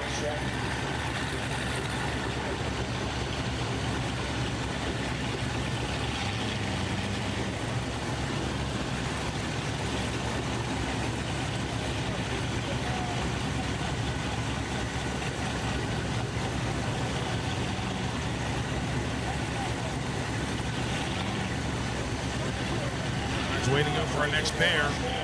Tyler Connolly at Chico, Texas, and Ryan Weger at Edmond, Oklahoma.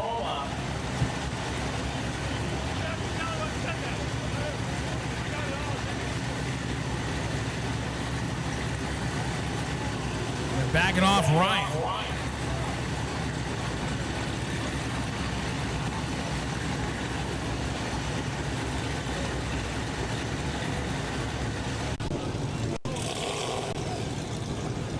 So also racers, like we said, we're gonna do everything we can to get this second session completed. However,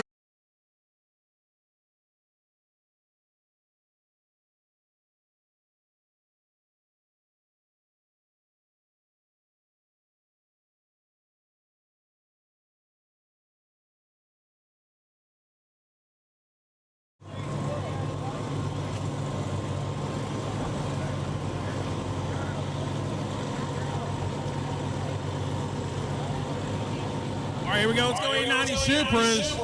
Marissa Galliano and Mike Kanovic.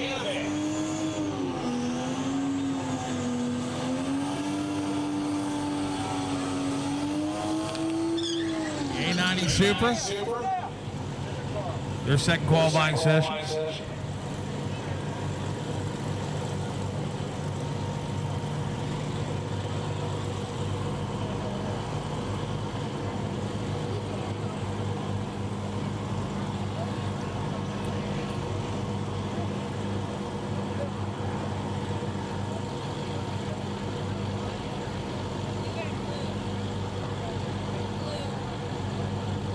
So racers, this is 890 Supers here again. Folks, when the officials tell you to do your burnout, do your burnout. Be ready to go. We want to get this second session in, but it's on you to do what the officials tell you. Get up there, do your burnout stage, go down the racetrack.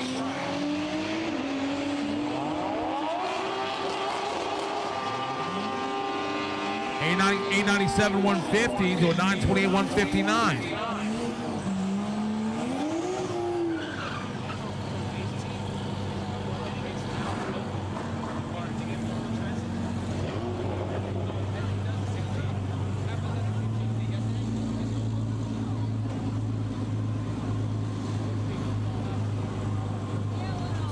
State numbers 4 and 5 is Rebecca Rice out of Mount Dora, Florida, and Zach Kitzmiller out of Chicago.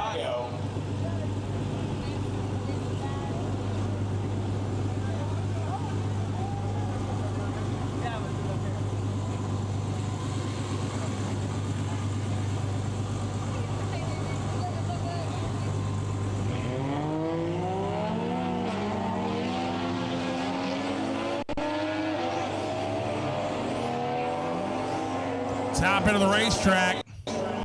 932, 152 to 976, 153 for Kitzmiller.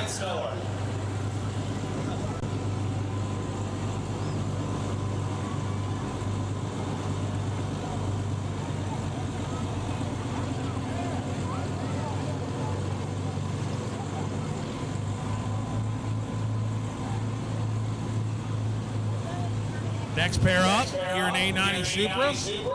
Ashley Papa in Charleston, South Carolina, and Jesse Izaguirre out of McHenry, Illinois. He's 2020 890. I do apologize if I am saying anyone's names wrong. I promise it is not intentional.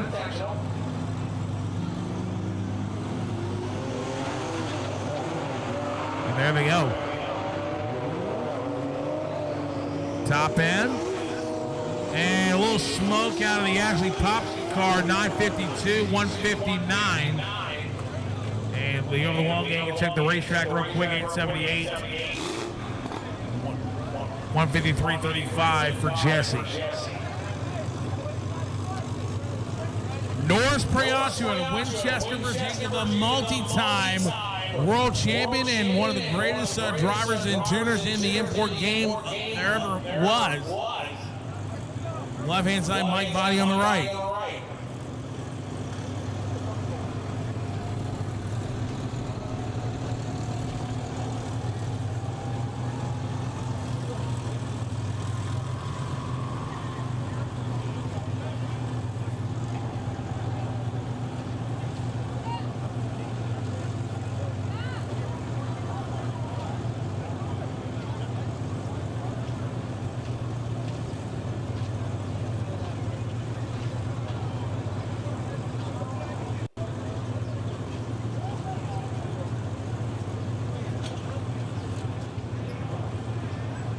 Again, folks, unfortunately, we have another oil down. This makes our 15th.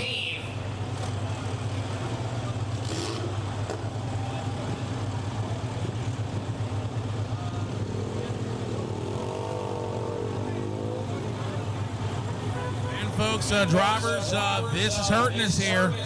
Please make sure you check over those cars so we can avoid any of these delays as much as possible.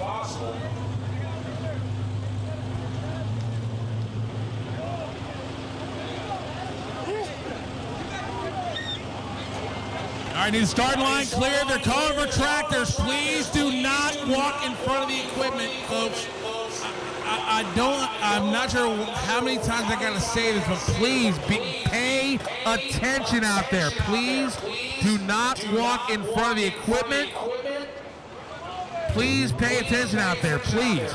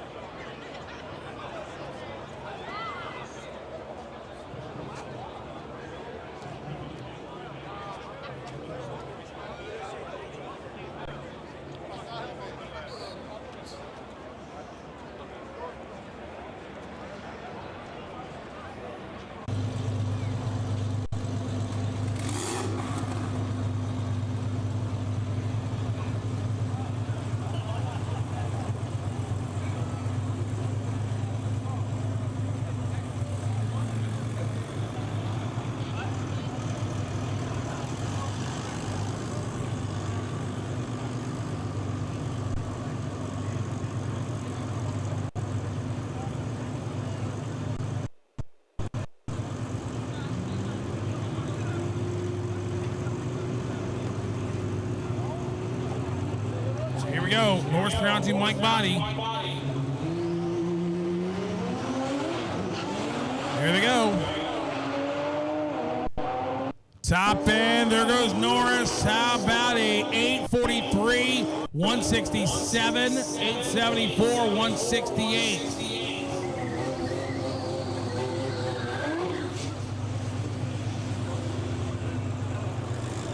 Adam Lubowitz out of Gilbert, Arizona. 14 qualifier right now, 10:09 with a 3, and Matt Meadows, Cary, North Carolina, number 5 qualifier at the present time, 8:88 with a 0, and 165.58 miles per hour in the second qualifying session of 890 Super.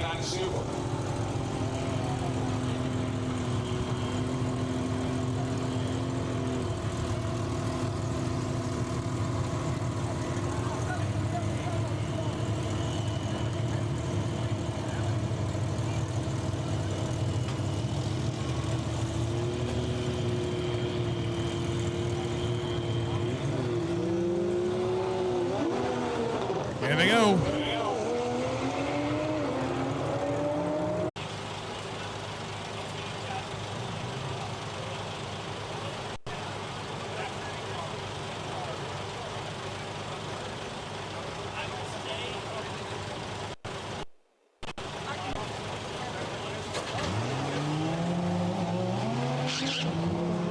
Here we go. Here comes Andre.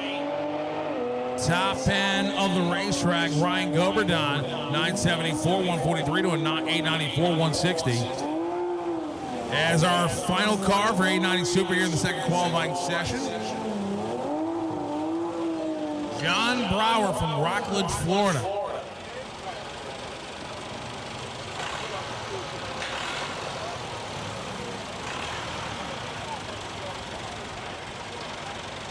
John Brower.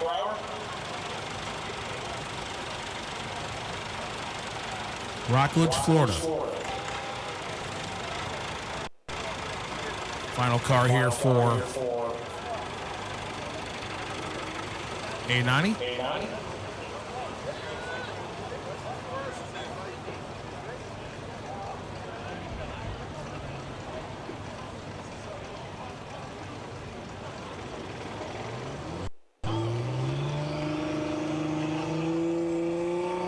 There goes John Brower, current 16th qualifier, and he's tapping the brakes a little bit. Well, he's going to idle him down.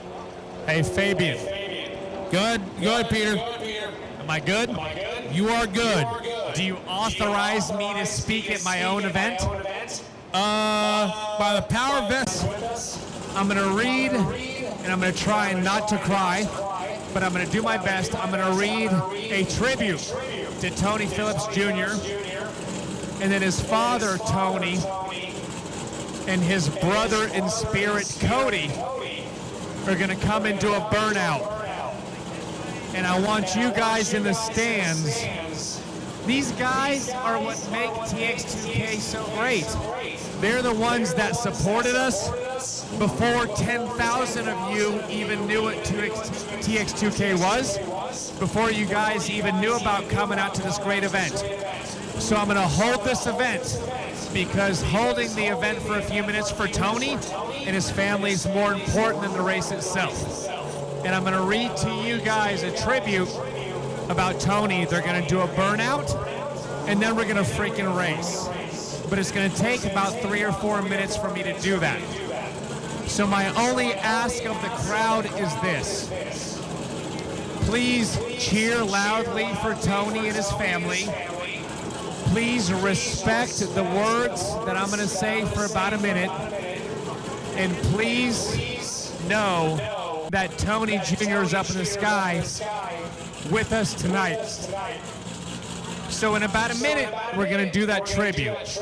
But I ask of all of you to give us the respect, the courtesy, and the love for Tony and his family to let me get through the next 5 minutes. And then we're going to take a moment of silence. I don't know how long the moment of silence will last, but it'll stop when it feels right to stop. And when it feels right to stop, that's when I'm going to ask Tony Sr. and Cody to light him up and come up here and do a burnout and start with the 2JZ class second round of qualifying. Jason's going to let me know when that time is right, but it's coming up in a few minutes. So this is not like NHRA, guys. This is not like some big corporate event where we follow some process and we have a bunch of bureaucracy. This is a family. Thank you for that. So as soon as Jason gives me the green light, I'll start with my tribute to Tony.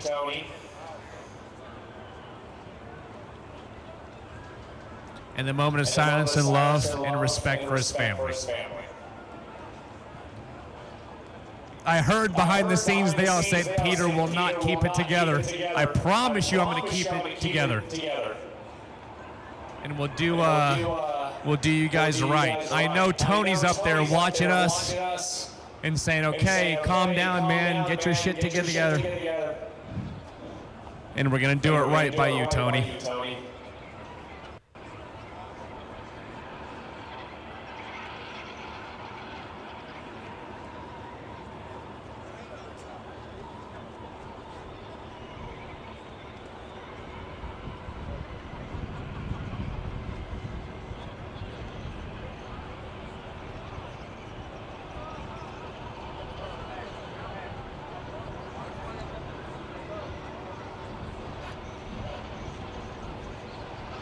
And I got my family at the start line. I'm like, y'all leave, you're making it harder for me to do this. My wife just brought me a beanie. That's all I needed because I'm cold. All right. Jason's going to let me know when it's time.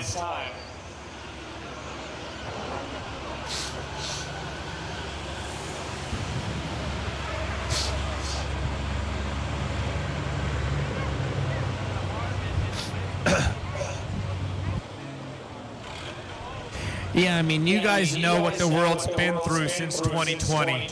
It's been a screwed up 3 or 4 years. But at the end of the day, it comes down to love and family, and that's what this event is about.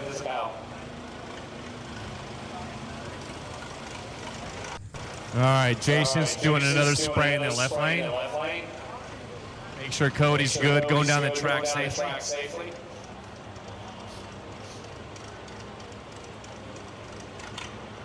And by the way, thank you guys for sticking around for so long. It was a rough start to the day, but we're going to race for a long time. I would like to get through the second round of qualifying, God willing.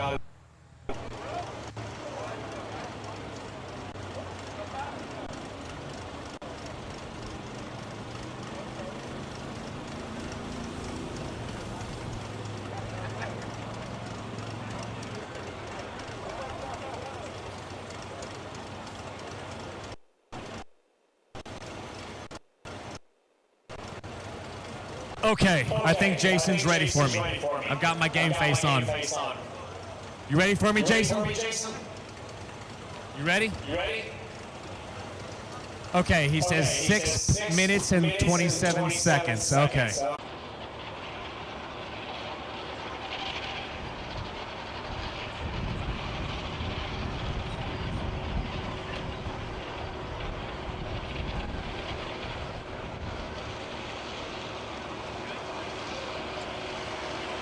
Just a few more moments here, and then we'll be ready to begin the tribute to the man, the champion, Tony Phillips.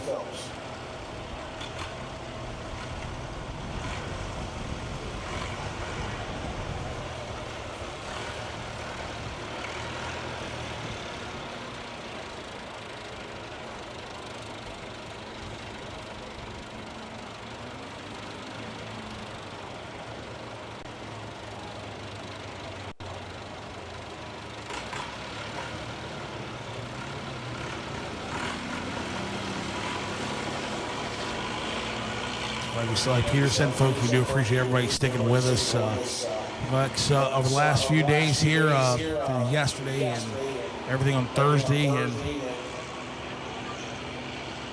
like Peter said, folks, we hope all of you will join us in Dallas at Texas Motorplex next year. Again, the dates will be announced when it is available.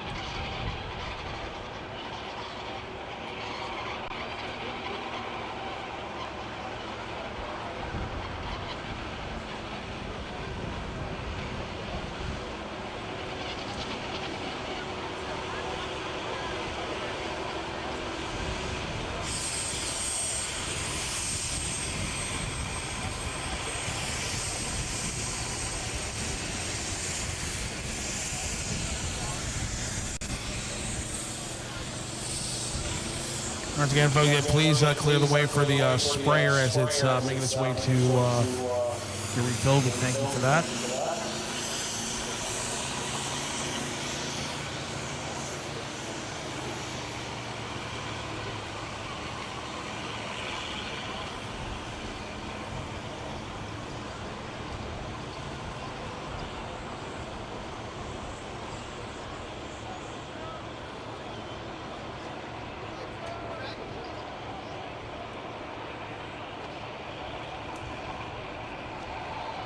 All right, so again, folks, just a couple moments here on the prep, and then we'll begin.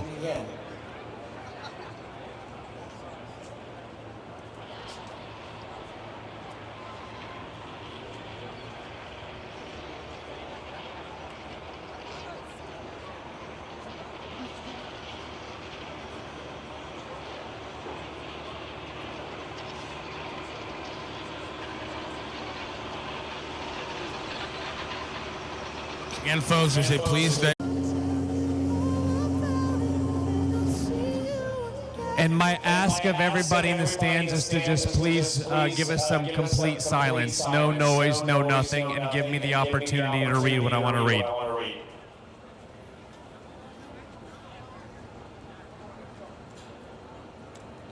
Today, we come together in memory of little Tony Phillips, son of Big Tony Phillips, the driver and owner of the six-pack white Supra. Little Tony's life on Earth tragically was cut short in January, leaving behind a beautiful and amazing wife, Savannah, and two incredible children, family, friends, and a father who he raced with around the country, making memories together. Little Tony and Big Tony were the dynamic duo who set multiple records in their six-pack Supra. Little Tony was the man behind the keyboard on his father's car. In 2018, Big Tony Phillips and Cody Phillips, who's in the left lane, came together as one race team. These two racers may have the same last name, but they live on separate sides of the country. They're not related to one another, but they're definitely family. A true bond that most racers understand. They've continued to race together all over the country, with Tx2k being one of their favorite events. In 2020, six-pack was the first IRS Supra to break into the sixes in the quarter mile. And it was right here at Tx2k. They continued on from there, winning the coveted World Cup Finals Championship last November in Maryland. A huge accomplishment in the racing platform. After losing little Tony, both Big Tony and Cody were certain they were not going to be able to continue without him. Today they're here at Tx2k doing what brought them together, knowing that even in little Tony's absence, he's still here with us. We gather arm in arm as a broken racing family to show him what he meant to all. Give a moment of silence for Tony and his family, please.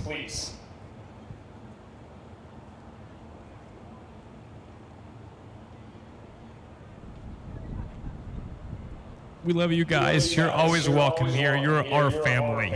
Gentlemen, please start your engines. Give them a round of applause.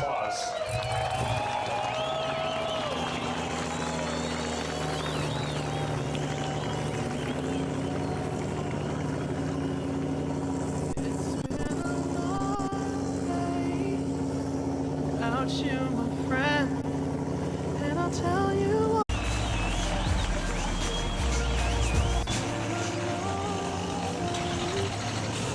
About you, my friend, and I'll tell you all about it when I see you again.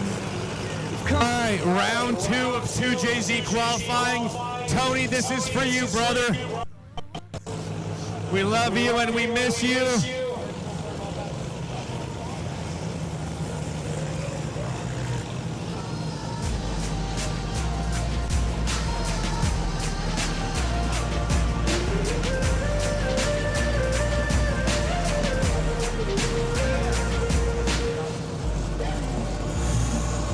First you both go out your way and the vibe is feeling stronger. With small turn to a friendship turn to a bond, and that bond will never be broken. The love will never get lost.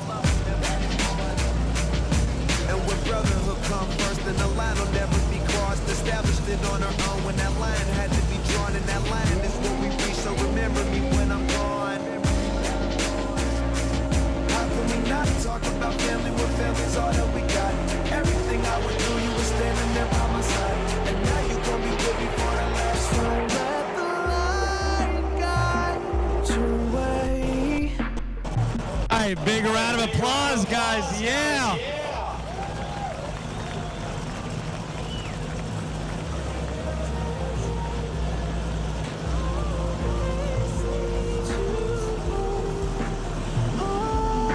And here we go, round 2, y'all.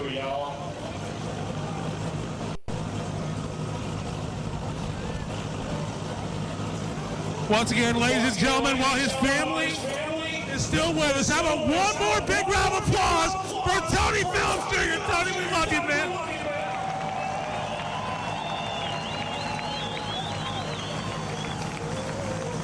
All right, guys, let's keep the show going. For those of you down here, let's go ahead and clear the start line and make sure it's safe for everybody.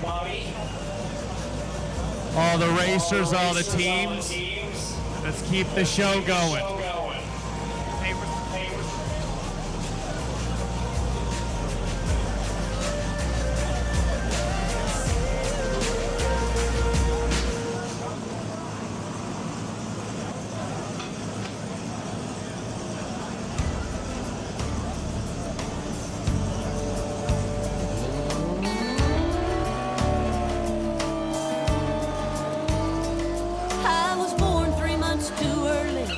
Doctor gave me 30 days, but I must have had my mama's will.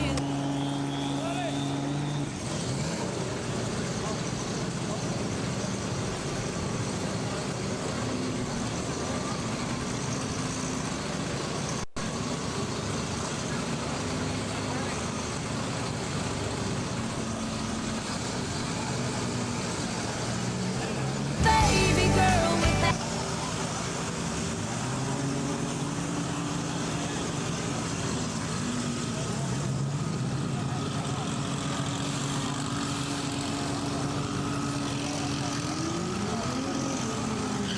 All right, guys, here we go. The rest of QJZ round 2. Let's clear the start line area. Let's give the race car drivers and their crews as a safe path forward. Hey, Peter. Yep. I forgot to tell you, Cody Phillips went number 1 on that pass. I love that for the Phillips family, both the Cody and the Tony Phillips family. Absolutely.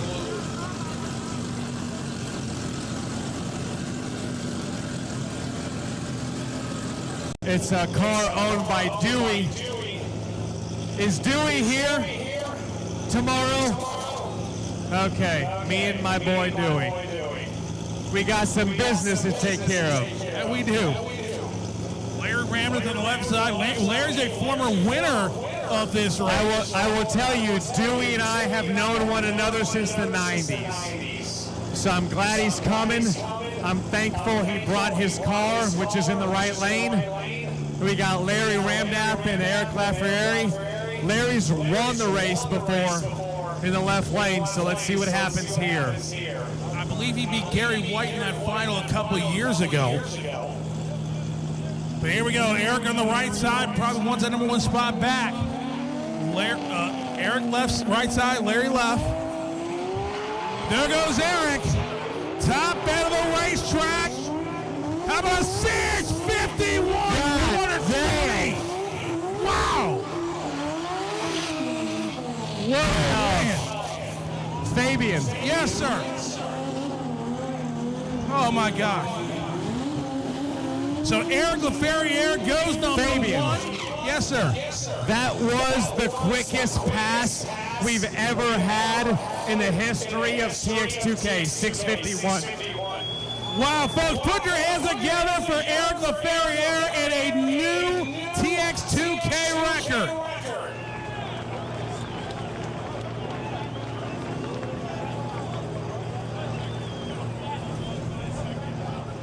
Again, folks, see that starting line cleared unless you are with the car official. And starting line needs to be cleared, please. The starting line is not a viewing area.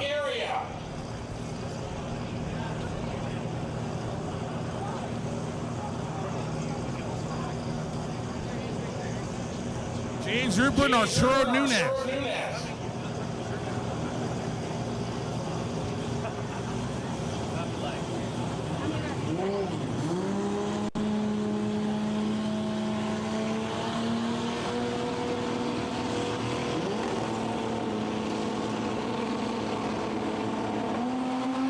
There they go.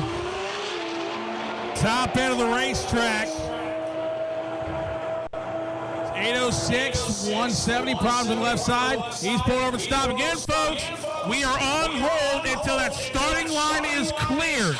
There are way too many people out there. So again, the starting line is not a viewing area. So unless you are with the car in the water box or the starting line, you need to clear that area.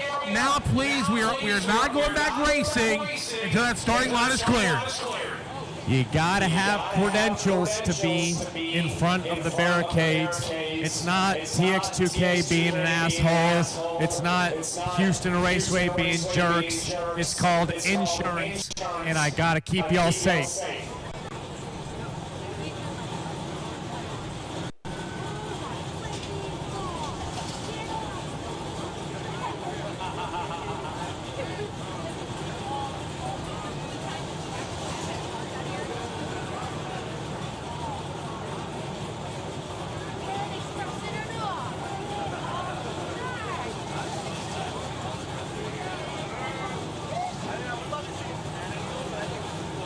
In front of the tractors, you cannot stand there either. Again, folks, until that starting line's cleared, we'll sit here.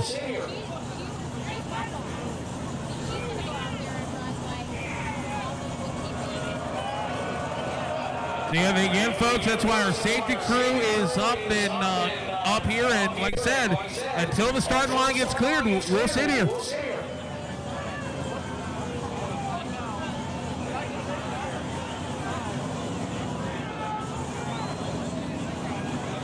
We get stick shift challenge.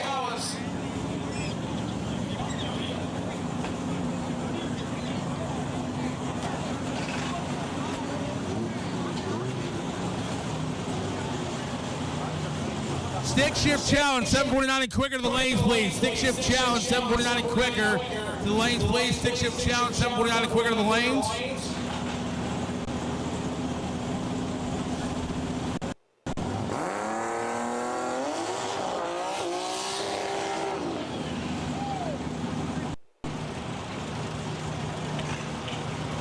So your final pair of 2JZs will have Jim Howe and John Odom.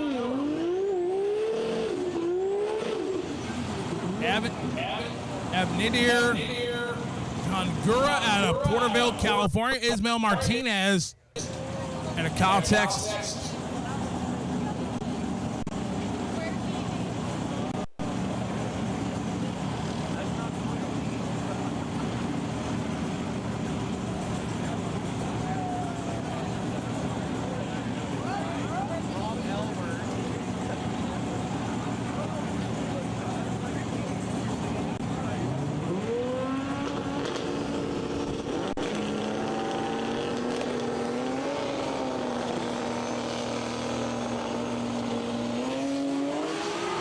Here we go, there they go, and there's Gongura on the left side, pulling the parachutes early, and still goes in the sevens. A lot of smoke out of the Ismael Martinez car on the right-hand side, and he's pulling over and stopping. Oh boy.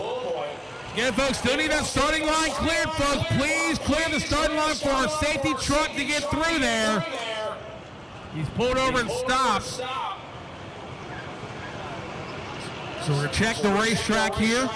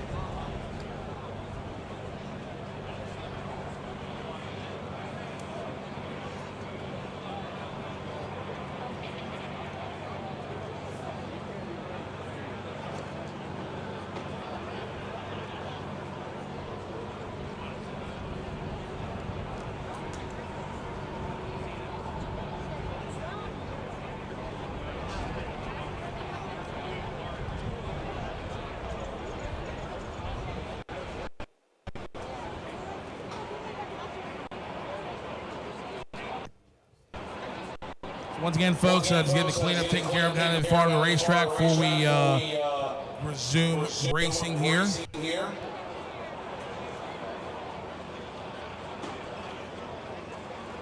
So once we get the track back up.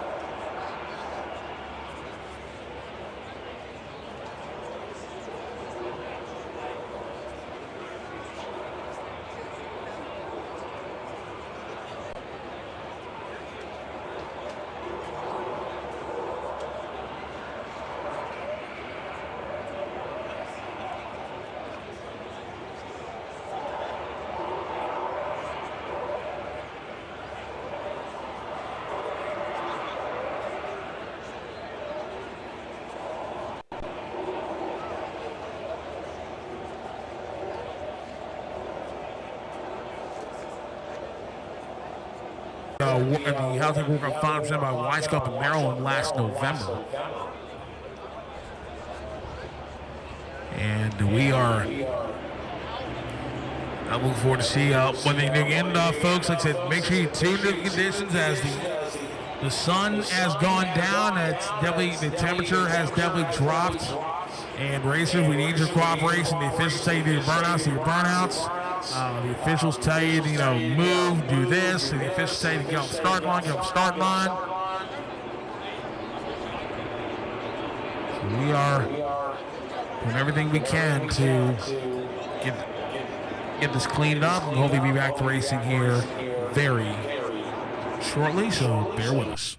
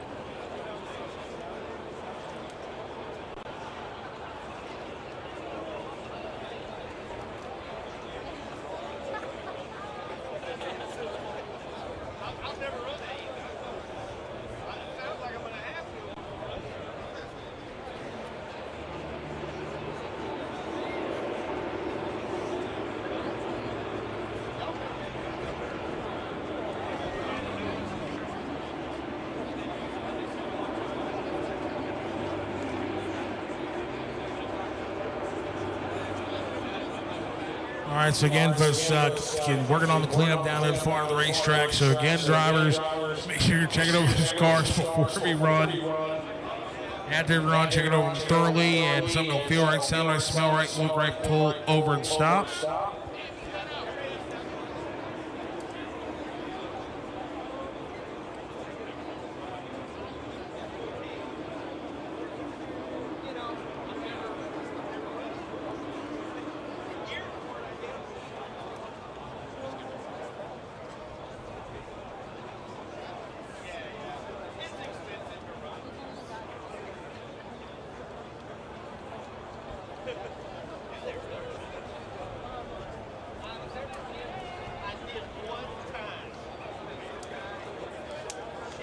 if you know who did this, come up to Suite 207 Race Control.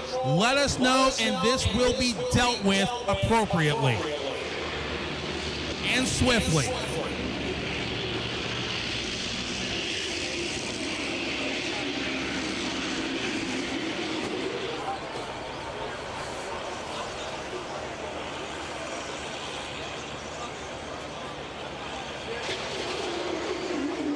And we are told it's someone on the left side of the racetrack, the summit side of the racetrack. So if you know who did this, please come up to the Suite 207. Let us know. You will remain anonymous. But again, folks, that is a serious safety issue and something that cannot and will not be tolerated. And whoever did this, when you're caught, you will be arrested and sent out of here.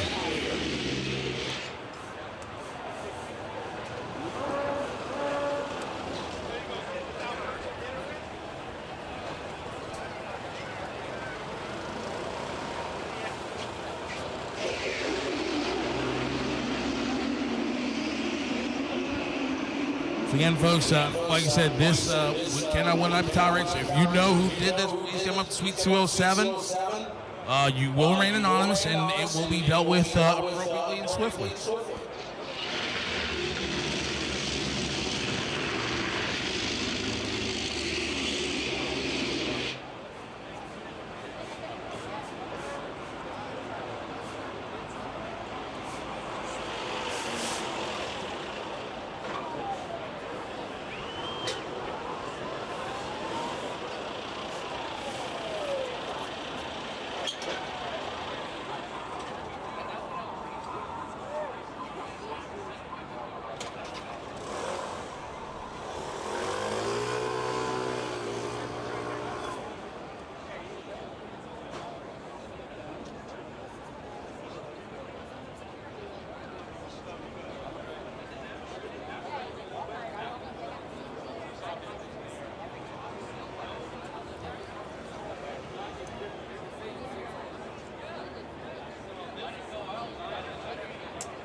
All right, guys, we got Jim Howe with Howe Motorsports, John Odom Racing. A couple of incredible cars coming up to the line in the exhibition class.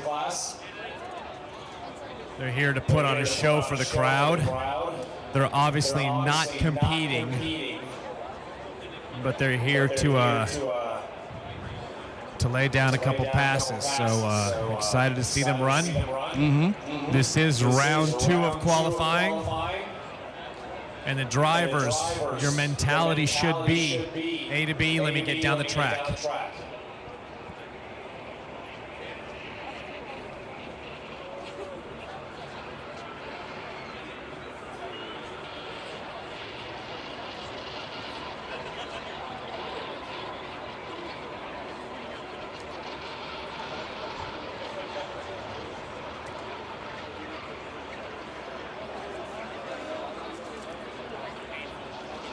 Both John Odom and Jim Howe's car, they actually drive these cars on the street, believe it or not. They run on 87 octane regular gasoline. Okay. They actually pick their kids up from school in these cars. These cars are the epitome of TX2K, street cars only. A GTR. All right.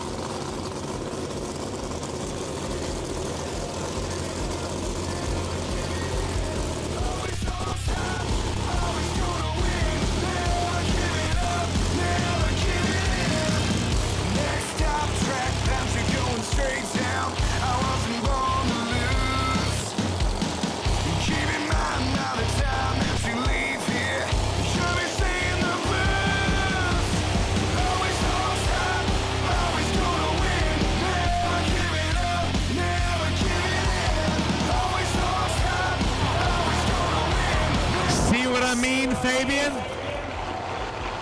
they sound just like an inline 6-cylinder turbo. Yeah, Okay. An inline V6 with 2 more cylinders. Jim Howe left side. John Odom on the right side. And these two made a quarter-mile debut at the Howtech World Cup Final presented by Wiseco last fall. Both these guys put up some stout numbers, but the conditions were much different then. Remember, these guys are used to racing on non-prep racetracks.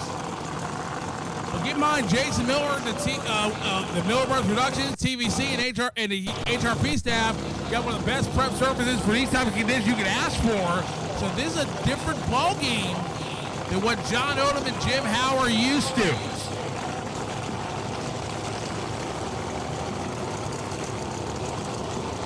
So Jim Howe and John Odom.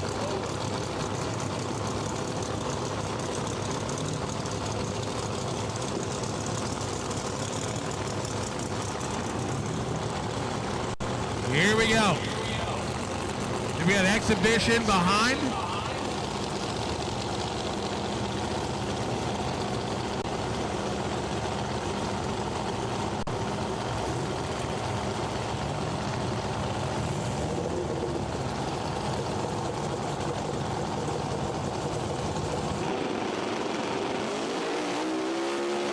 There goes Jim, and the pedal fast. They're both out of it. And again, like we talked about, these guys are used to going on non-prep surfaces. 1192 to 1659.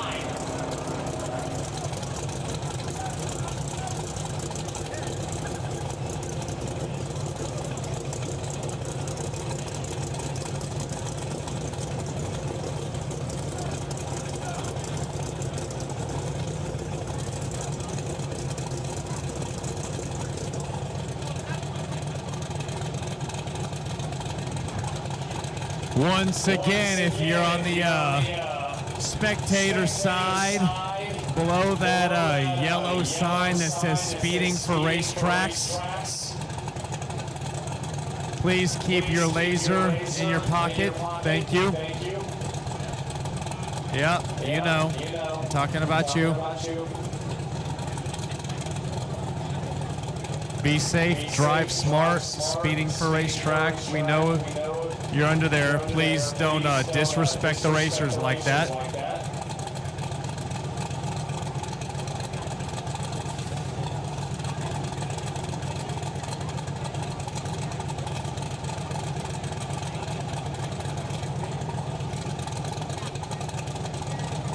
Once again, drivers and tuners, A to B tune-up in the car. A to B tune-up in the car. It's cold outside. Darling.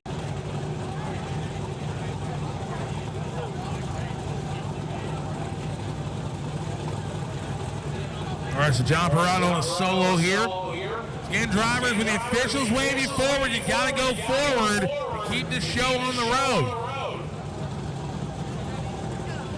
Okay, Fabian, so the right lane is actually a clutch car. Really? Yep. And the owner of ETS is actually driving the car. Really? Yep. Here you go. He's been 5.9s at about 240-ish. But we all know the conditions tonight are super cold.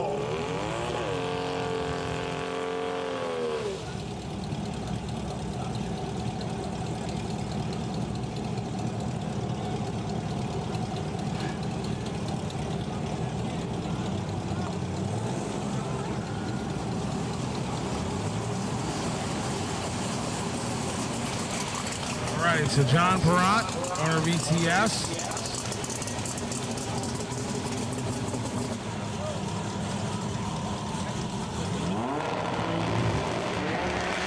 There he goes.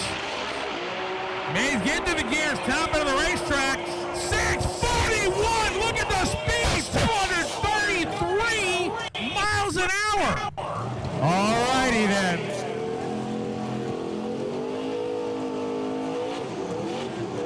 Wow. So that is the quickest pass ever and the fastest pass ever.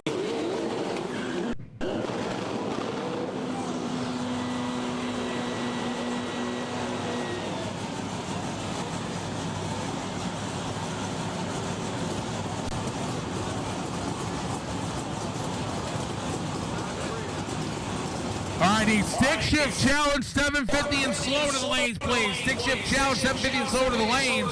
We got 3 on the racetrack.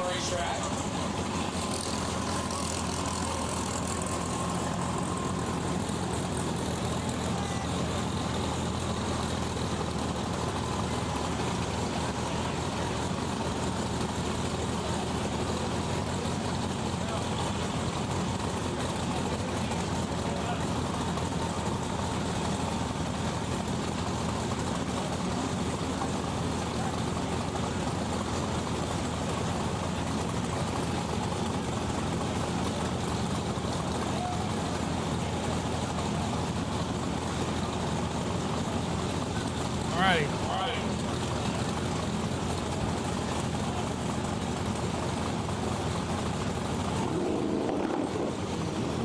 Here we go. Seth Stubenberg.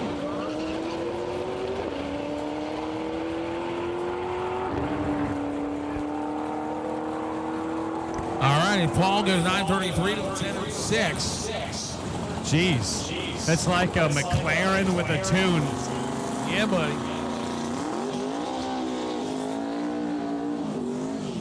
So basically, Peter, if my memory serves me correct, we've seen 3 records so far this weekend here at Tx2k. Am I correct? 3 records.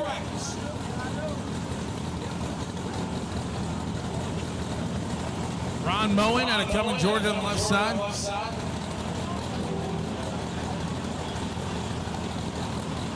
Three records so far. We saw the fastest roll race run ever, 237.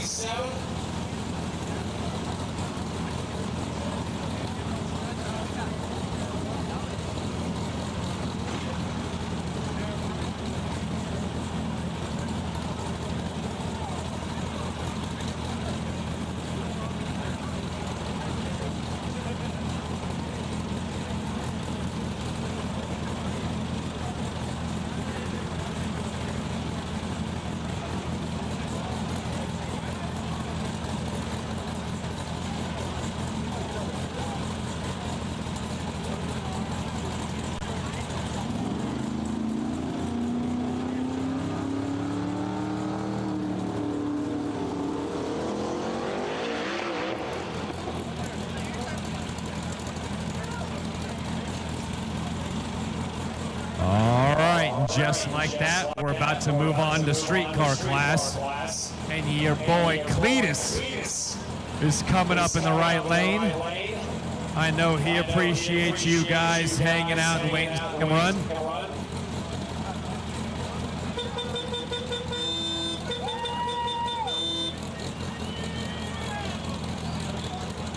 All right, again, folks, that starting line cleared so the equipment can get through, so they do what they need to do out there on the racetrack before we go into the streetcar category.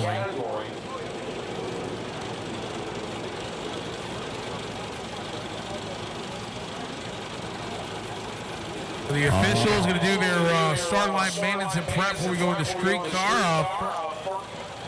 So what do we have, Fabian? So we have streetcar, then stick shift, yeah, then GTR Unlimited, yeah, GTR 68, yeah, then dual clutch. There you go. Amen. And tomorrow, we'll have the ladders posted late tonight so you guys can see who's main. Yep.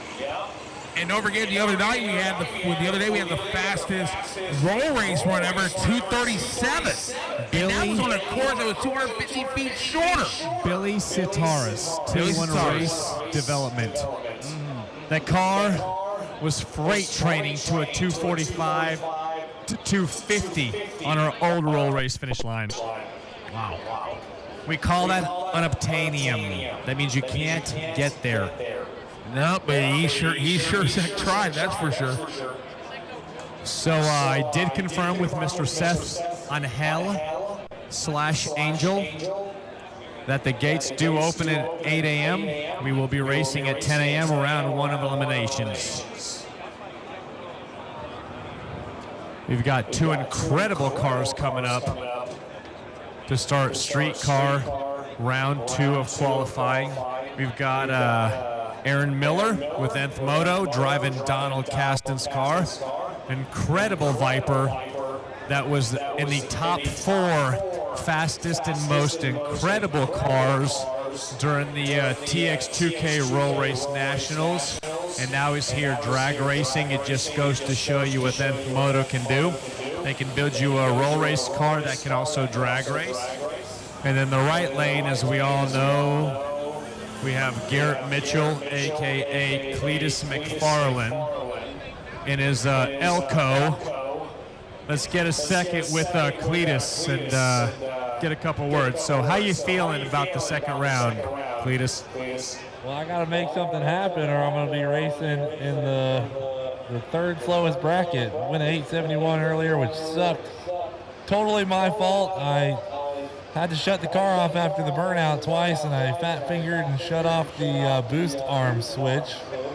Real idiot maneuver by myself there. So now we're back, same tune-up. He's trying to go like a high 6 or a low 7. Let me translate for you guys. What he basically says was, I fucked up, excuse my language, and I went really slow, and I should know better because I'm not a rookie, even though I behaved like a rookie, and I'm not going to make the same mistake twice because winners never make the same mistake twice. Am I right? That's right, brother. He said something about bald eagles, but I think he agreed with me, okay? All right, and here we have Aaron. I'm not sure if Aaron's one for the mic. He's got a face for radio. I'm just kidding.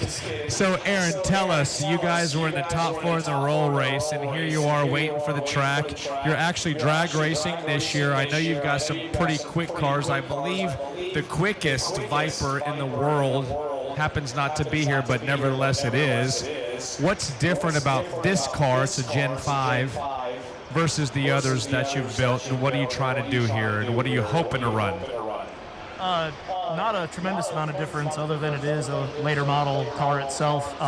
This car's been 690. We're really hoping to see it go quicker than that ultimately. But this run here is probably one of our only chances to maybe have a chance of playing with Garrett over there. So we're going to we'll take a swing at it. We'll see how it goes. All right, so you heard it here first. Aaron's already gone 690s in this car. Obviously, the conditions are not ideal because it's too damn cold, but they're going to take a swing and see what happens. And, of course, a bunch of incredible cars back here lined up, including Jared Holt. Jared Holt's driving a Supra. For those of you that don't know, he's a movie star now. He's no longer an Oklahoma regular kind of guy. He's now a TV star on Street Outlaws, and are going to run his little 6-cylinder Supra against all these big block 8-cylinder, 10-cylinder race cars. We'll see what Jared can put together here in qualifying round number 2. Y'all know how it is. You bring a knife to a gunfight and you hope you can fight the guy with the gun. We got a couple of guns coming to the start line. Ooh, do we? Yes, we do. Aaron Miller and Cletus McFarlane, the mullet. Now, right now, Peter, the bump spot to get into the top 16, 788.5 by Boyd Bombera. Aaron Miller's 10th right now at 774.7. That is it. I'll be honest with you, it's going to be a tall order for Cletus to pick up maybe a full second, but if anybody can do that on this racetrack, I definitely think it's Cletus McFarlane in the mullet car.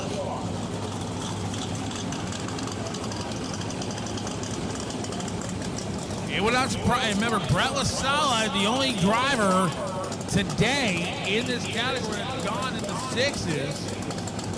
He has about a 10th and a half over second qualifier Ned Dumpty. 47 cars have officially taken time so far.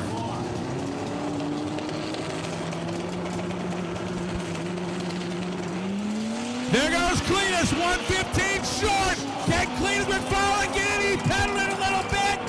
Top end 721, 208, 813 for Cletus. He picked up, just didn't pick up enough. Aaron goes number 4, Cletus 25th.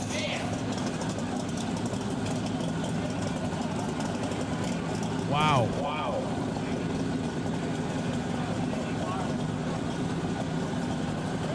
Justin was 208 in the left lane, Fabian. That's Justin Morris out of Tyler, Texas.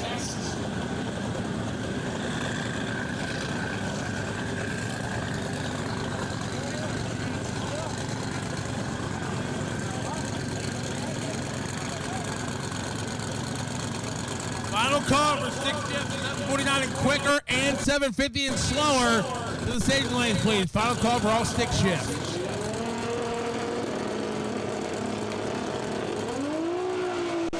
Here they go. Jared Holt, 124 short. Top end of the racetrack. Jared Holt, 814, 168.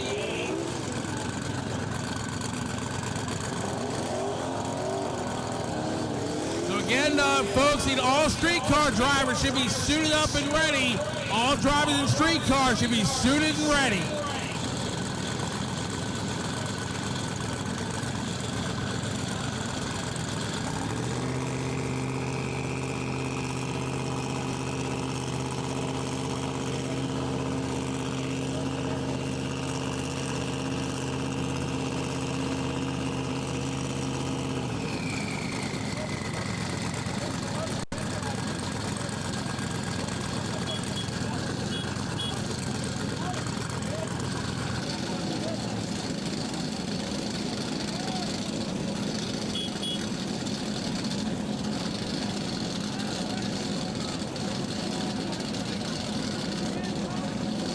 Folks, see that starting line cleared? They're bringing out equipment. See that starting line cleared. Hey, Fabian, there's a shoe under the Mustang. There's a guy just pulled a shoe out from under the Mustang. They have cleanup on the racetrack, so we are going to be down here, folks, to get starting line cleared, please.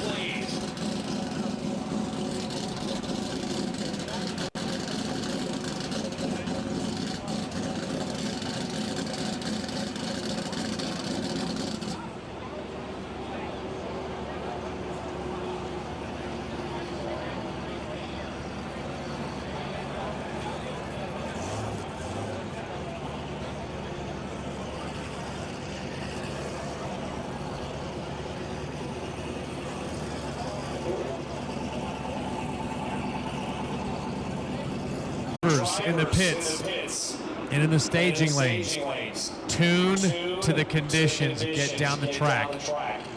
Don't try to let your balls hang out, just down from A to B, make a pass, get in the elimination bracket,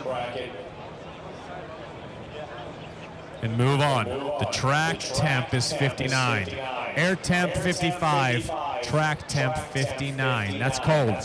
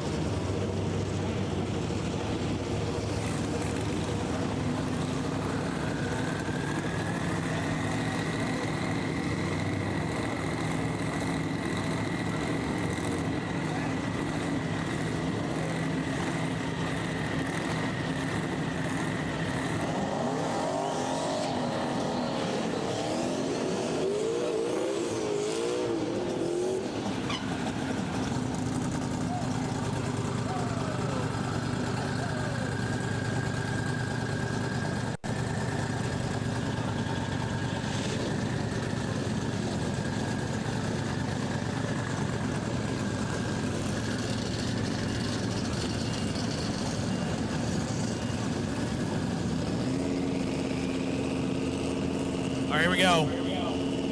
Jack Roberts and Tony Lee. These two. Jack Roberts in the Mustang. He's not in the top 16. Tony Lee is in the 15th spot at 787.5. I would say, as far as I'd say that Brett LaSala is being number one qualifier, I believe he may be safe.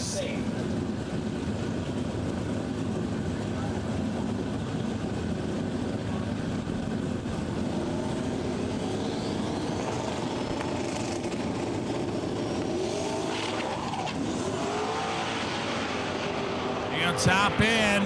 Problems for Tony. He's pulling over and stopping. 786 for Jack Roberts. 1189 for Tony.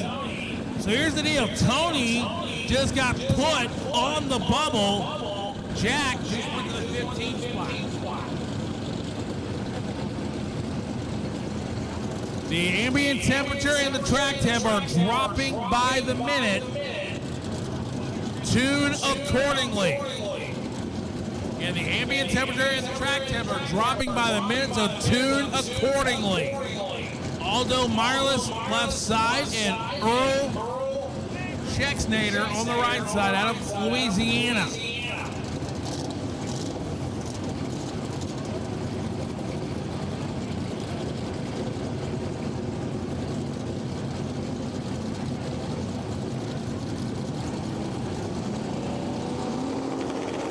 Here we go.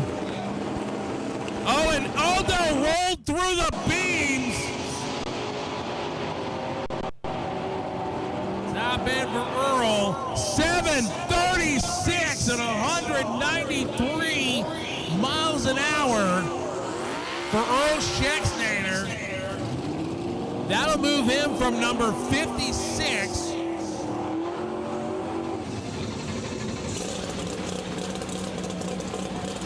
to number 6, picked up 50 spots. Brian Luna and Jim Braun. Brian currently in the 5 spot at 724, 190. Jim Braun 30th at 817, 172. That puts the bump now at 786.5 from the top 16 in streetcar.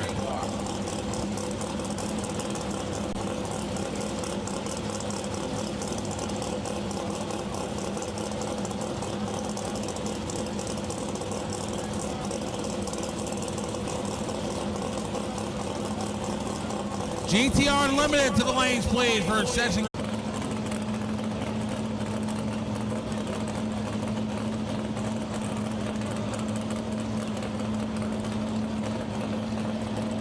All right, as you know, Fabian, both Travis in the left lane and Brian in the right lane, long-time TX2K supporters. Oh, yeah.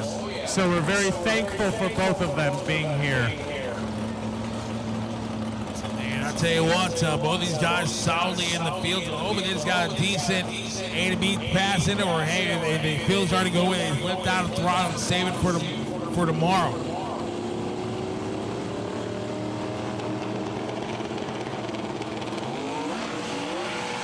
No go for Travis. There goes Brian. Top of the racetrack, he goes a 795, 151.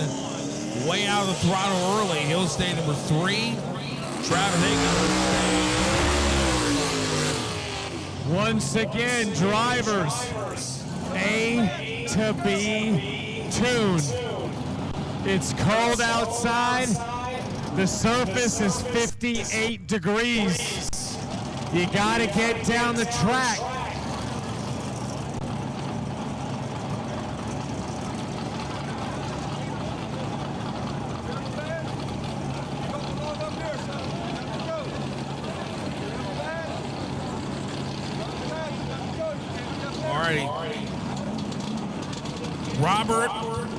Robert Robinson, 32nd qualifier, 835. Tyree Smith in the 9th spot at 764.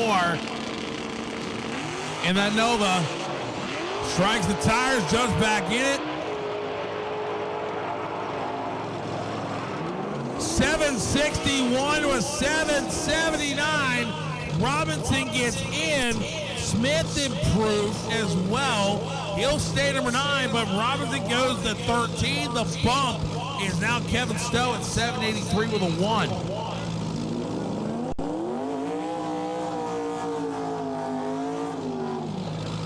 Here's Brett LaSalle, your number 1 qualifier. Barry Gomez on the right. I'll tell you, Fabian, I've had my eye on that left lane car for many years. I love green. I love 6-second cars. And I love Brett LaSalle.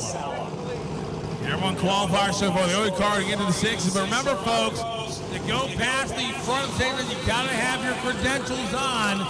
Be up here in the starting line area. And, you got to have your credentials on. If you don't have your credentials, you cannot be up here. Plain and simple. I'll tell you, Brett's been to the finals before at Tx2k. He's been to the semis several times, has never won it. Not yet. Hasn't won it yet.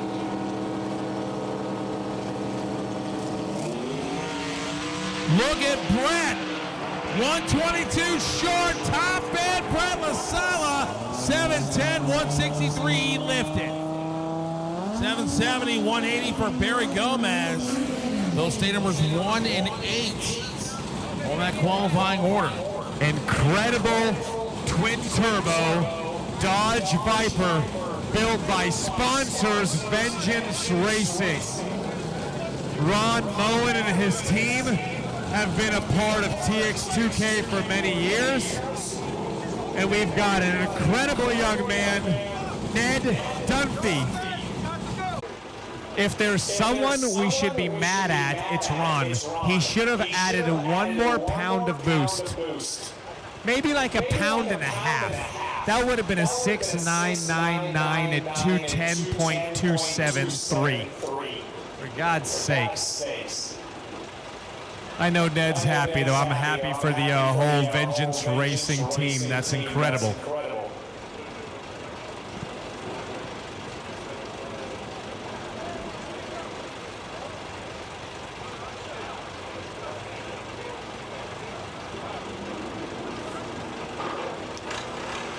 All right, a little touch up here, and then we'll get back to the remainder of our street cars. So again, GTR Unlimited, you have been called for your second session of the lanes, please. GTR Unlimited, you have been called for session 2.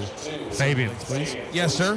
What spot did Ron Moen and Ned Dunphy qualify in after that 701 pass? They were number 2, and they stayed number 2. Copy.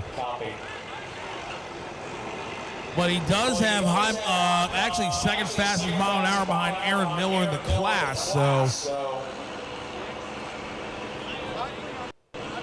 but man, oh man, we getting down to it, folks. Again, thank you for sticking with us.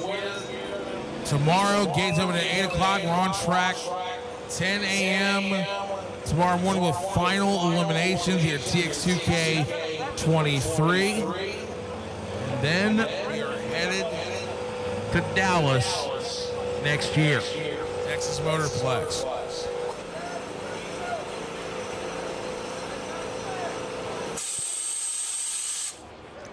Dallas, Texas, home of Peter's favorite football team. Absolutely.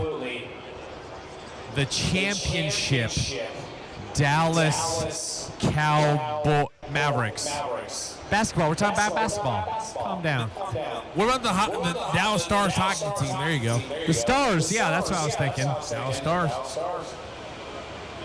You think we can get Mark Cuban to come out next year? So, true story. Yeah. So, my family moved to Dallas about 3 years ago. And I was working out at Lifetime Fitness with my buddy. Yeah. And when I say my buddy, I mean my buddy that likes to get drunk at TX2K. His name is Daniel. He's probably passed out somewhere here, but he's here.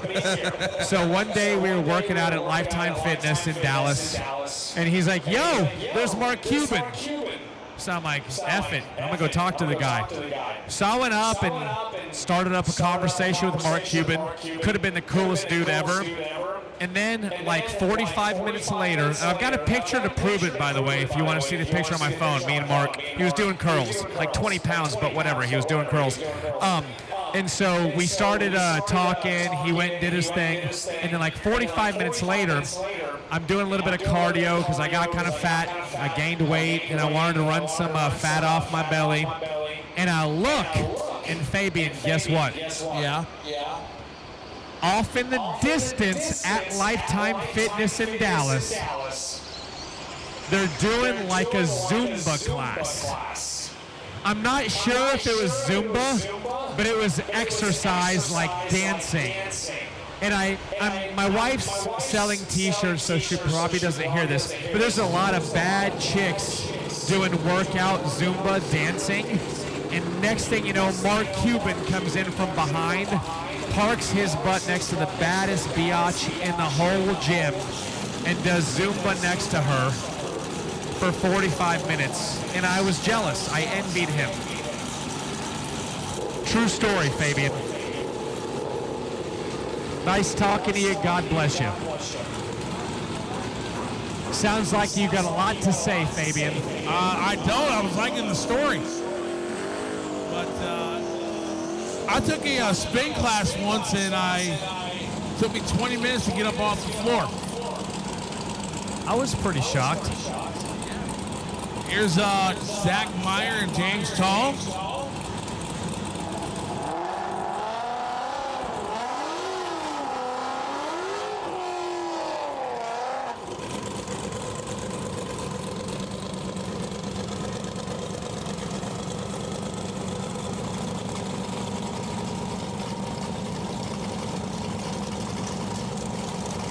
And GTR Unlimited needs you now, please. GTR Unlimited for your second qualifying set needs you now, please.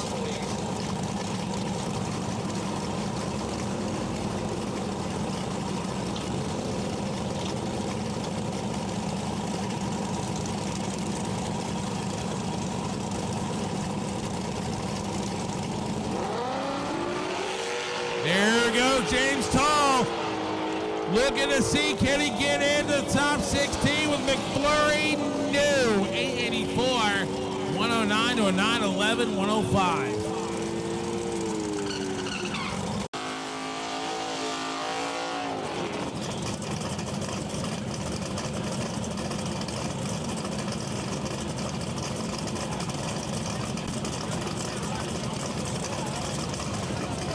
We got Richard Crawford and Zachary Walton out of Baton Rouge, Louisiana. Crawford out of Hope Mills, North Carolina, and the Pontiac G8.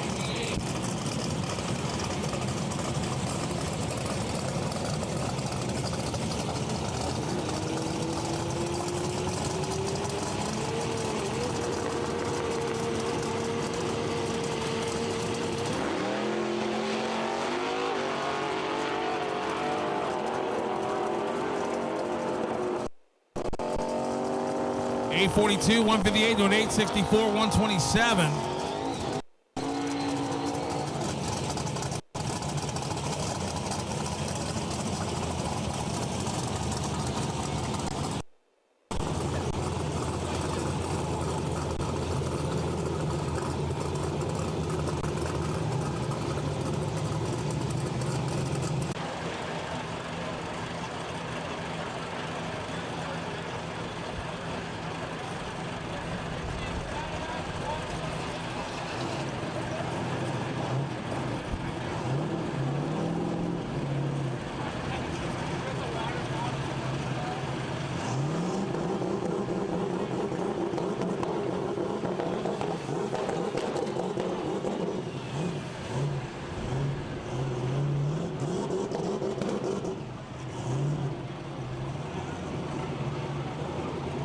All right, and you see starter Mikey K and Jimmy telling Richard, you got to get up here, dude. We don't have time for this.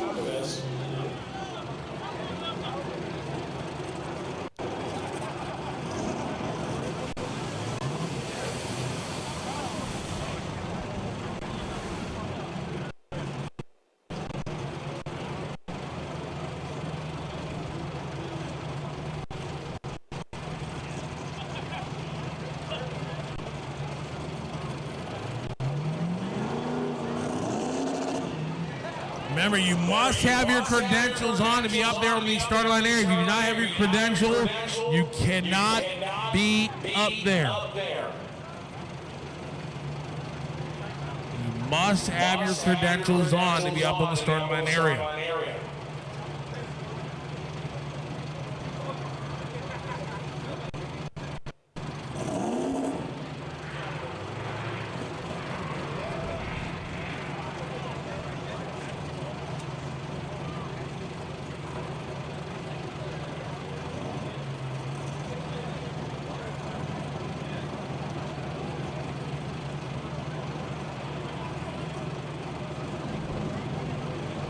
All right, so Richard Flint going to go into solar, backing Tammy Burks out.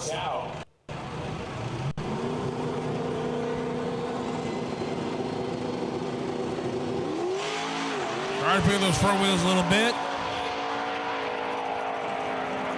Top end, Richard Flint, 777, 180. Like nothing in a Honda, Fabian. Woo! Puts him in the number 13 spot. Like nothing. Lucky number 13. Like, whoa. And that puts the bump spot right now at 781 with a 2.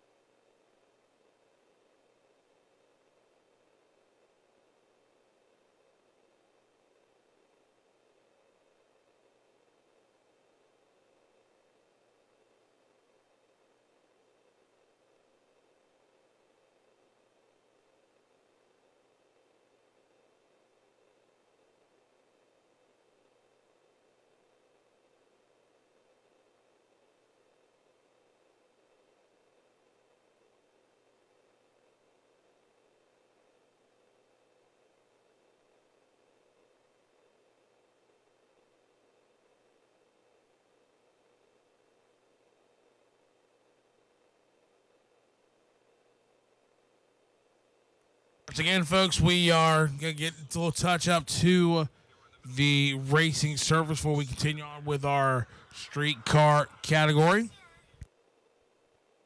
Again, gates open tomorrow morning 8 a.m. On track with 10 a.m. for final eliminations.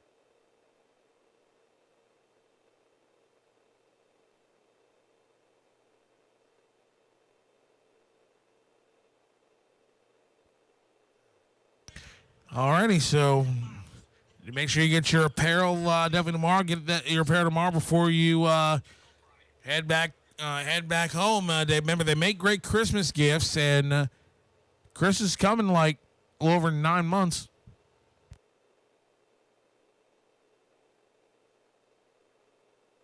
And it looks like we'll be ready to get back to it. A call goes out to fire him up and go. So let's go.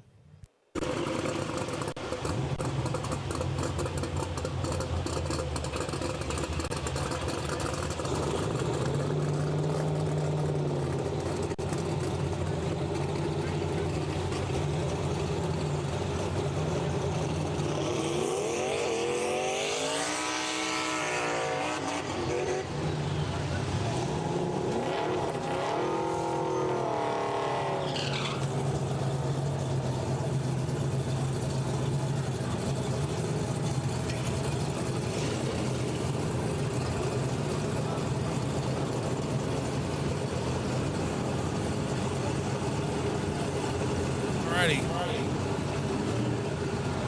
Tyler Garcia and Daniel Burks.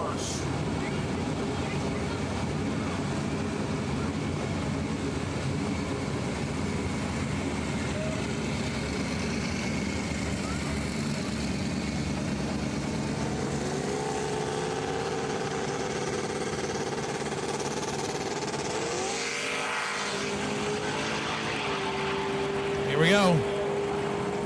Top end. 763, 178 for Daniel Burks.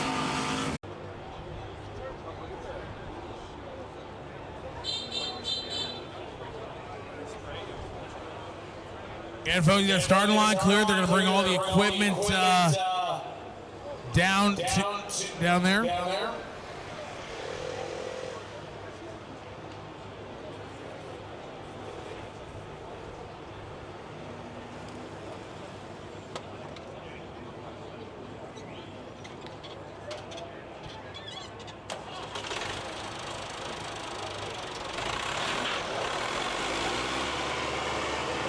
All right, so they're bringing the tractors down, and we'll be back to race hopefully very, very shortly.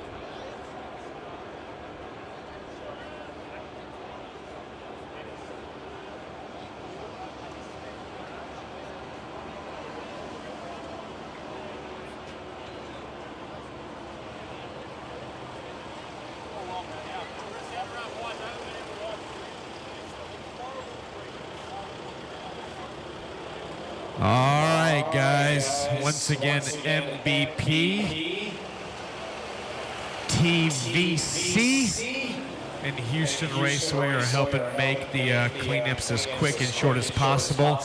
By the way, it's kind of incredible. We're on cleanup number 17. But if you think about all the rules that we implemented that are new this year, they've cut the cleanup down by about 50%.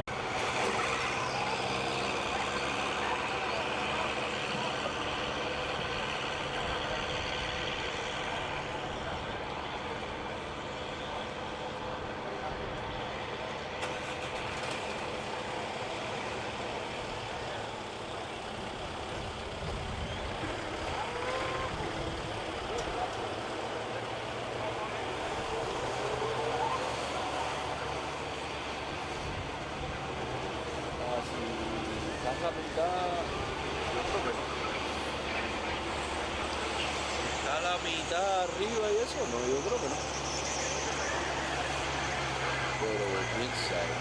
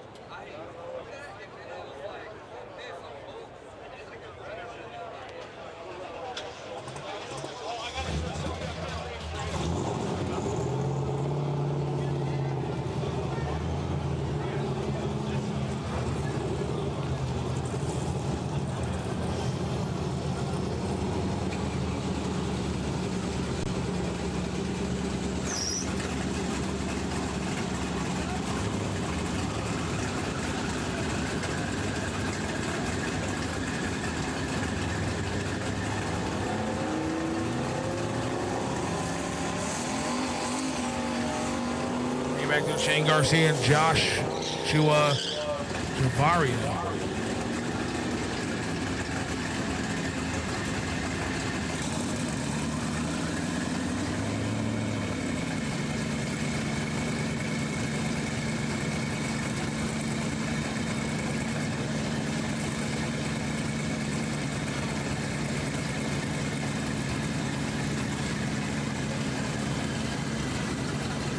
Here's Shane. Friend Woods, Texas, 43rd at 874. Joshua Chavari out of Manville, Texas, 29 to 808. Art as the top 26 cars are are in the sixes or in the 7 seconds zone. One of them in the sixes. And Joshua stays the car. And there he goes. And strikes the tires. 847 for Shane.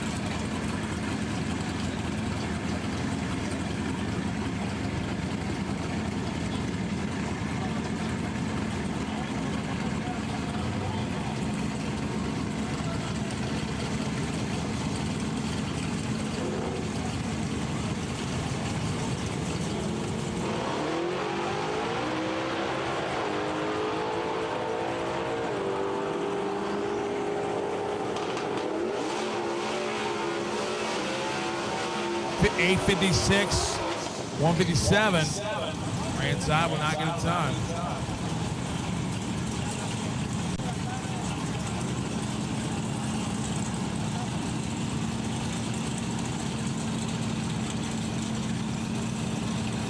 Next up, Charles Wilson and Boyd Bombera.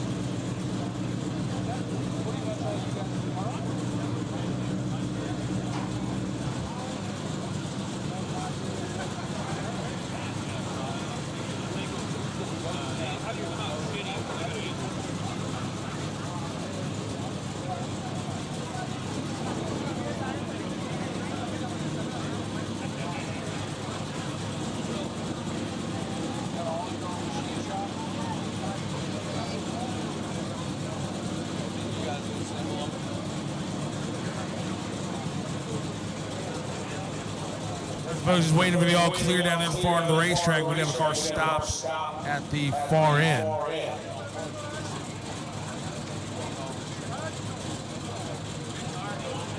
Once we get the green light.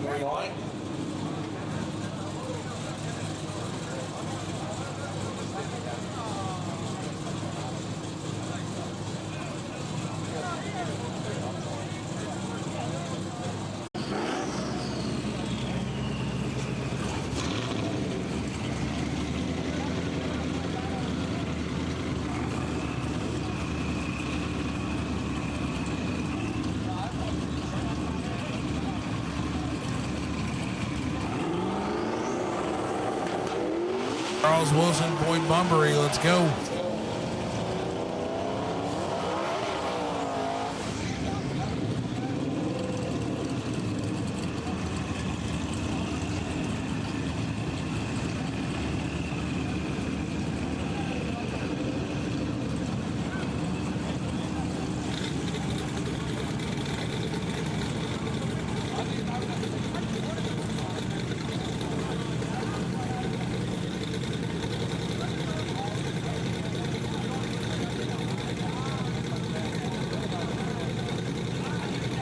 Here we go, Charles Wilson, Grand Prairie, Texas.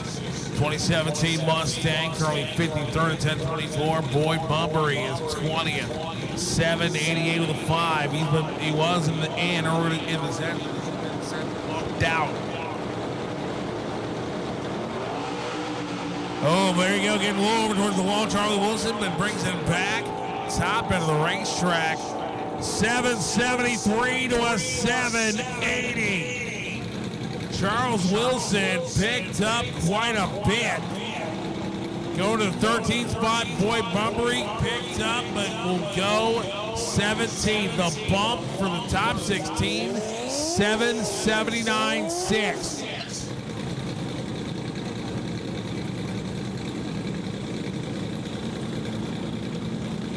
And see the red lights activated on the Christmas tree.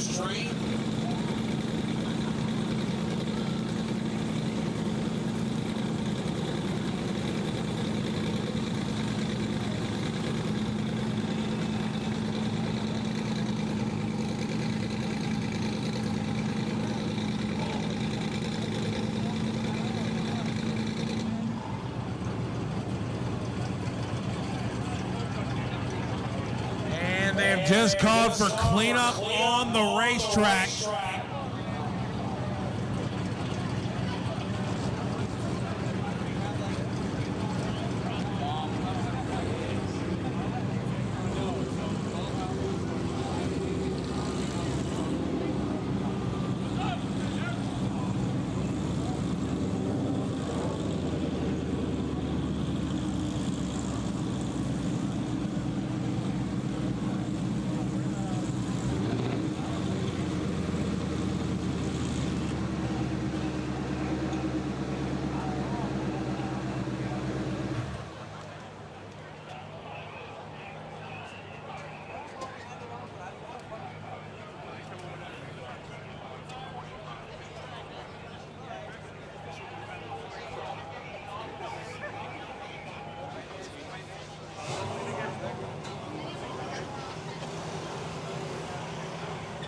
Folks, get starting line cleared so the officials can get down there. So we'll get this cleaned up. Hopefully we'll be back to racing here very shortly.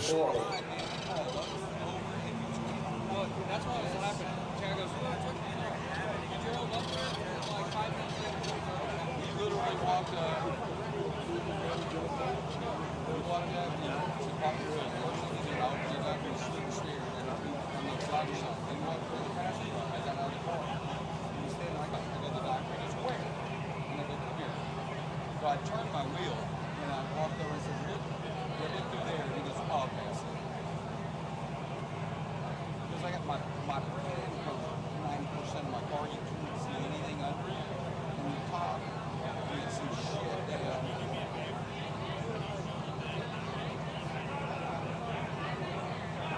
Well, they asked me, they said, "Do you have water?" I said, "Yeah." So you got, you have all the overflow. There's nothing in it.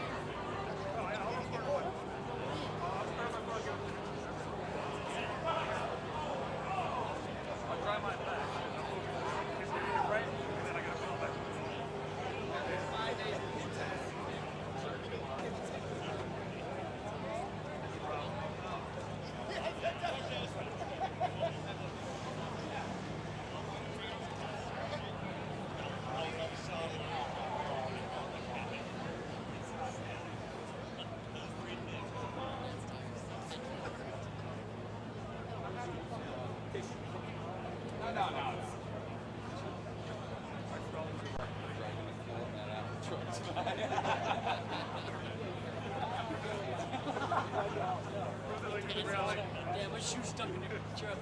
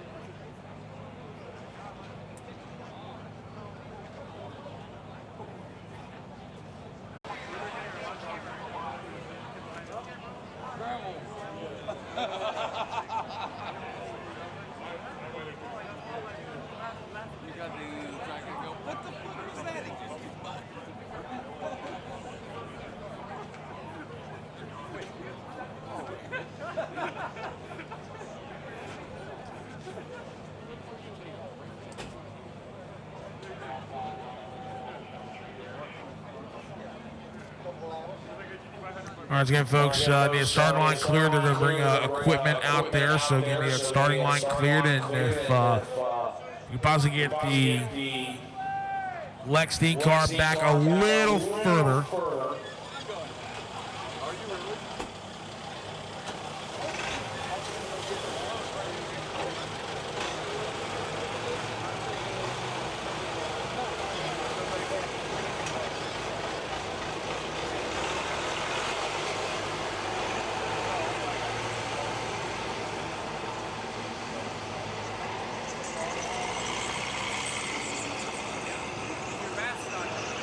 All right, so Cooper Brigade and Lex Dean are next pair.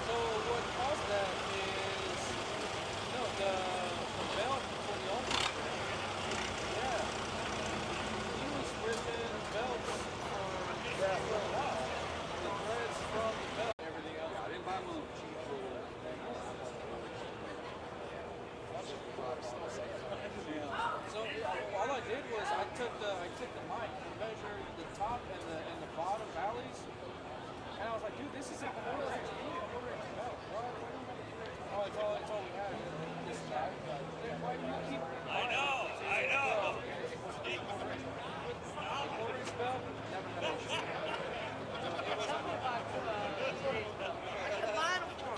Yeah. What did you need? What size? You need the size to go buy one. Yeah. He gave him, it was 3/8 at the top of the belt. And the 3/8 belt, it's not the right size. Well, we didn't know that. I didn't know that because I didn't have a belt to go off of. All right, well, just give me another belt. Yeah, 1/4 inch belt. That was it. I mean, that one's got big booty. Yeah. It's fine. Like, if we weren't overspending, so does that,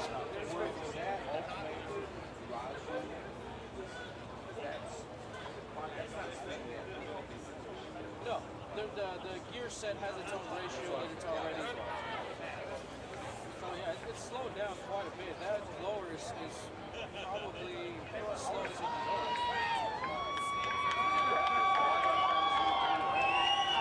Because we can't make it work as slow as setups are. Like, why would you either blow so is the clutch been off?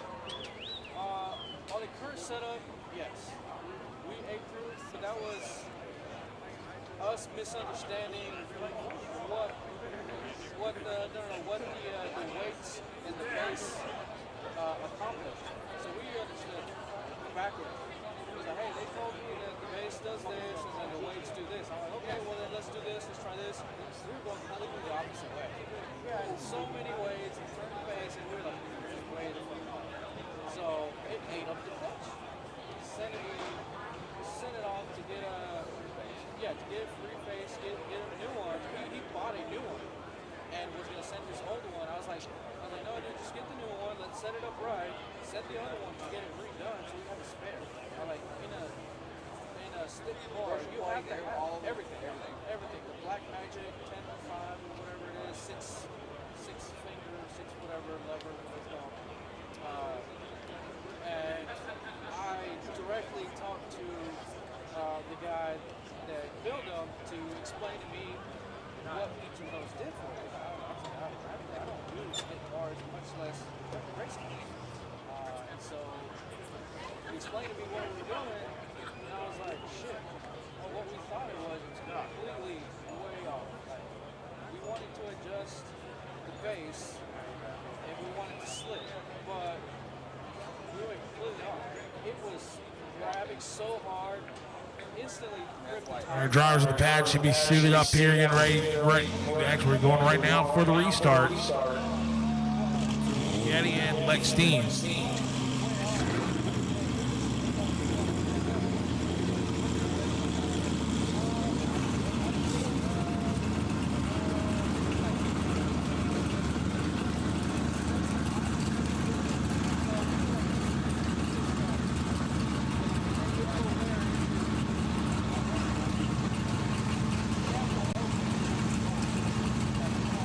All right, here we go. Cooper Getty, Lex Steen.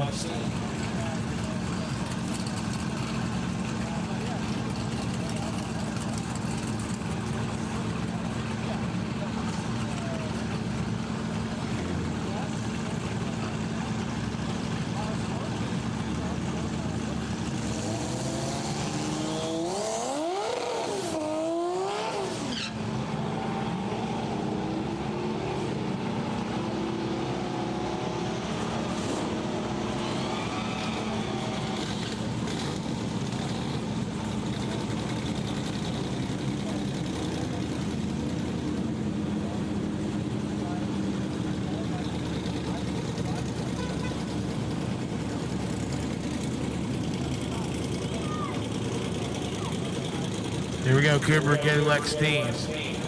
Continuing on here with Street Car, set qualified session.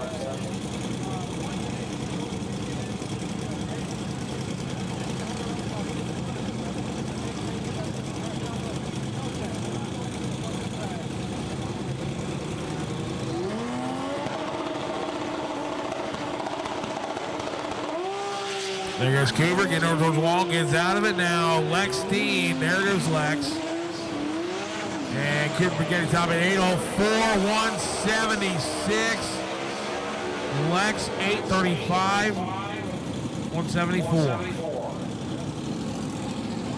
Big improvement for both. Not enough to get to the top 16 as Cooper goes 30, Lex goes 36. That's a pair up will be Mike Bateman.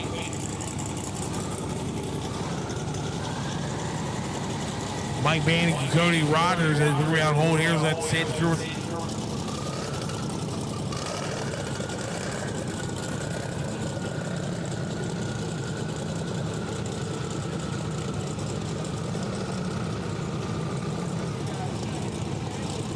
All right.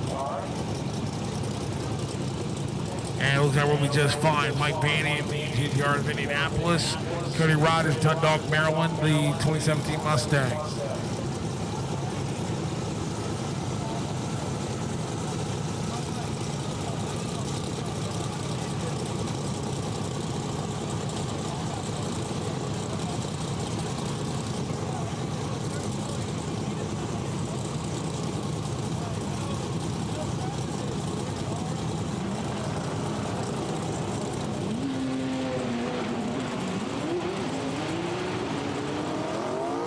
Here we go, top end of the racetrack. 773 to 850. Cody Rogers improves on his qualifying run, going to the 13th spot. Mike Bandy, stay 28. As Charleston out of Western Florida on the right-hand side, or Western Florida, and Harry Charbonnier out of Jennings, Louisiana, that 2001 Chevrolet on the Summit side of the racetrack.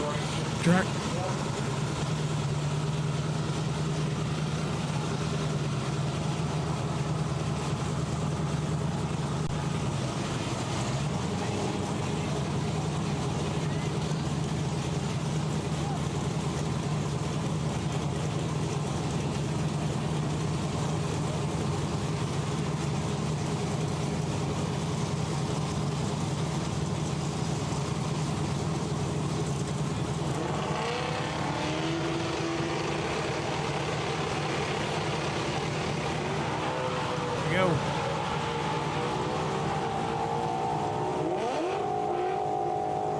Top end 798, 176.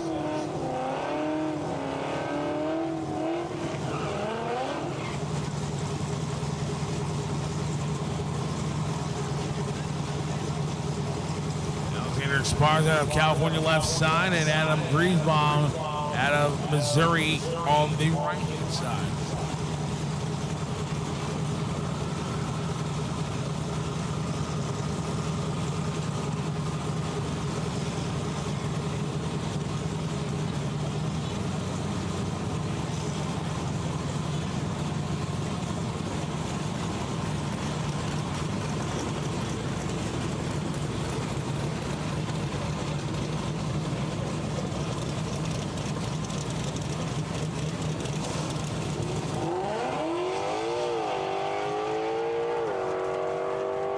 All right, top end. There's any drivers in the stage lanes to your cars. Please drive stage lanes cars. I need the starting line cleared. They're calling for equipment. Need the starting line cleared, please. And especially you two guys standing in front of the track. I need you guys to move, please.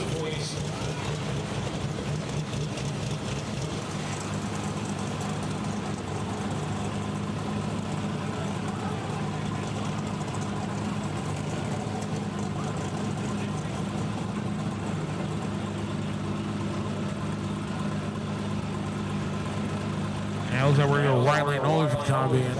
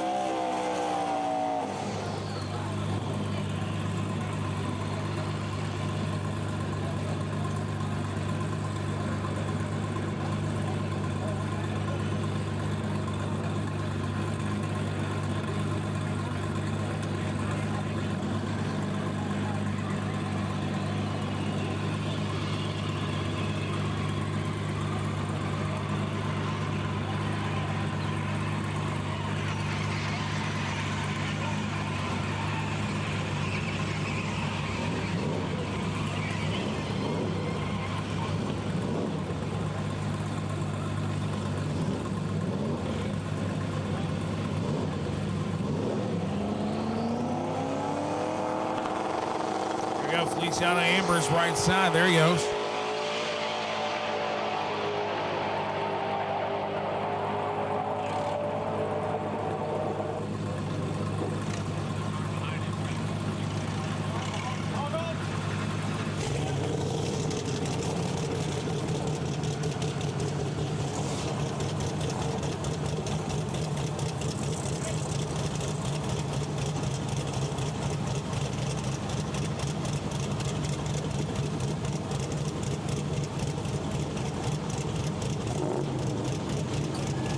All right, gang, guys, we need you to, when the offense say you do your burnout, you do your burnout time, Wiseman. Let's go.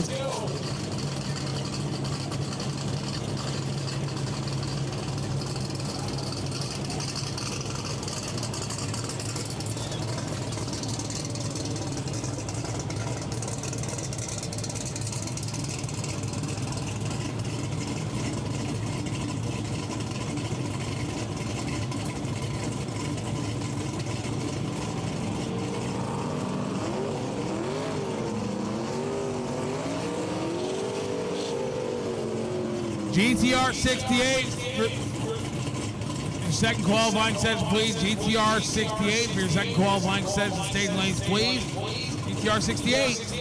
Stage lanes, please.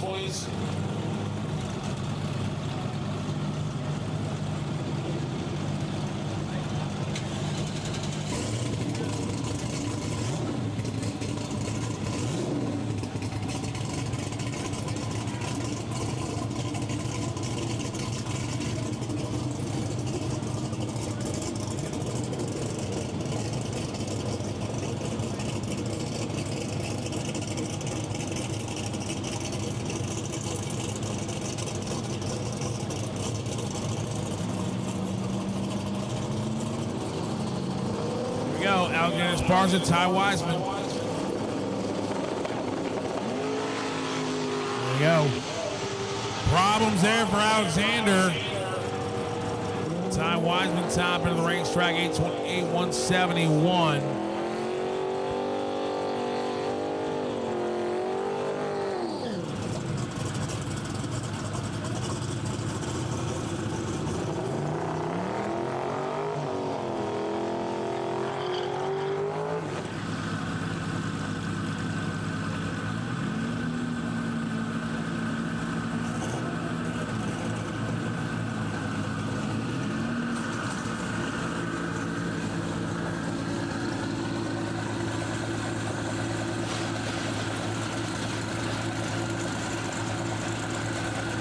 Kyle Mason, Aldo, Wireless.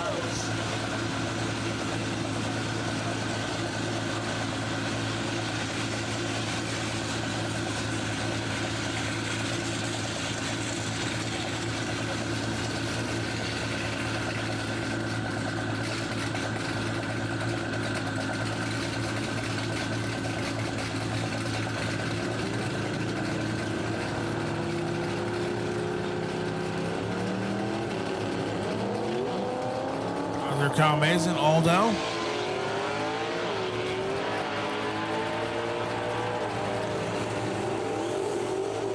Top end 927 or 805, 185 for Aldo. Neither one in the top 16. It was 32 and 54.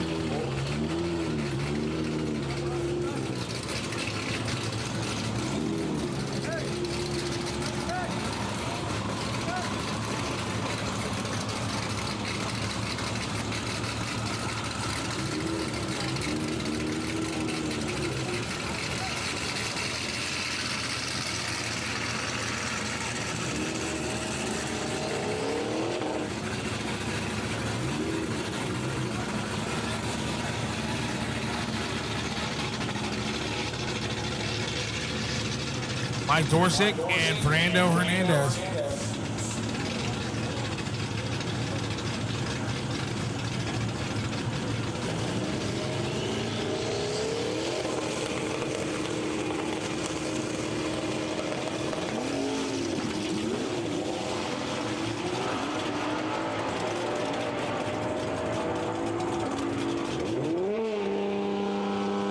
Stop at 7:98 to a 10:26.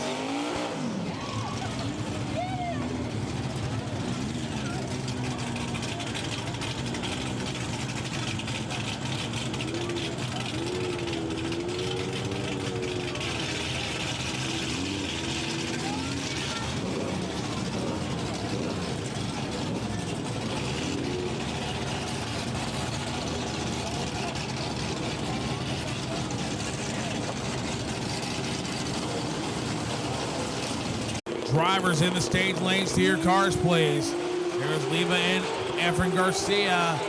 Top and quarter mile. 8:49 and 8:57. Either one will improve. Last car.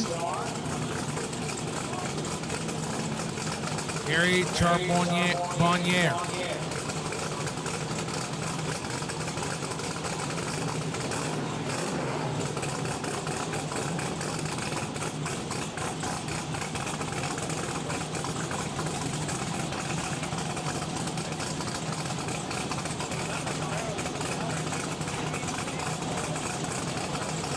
Last car here in street car.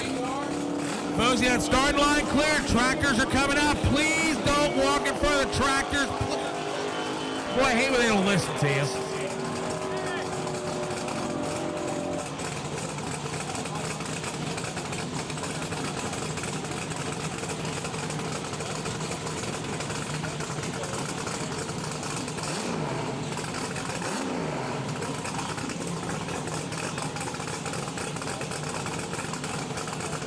All right, red lights have been activated, so we're gonna hold here.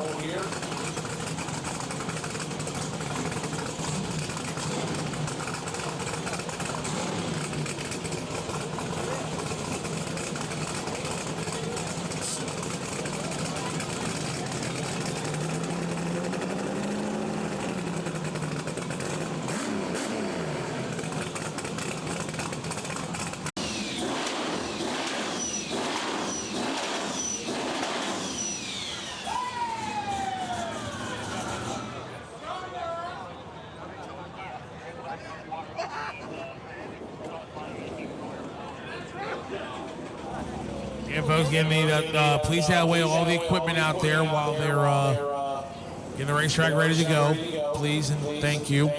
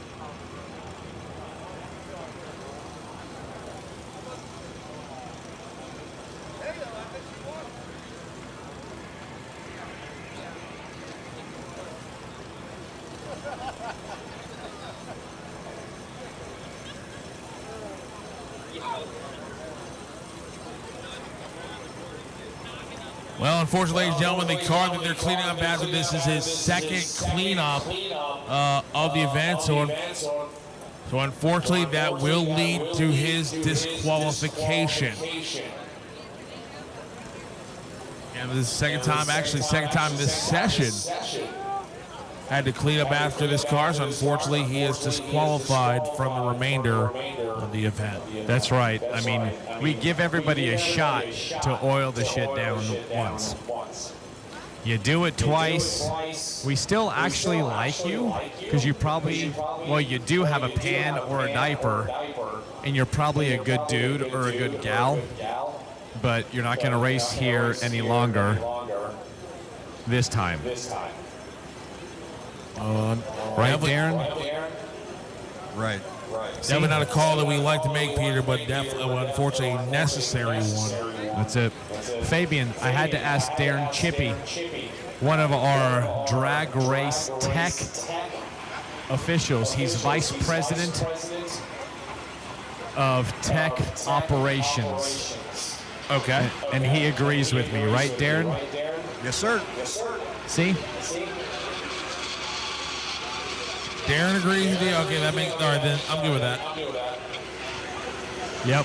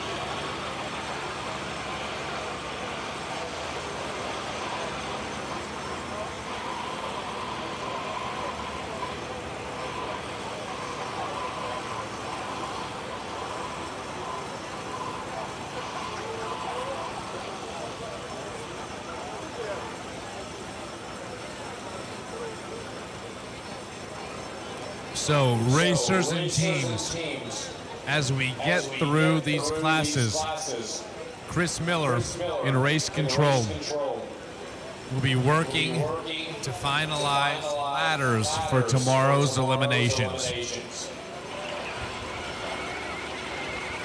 I, Peter, will make sure to post the ladders on the Tx2k official Instagram and Facebook pages tonight. If you can't wait, you can pick them up in race control tonight. And obviously, they'll be available tomorrow morning.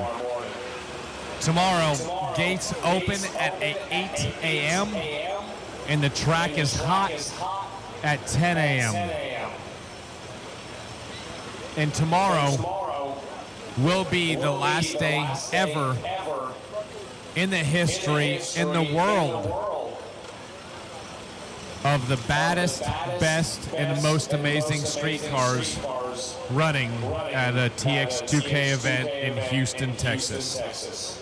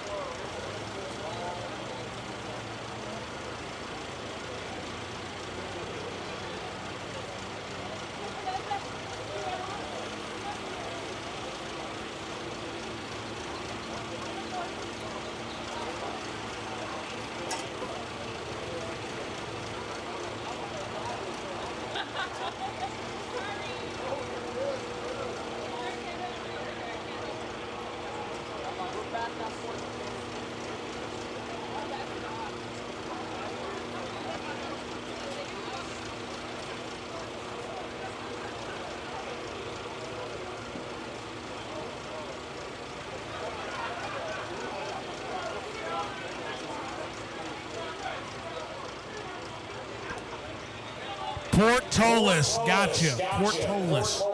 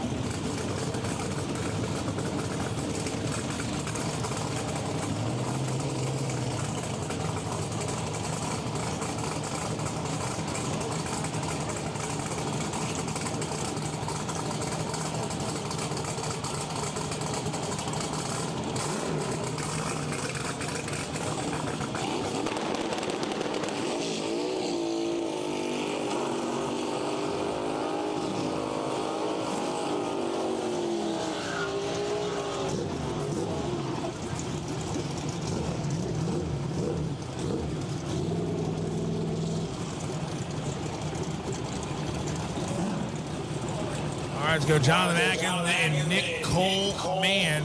First pair out here in stick shift challenge.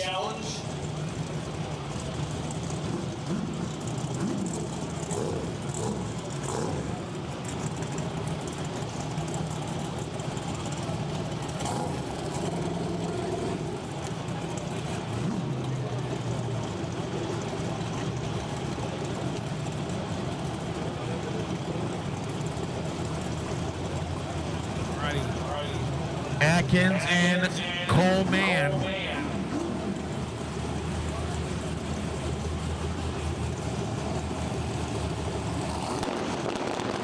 Here we go. Going through the gears. Top of the racetrack. 682, 200 miles an hour to a 699 at 205. So Nick Coleman goes to the top.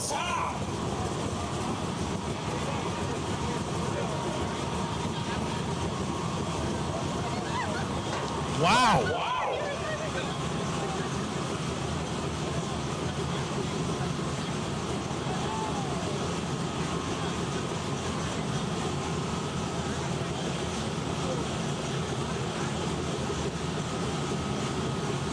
.682 in the right lane resets the record for the quickest LS pass. And there you go. You try to roll the gears and run a 682, chump. All right, we need cars and chain lanes, suit up, please. GTR Unlimited, suit up. GTR Unlimited, suit up.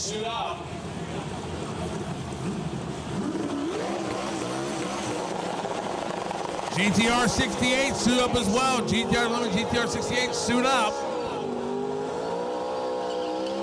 799 and quicker and 80 and slower to the lanes, please. DCT, 799 and quicker and 80 and slower to the lanes, please. For your second qualifying session. And it looks like Peterson didn't go.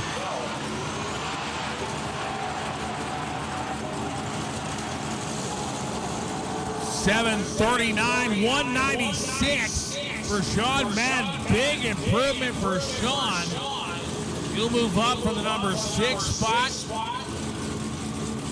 to number 4. Here's Cletus.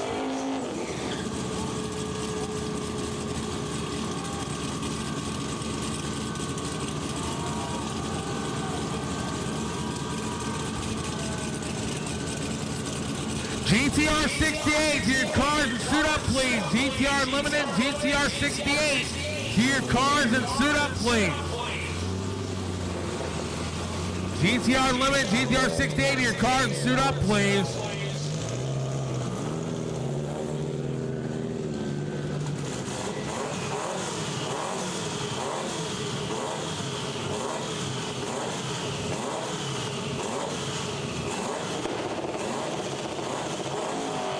There goes Cletus. Top end.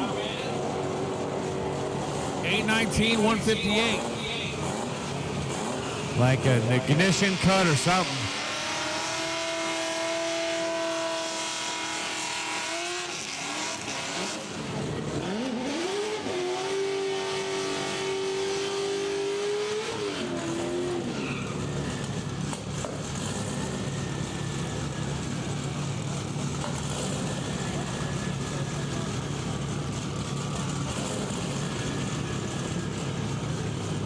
Alrighty. Chad Quick and Gonzalez.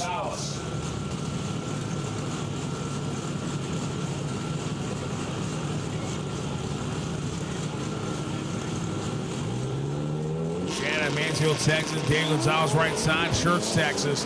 Daniel didn't move. Now he goes. And Chad on the brakes. 1044, 90 miles per hour at 872. 161 for Daniel Gonzalez.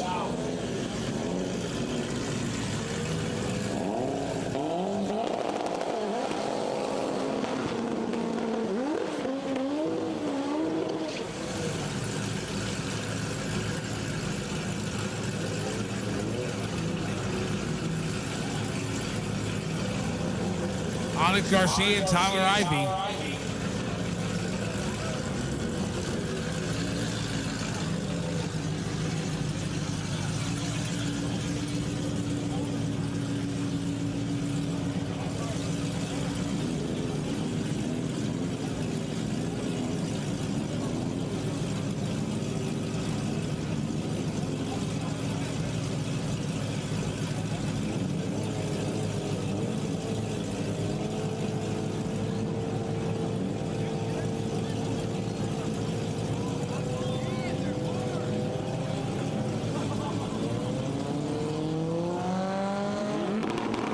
Go. There's Garcia and there's Tyler Ivey. And Ivey's pulling over and he's stopping. Alex Garcia, 867, 143.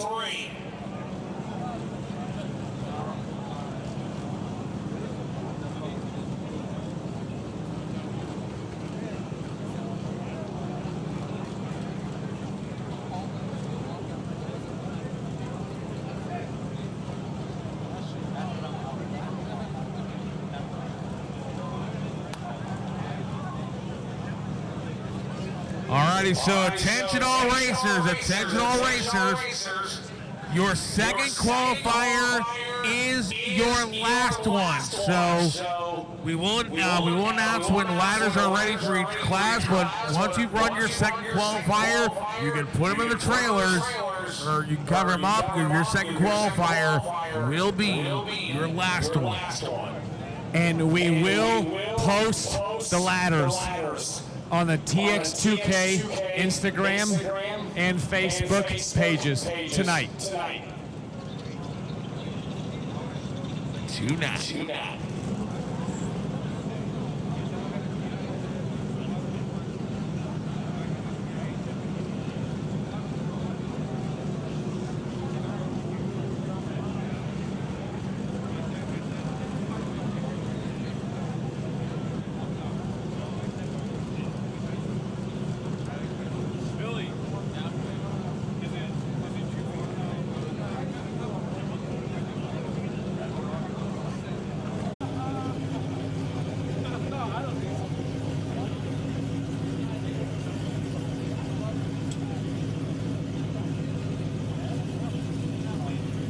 Here we go.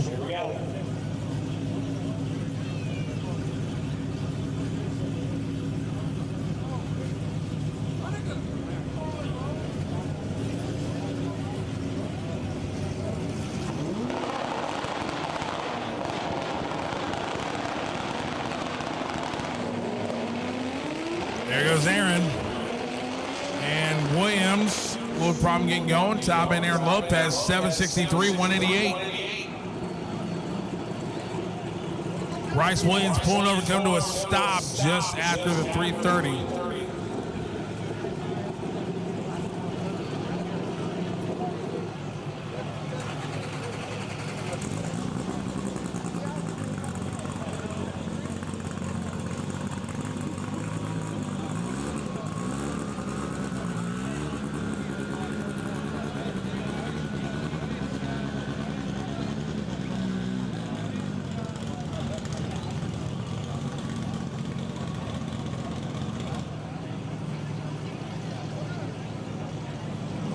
All right, so go give him some assistance. So the driver thought he may have broke something. Turns out he did not. So they're gonna send him on down the racetrack. But that is exactly what you do. He did it right, Peter. He thought he broke something. Turns out he did not. But he was safe rather than sorry. So he did the right thing by pulling over.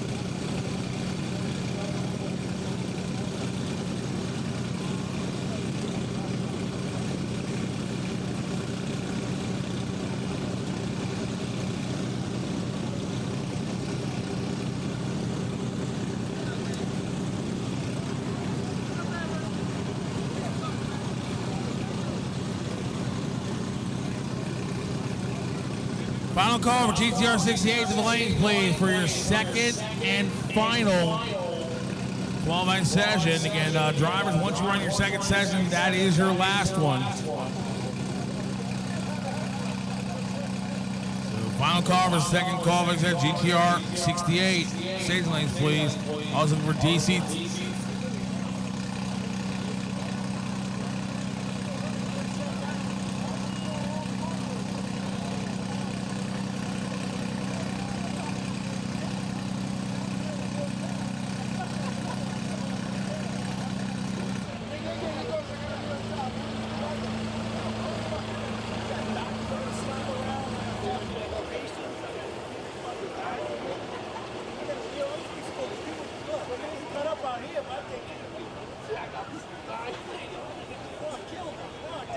Again, folks, you have starting line cleared. Please don't stand in front of the trackers. Please, folks, help us out here.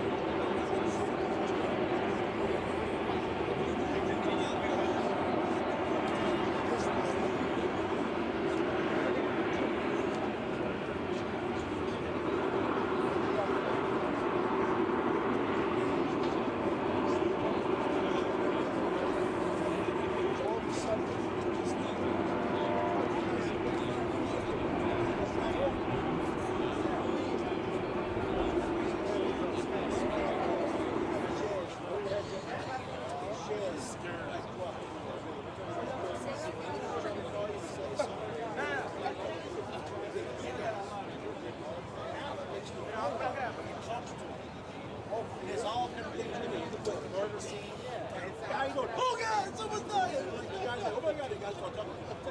This is the funniest shit. Oh God, it's almost done. Oh God, I'm telling you, you can like pick all kinds of shit.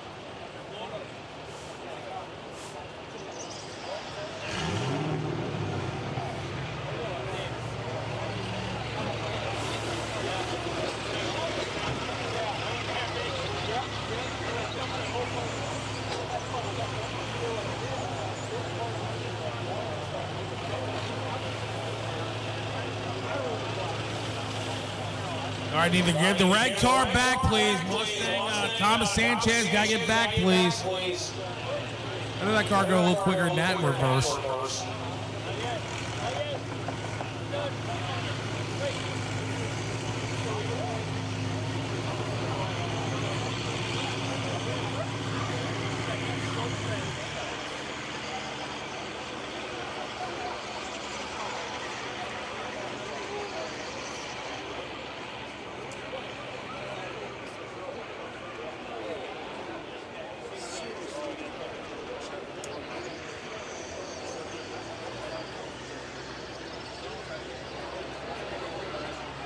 All right, so you folks in the area on that Chase Road, need that area cleared. Let the officials, let the staff do what they need to do. So that area on the Chase Road, up here in the corner, need that area cleared, please.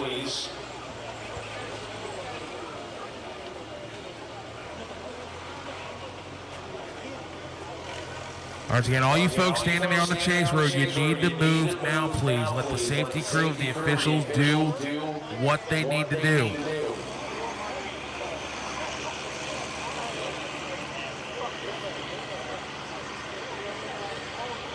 So again, all you folks standing there on the Chase Road outside the wall, all you folks need to move now, please.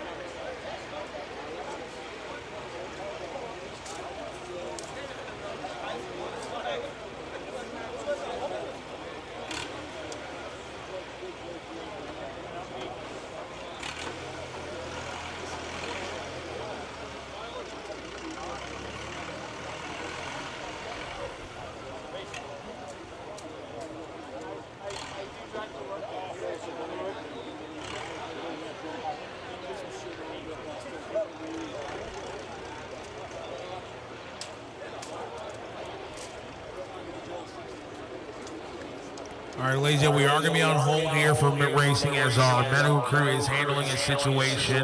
So once they are back in position and the situation has been taken care of, we will resume racing. So again, we are briefly on hold as again our safety, our medical crew is handling a situation. And once they are clear of that situation and once they are back in position, we will resume racing. So again, thank you for your patience.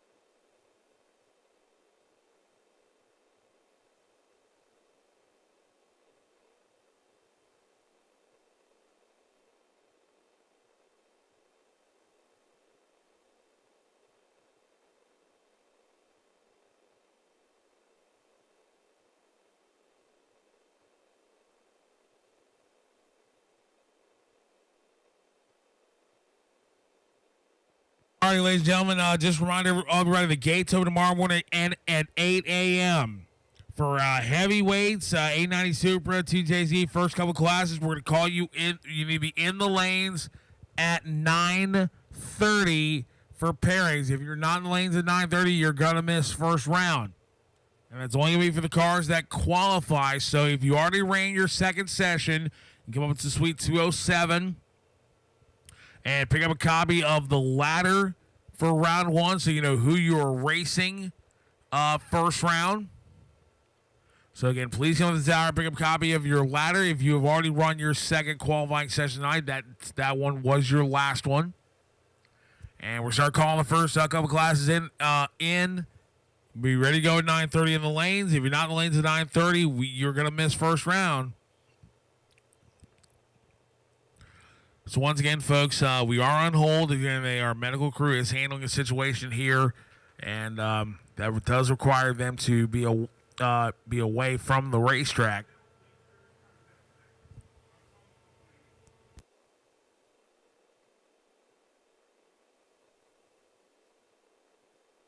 So once the medical crew is done taking care of the situation, they are back in position, we will resume.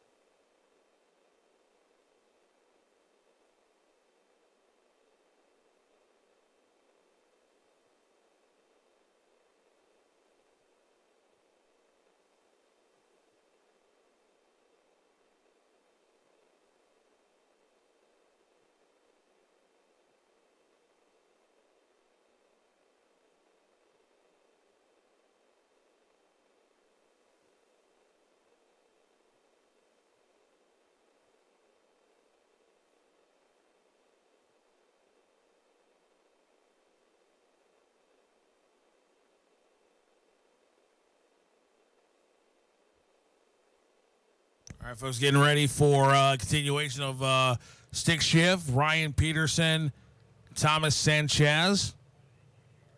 As got Bryson here.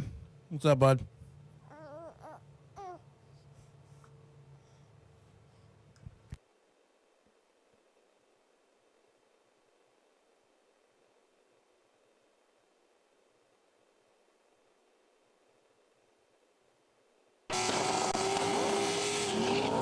All right, Bryce, here you got Peterson in the Corvette, or you got Thomas Sanchez in the Mustang?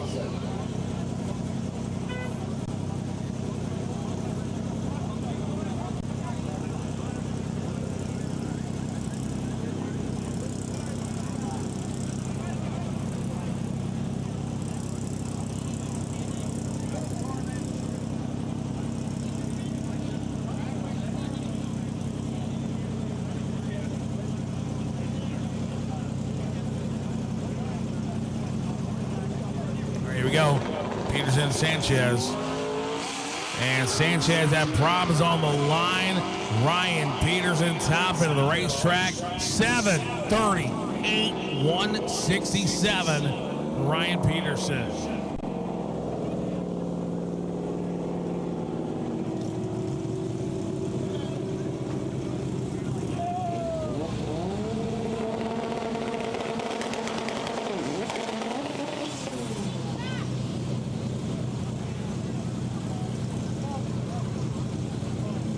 Final car here for stick shift, Cameron Bailey. Number 16 qualifier. So we know he'll be no worse than 16. There's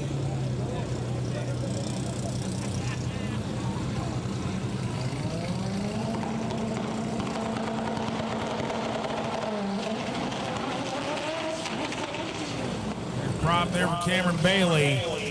Going to stay in the number 16 spot and pulling over to the wall and maybe coming to a stop. And yep, Cameron Bailey is coming to a stop just before the 1,000 foot. So we are going to be on hold for a little bit.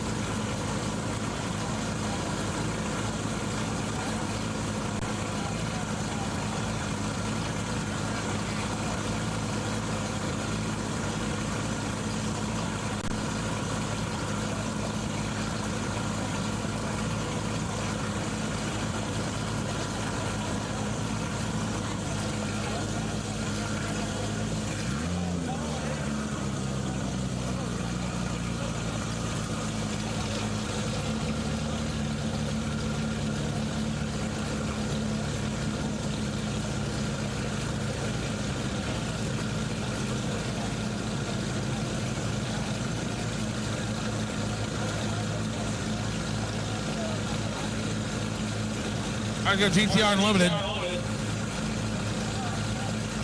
Marcelo Duran, George Dodworth doing the burnouts. Marcelo Duran does not have a time on the board yet, but George Dodworth at 7:25 and only 192 miles an hour. Giddy Chamdi's got the number 1 spot. Now here's the situation. There's a possibility George Dodworth may have to race himself round 1 tomorrow.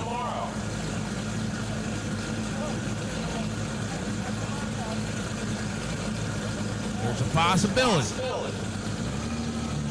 Obviously, he physically can't do that, which means that he'd be in one car and he would just have a broke by against himself.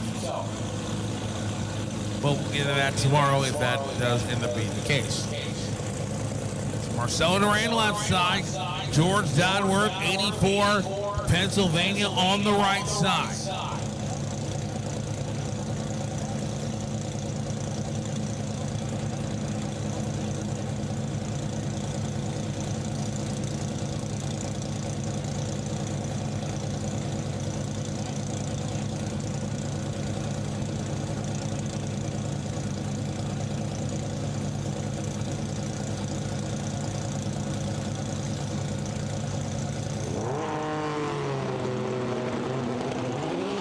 There goes Marcelo. Here's George. George having issues. Marcelo Duran, top of the racetrack, goes a 996.94 miles an hour for Marcelo. George Dodworth, 1274 at 108.05 miles an hour. So Marcelo will go to number 5 spot. George will stay number 2. And these, and the order doesn't change. Those two would face each other round 1 tomorrow morning.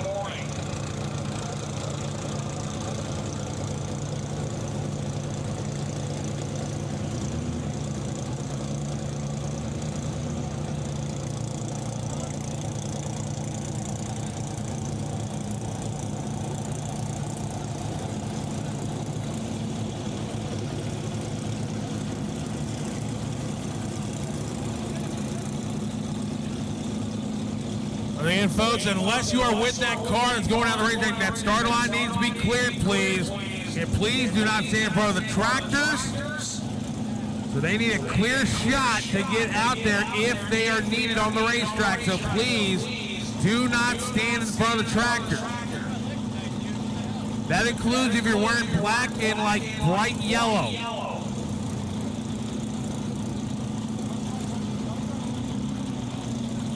Thank you. Again, guys, you cannot stand in front of the tractors at any point. So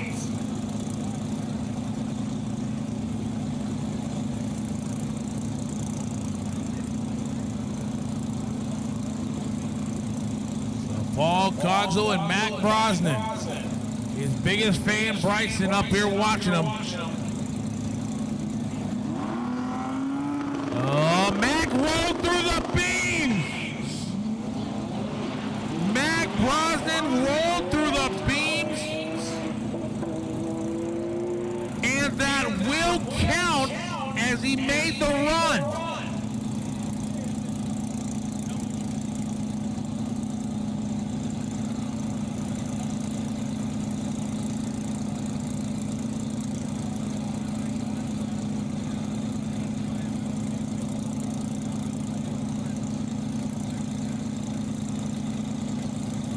All right, folks, we are on hold until that starting line is cleared.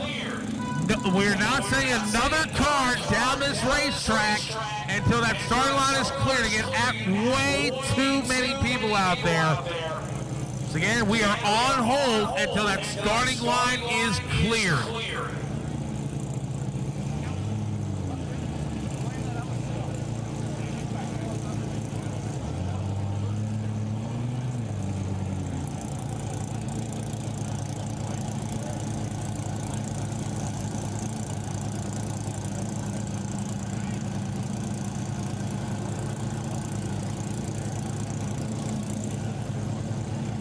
Again, we are on hold here until that starting line is cleared. Like I said, folks, this is a safety precaution. So if your car's up there, well, we get it. But once your car goes down the racetrack, you need to vacate the start line. It is not a viewing area. That's why we have grandstand seating. Tens of thousands over here at Houston Raceway Park.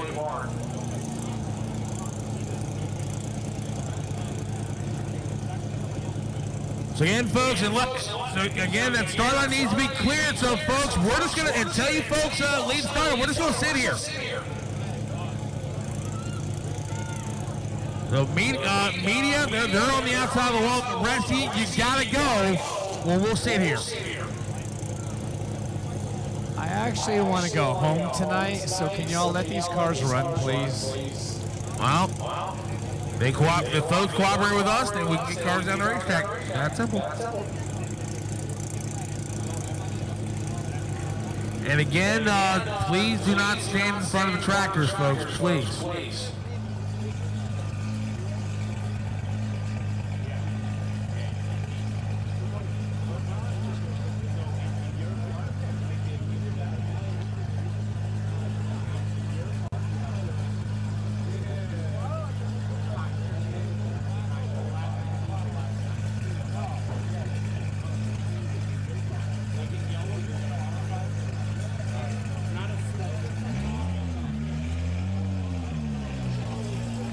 Caesar Savanin and Mo Akbari.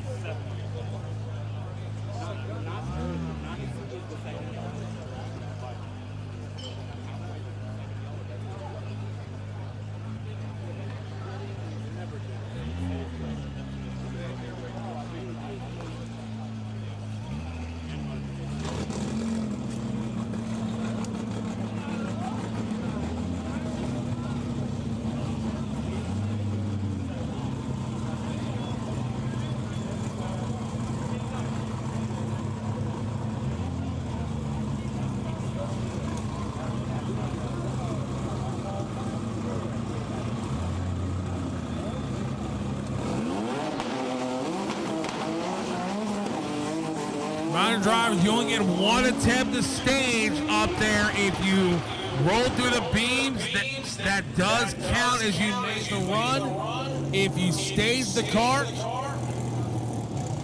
that means that whether you get out, you actually get out of the racetrack or not, you stage the car or make an attempt to stage, that counts as you made the run, whether you actually go down the racetrack or not.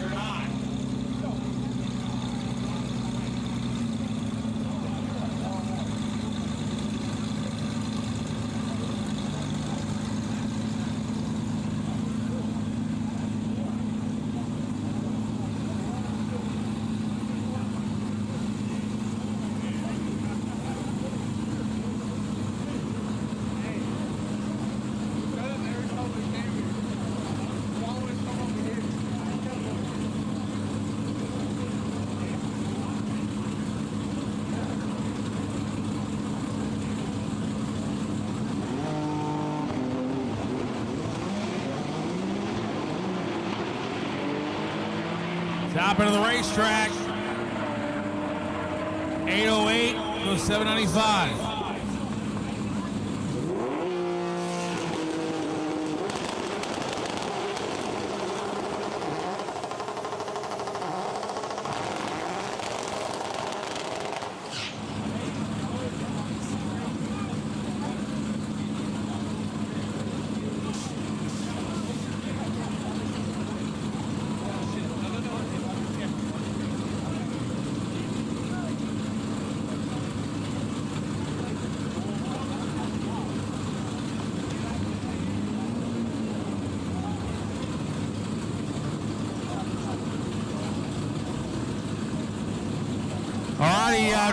Drivers, we will announce when your ladders are ready, so we appreciate your patience. We will announce when ladders are ready for your class. So we appreciate your patience.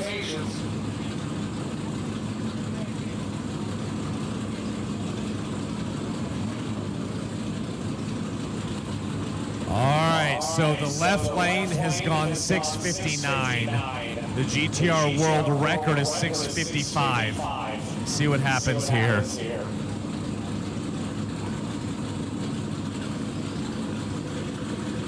right, so Kenny Chowdy, number one qualifier. Ryan Zeeler out of New Hampshire, Pennsylvania. There we go, clean and green. Look at Kenny, 117 short. No way. No way. 664.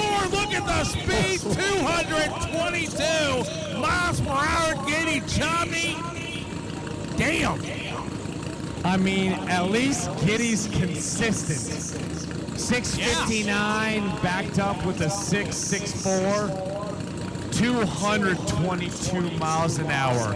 Consistent. And Pierre was lost in all this. Ryan Zeeler with 712, 192 beside him, goes to the number 2 spot. Unbelievable. Well done, Ryan. Well done, Giddy. Again.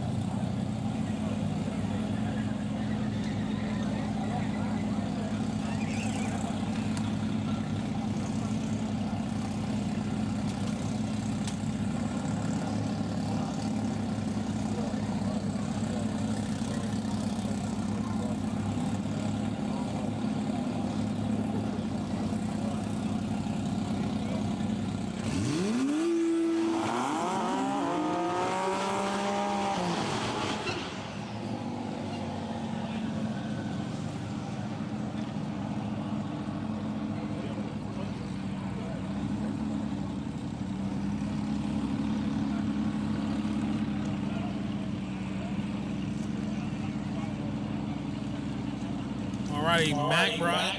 Here we go. Chris Galanteris, the right side.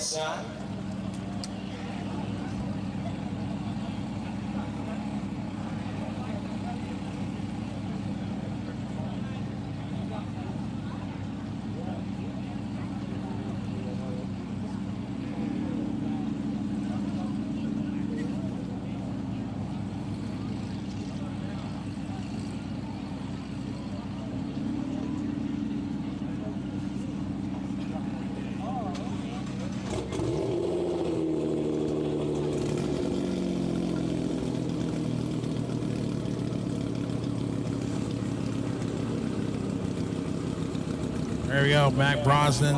Chris Galanteris.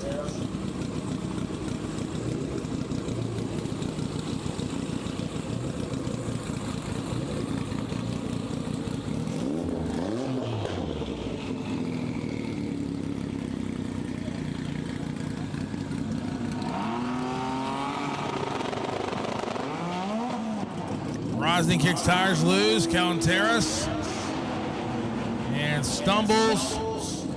Goes about 60 feet and stops in the middle of the racetrack. So that does count as he made the run.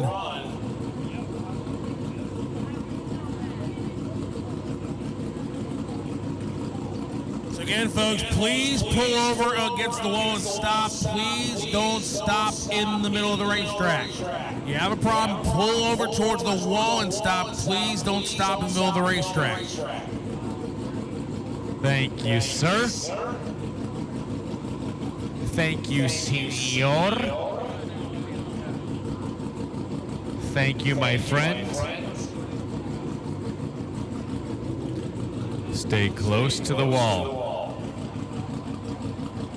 You can go a little faster, though, bro.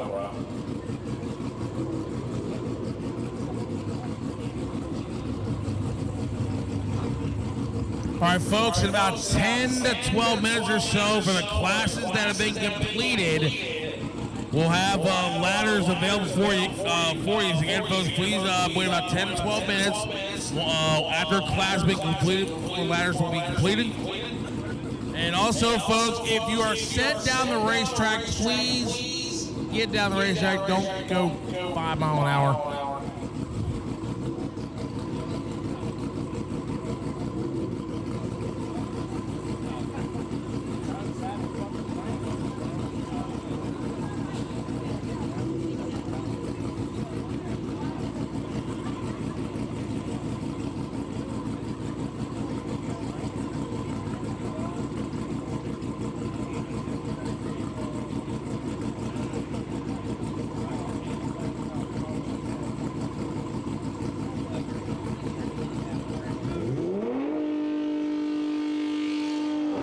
Go GTR 68.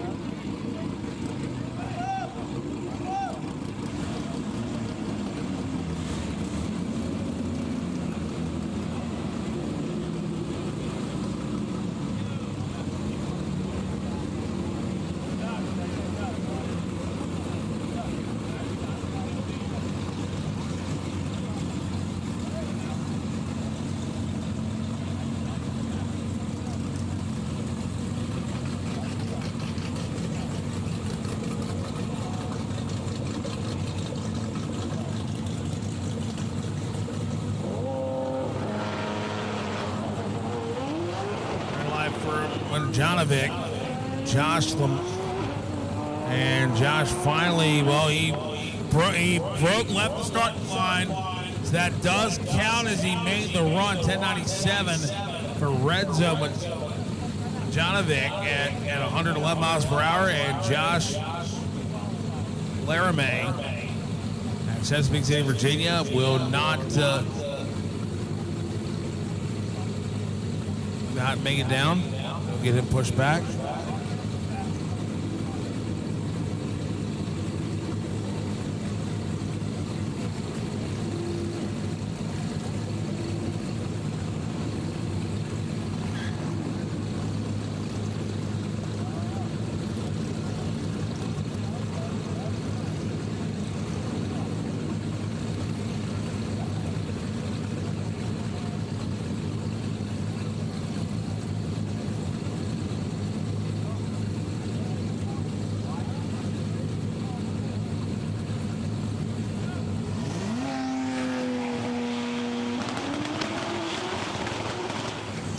we go. Next pair up here in GTR, 68 Bobby Fazio and Bobby Hoffman.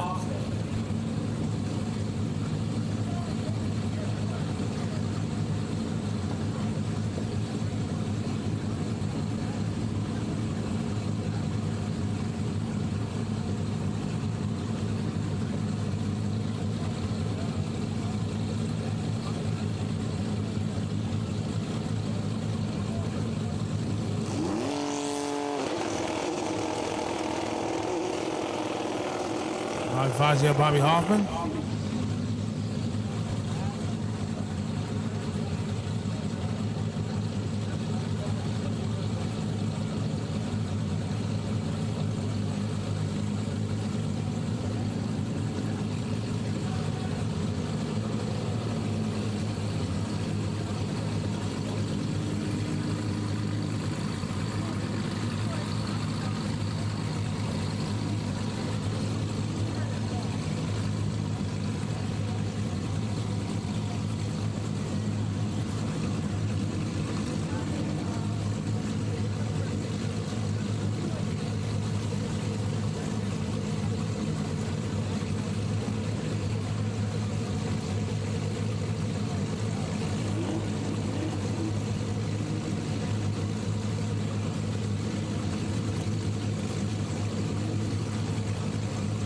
Here we go.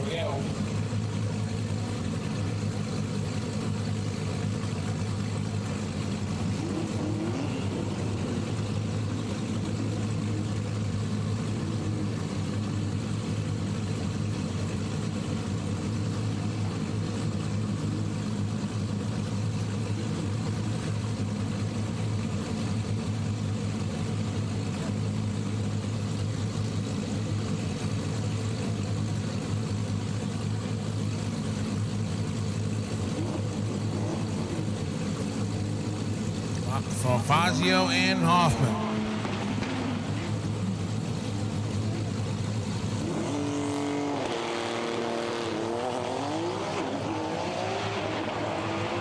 And it's official ruling. And Bobby Hoffman timed out, will not get a time.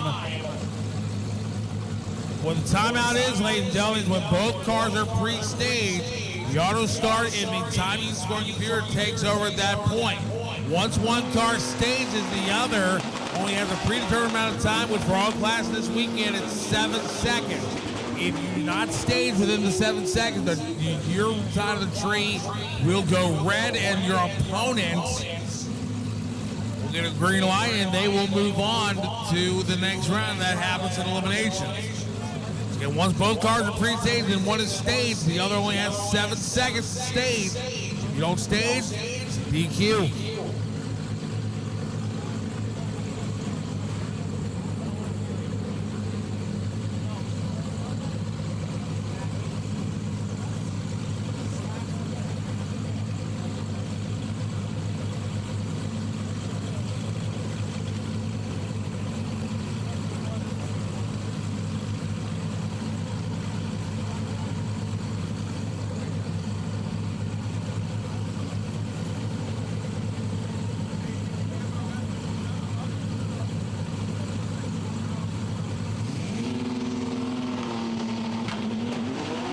For Frank Calanias on the left side, Billy Massengill on the right, top of the racetrack with 737, 199 for Frank, 757, 181 for Billy. He'll drop to number 6 spot. Frank moves up to number 2 behind David Rohrschneider.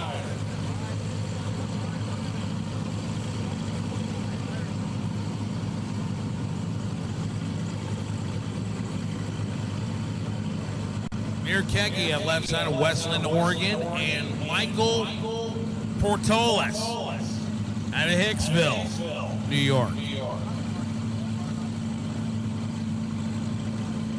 Michael car number 15, Tamir Keggy right on the outside looking in.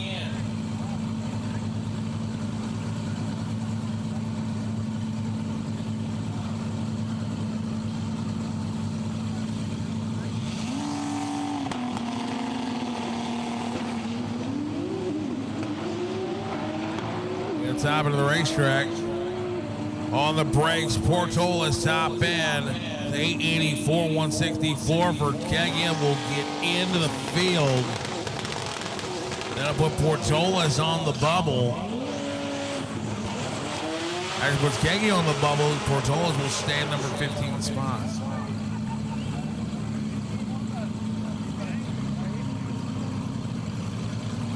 Remember, drivers, when our lights come on, so do yours. And when our lights come on, so do yours.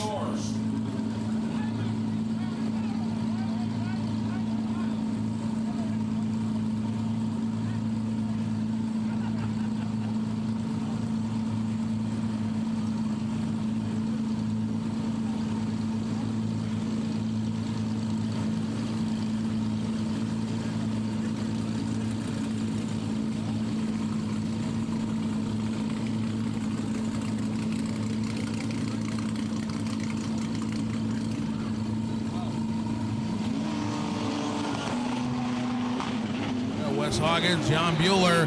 Jan Bueller having problems and Jan's pulling over. Wes Hawkins, 757, 187. And thank you for moving over to the right. There you go. When you think you might have a problem. I mean, considering he's a multi-time winner here at TX2K, I think he's got it figured out. Well, I did see some shit fall out from under the car, Fabian. Uh-oh. Yeah, that's what I thought.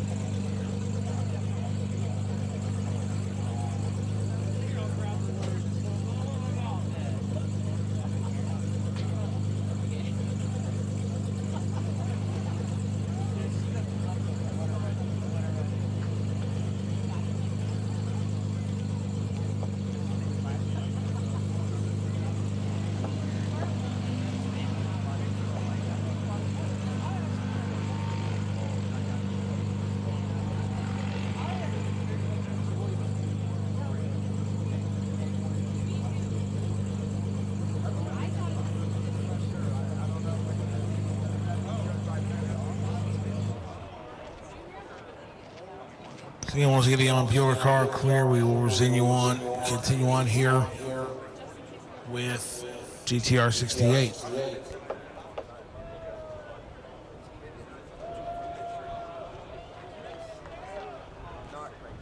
Got about 37 people trying to get this GTR out of here. Oh, every once in a while that diff binds. Oh, you can win the roll race 4 years in a row, but you can't get down the track.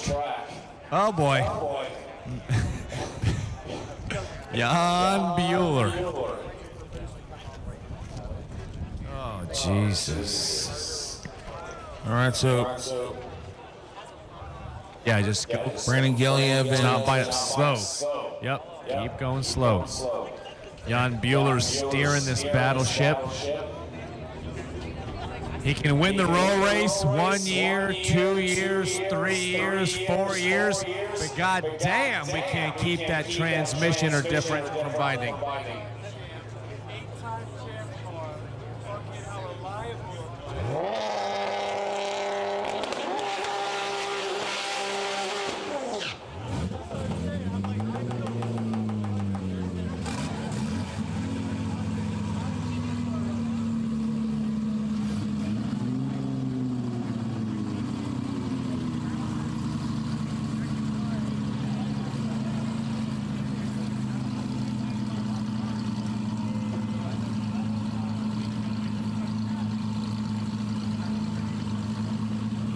Brandon Giliev and Sebastian Robles.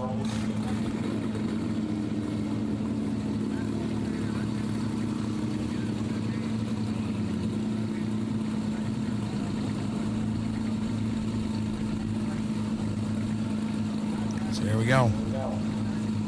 Giliev and Robles.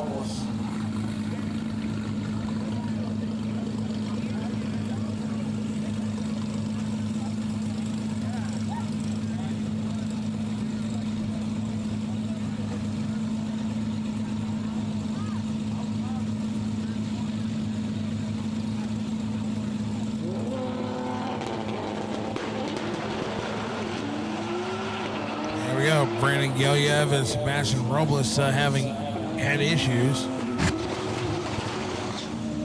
953, 129.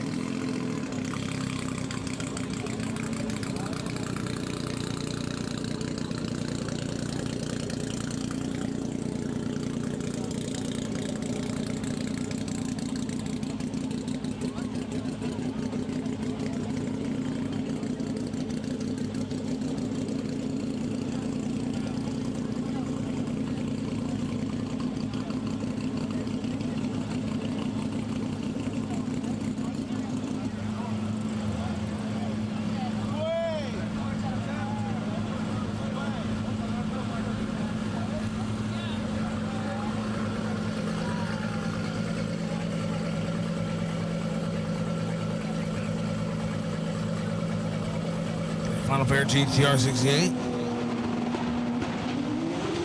Birthday tour, it's Sebastian Robles. Robles got a little loose out there about the 8th mile. Rolled down to the top at 824, 177 for tour. Robles 983, 102 miles an hour.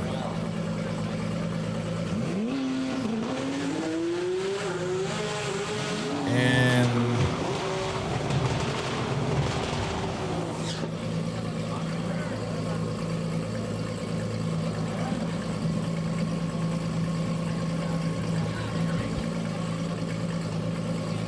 Marcelo Duran and Antonio Di Lombardi.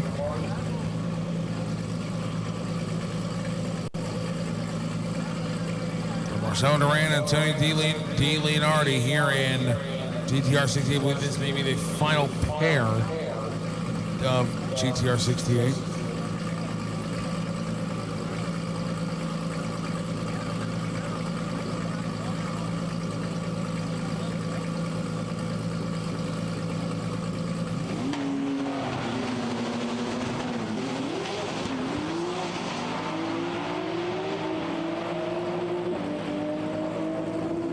726, 201 miles an hour. 895, 178.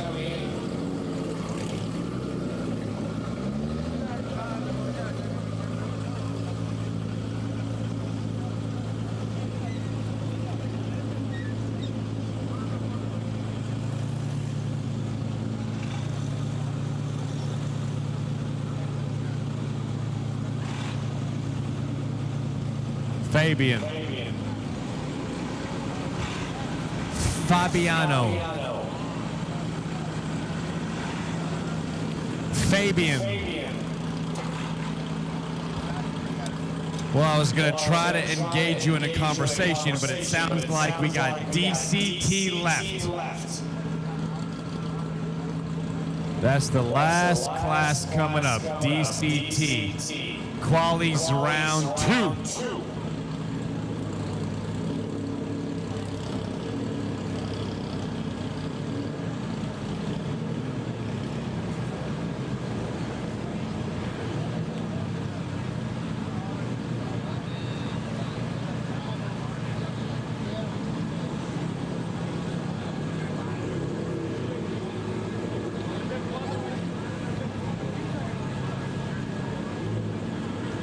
Final class of the night, DCT.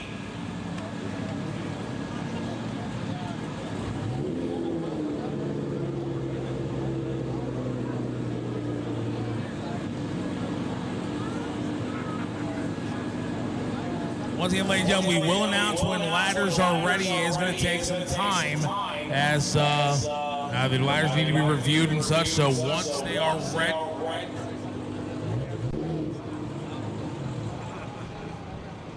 All right, so let me correct myself. The ladders will be posted on the Tx2k Facebook page following the completion of DCT.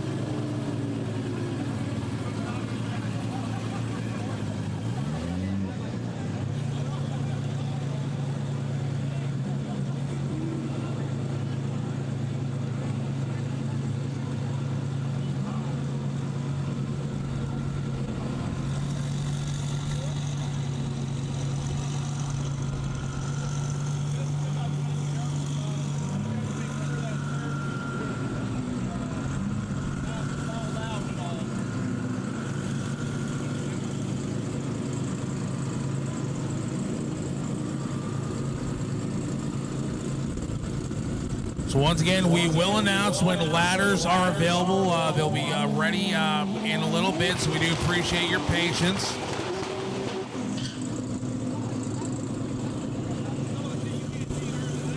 Again, again, folks, ladders are there. Some ladders are available, some are not. So they will be posted on the TX2K Facebook page following the completion of DCT. Fabian. Yes, sir. Did you notice Terrence in the right lane? Whoa. Pulling up a car to drag race. The champ is pulling up a car to drag race. What? Terrence, Mr. 237 Terrence. Terrence's nickname is 237.55. That's his nickname. Yes, sir. Dash T1 race. I think that onboard camera shot at 232 and the 237, that was pretty damn cool. As Clayton Gerald and Clay Kerr ready to go. DCT, final class of the night.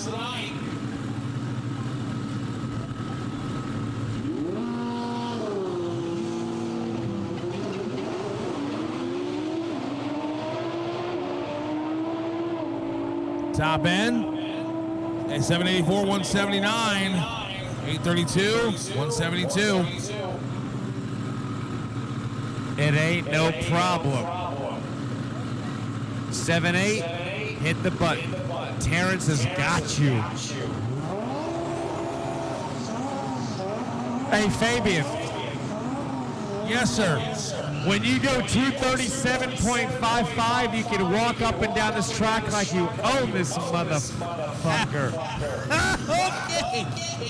Terrence, get out there. Just walk in the middle of the track.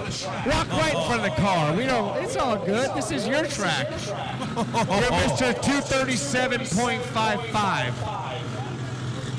God damn. He wasn't even nervous when he ran that.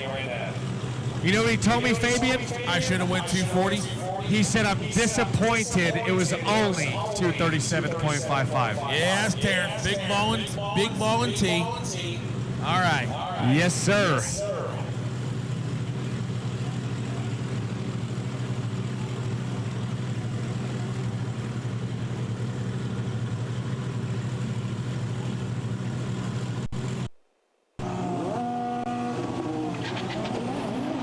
There we go.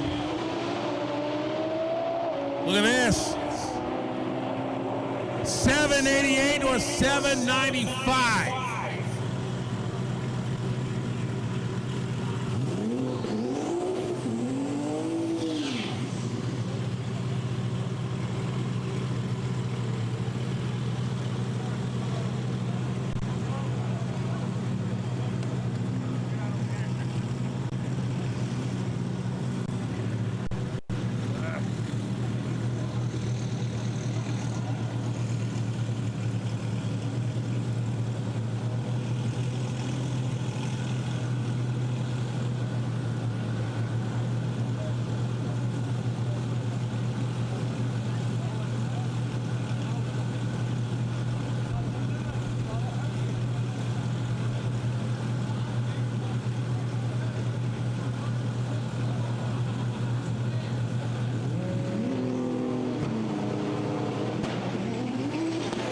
Mitch Michaels, Don Fike, there they go. Top end, Don, 751 to an 831. Pulling the parachute down there, Don Fike at 190 miles an hour. Oh, Jesus. And Don Fike just went to the #1 qualifying spot. Pull the Lambo back. The Lambo almost took out his whole crew. Leo McClay, which one? Leo McClay left side, David Perlman right side. That's why we don't get a lot of people at the start line, y'all.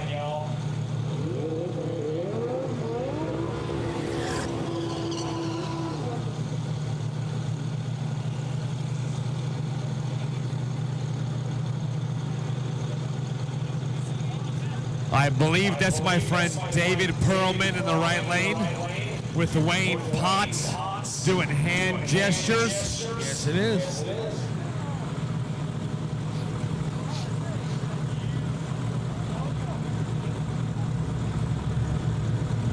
Got his hazards on. That's burnout mode. Don't forget to turn. There you go. Turn burnout mode off. I got you, Wayne. No problem.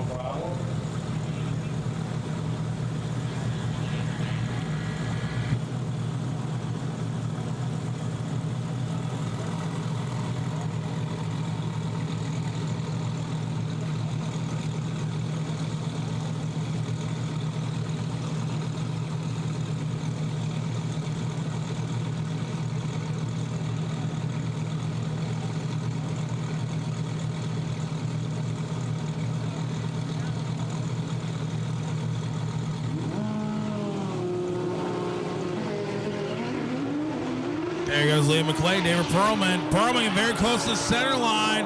Leo McClay, top end, 797, 187.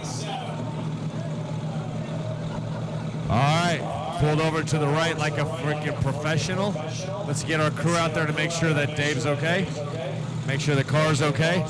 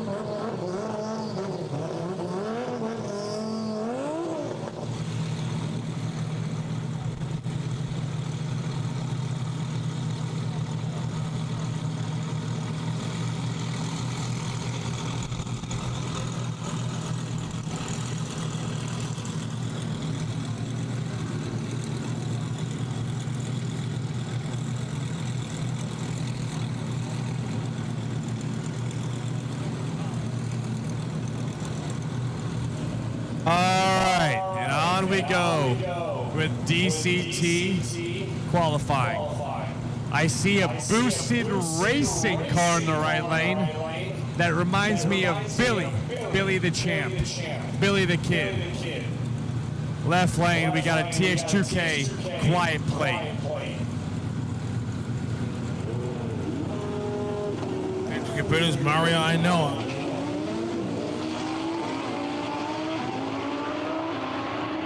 Top end, 824, 182, 931, 186.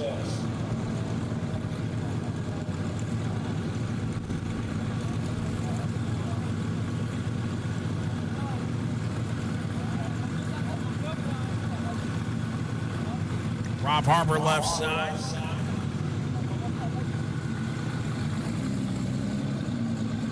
J.R. Barrios on the right.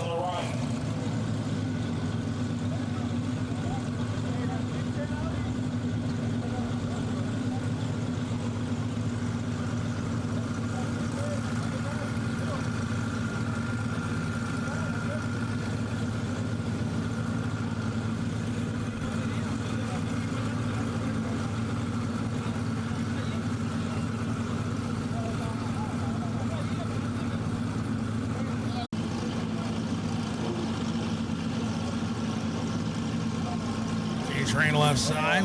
Heath Maddox on the right. Heath Maddox not in the program right now.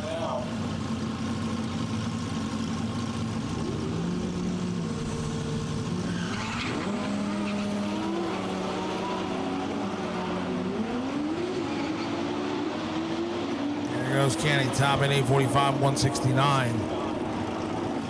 836, 170.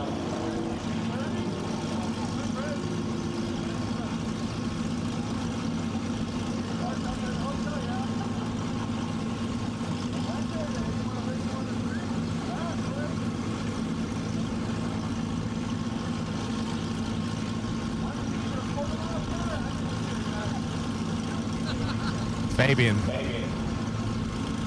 Yes. How you doing up in the booth? I'm hanging in there. Don't forget, gates open tomorrow, 8 a.m. Round 1, 10 a.m. There you go. Didn't know?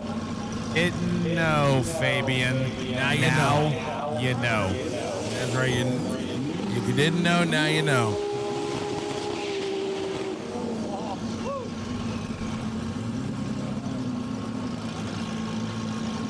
So right here in the right lane's Lucas English, as in English Racing, one of our platinum sponsors. Following Camas Washington, that 2017 Audi R8, Patrick Chu on the left from Hell Parker, Texas. yes. Oh yeah. Isn't Miles Kerr from Camas Washington? I believe so.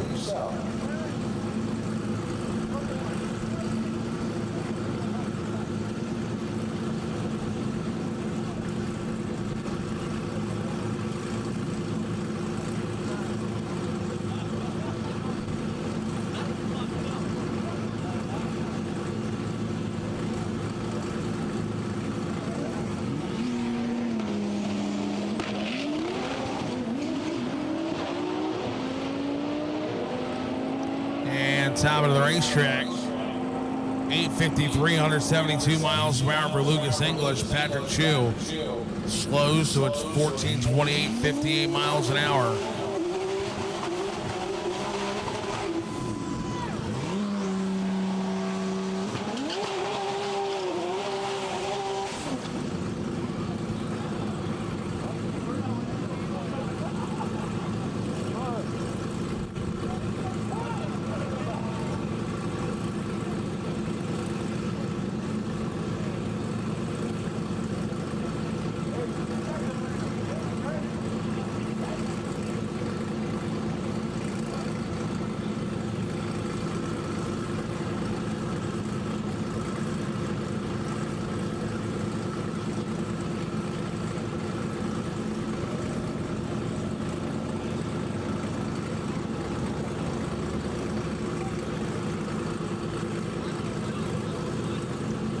Kylie Moore left side, Fort Worth, Texas. Solid. And there's Son over there on the left-hand side, right side, Brant, California. 2015 GTR going 33rd, Kylie Moore 36th.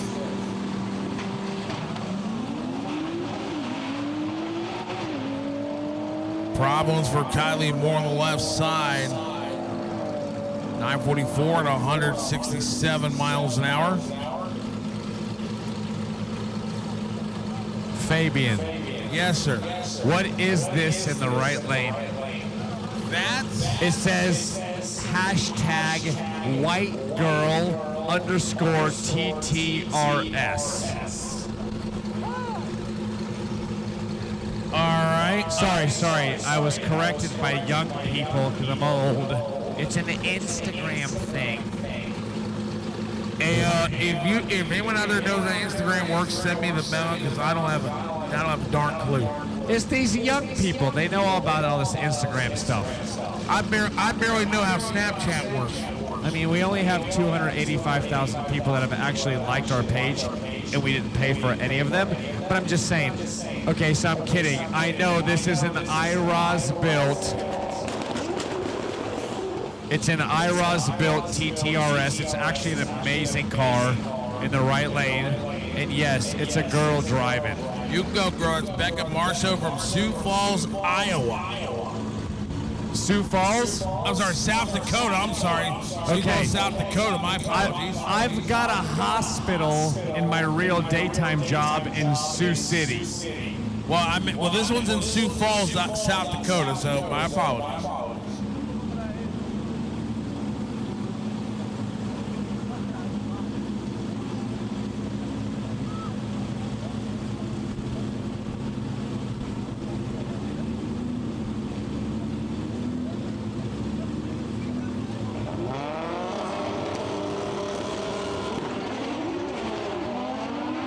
Here we go. Top end of the quarter mile. 878, 149, or 917, 151.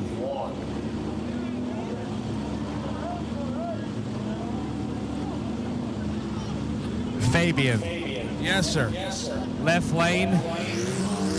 Yeah. You know that in the left lane is the world famous Luna. That's right, Luna Tran from Garland, Texas. Instagram tag Lunatic_TIK_67. Joe Tech built car from my hometown, Dallas, Texas. It's my new hometown, baby. Well, it'll be in next year. It'll be the new hometown of TX2K. We go to the Texas Motorplex in Ennis, Texas, just outside of Dallas. And you know, Fabian, Luna won TX2K not last year, but I think the year before. I believe you're right, sir.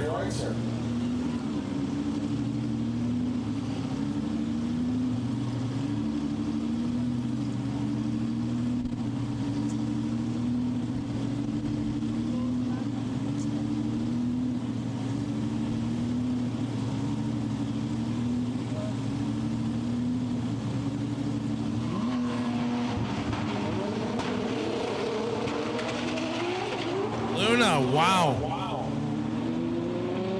Luna came very well. Luna's sticking with it. Said, "Yeah, I better roll out of this thing." 12.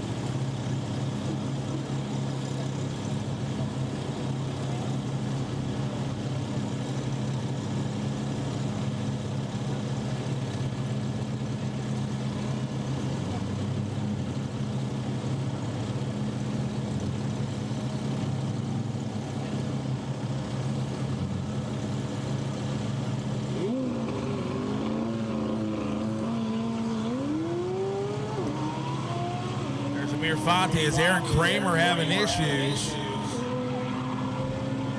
Top end, Aaron Kramer gonna slow it down.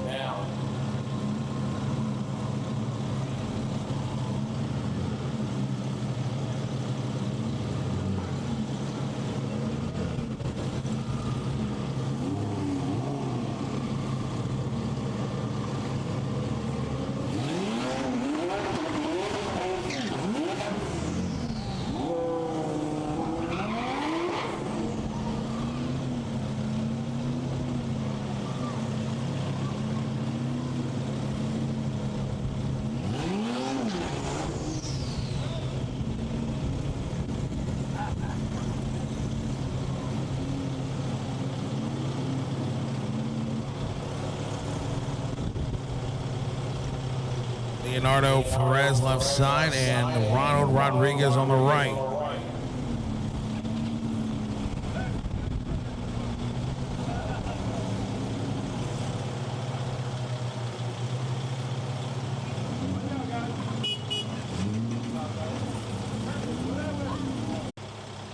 Final pair of the night. And all ladders will be posted shortly on the TX2K Facebook page. All ladders late in a little bit. We post the TX2K Facebook page as they're in.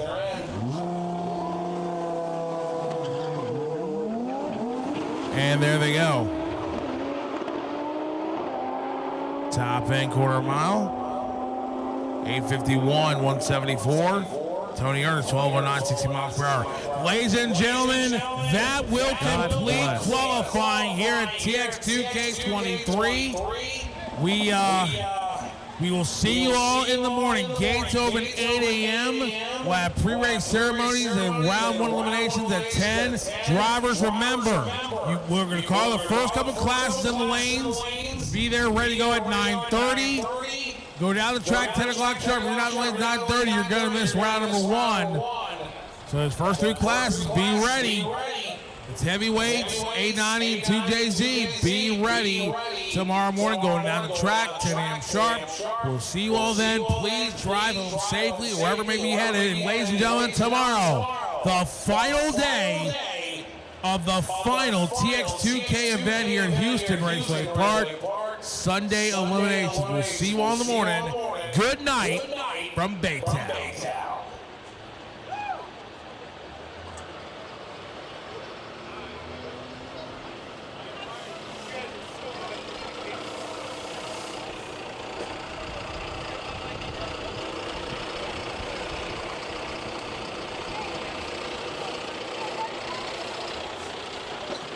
Once again, folks, ladders will be posted on the TX2K Facebook pages here in a little bit. Again, ladders will be posted on the TX2K Facebook pages in a little bit.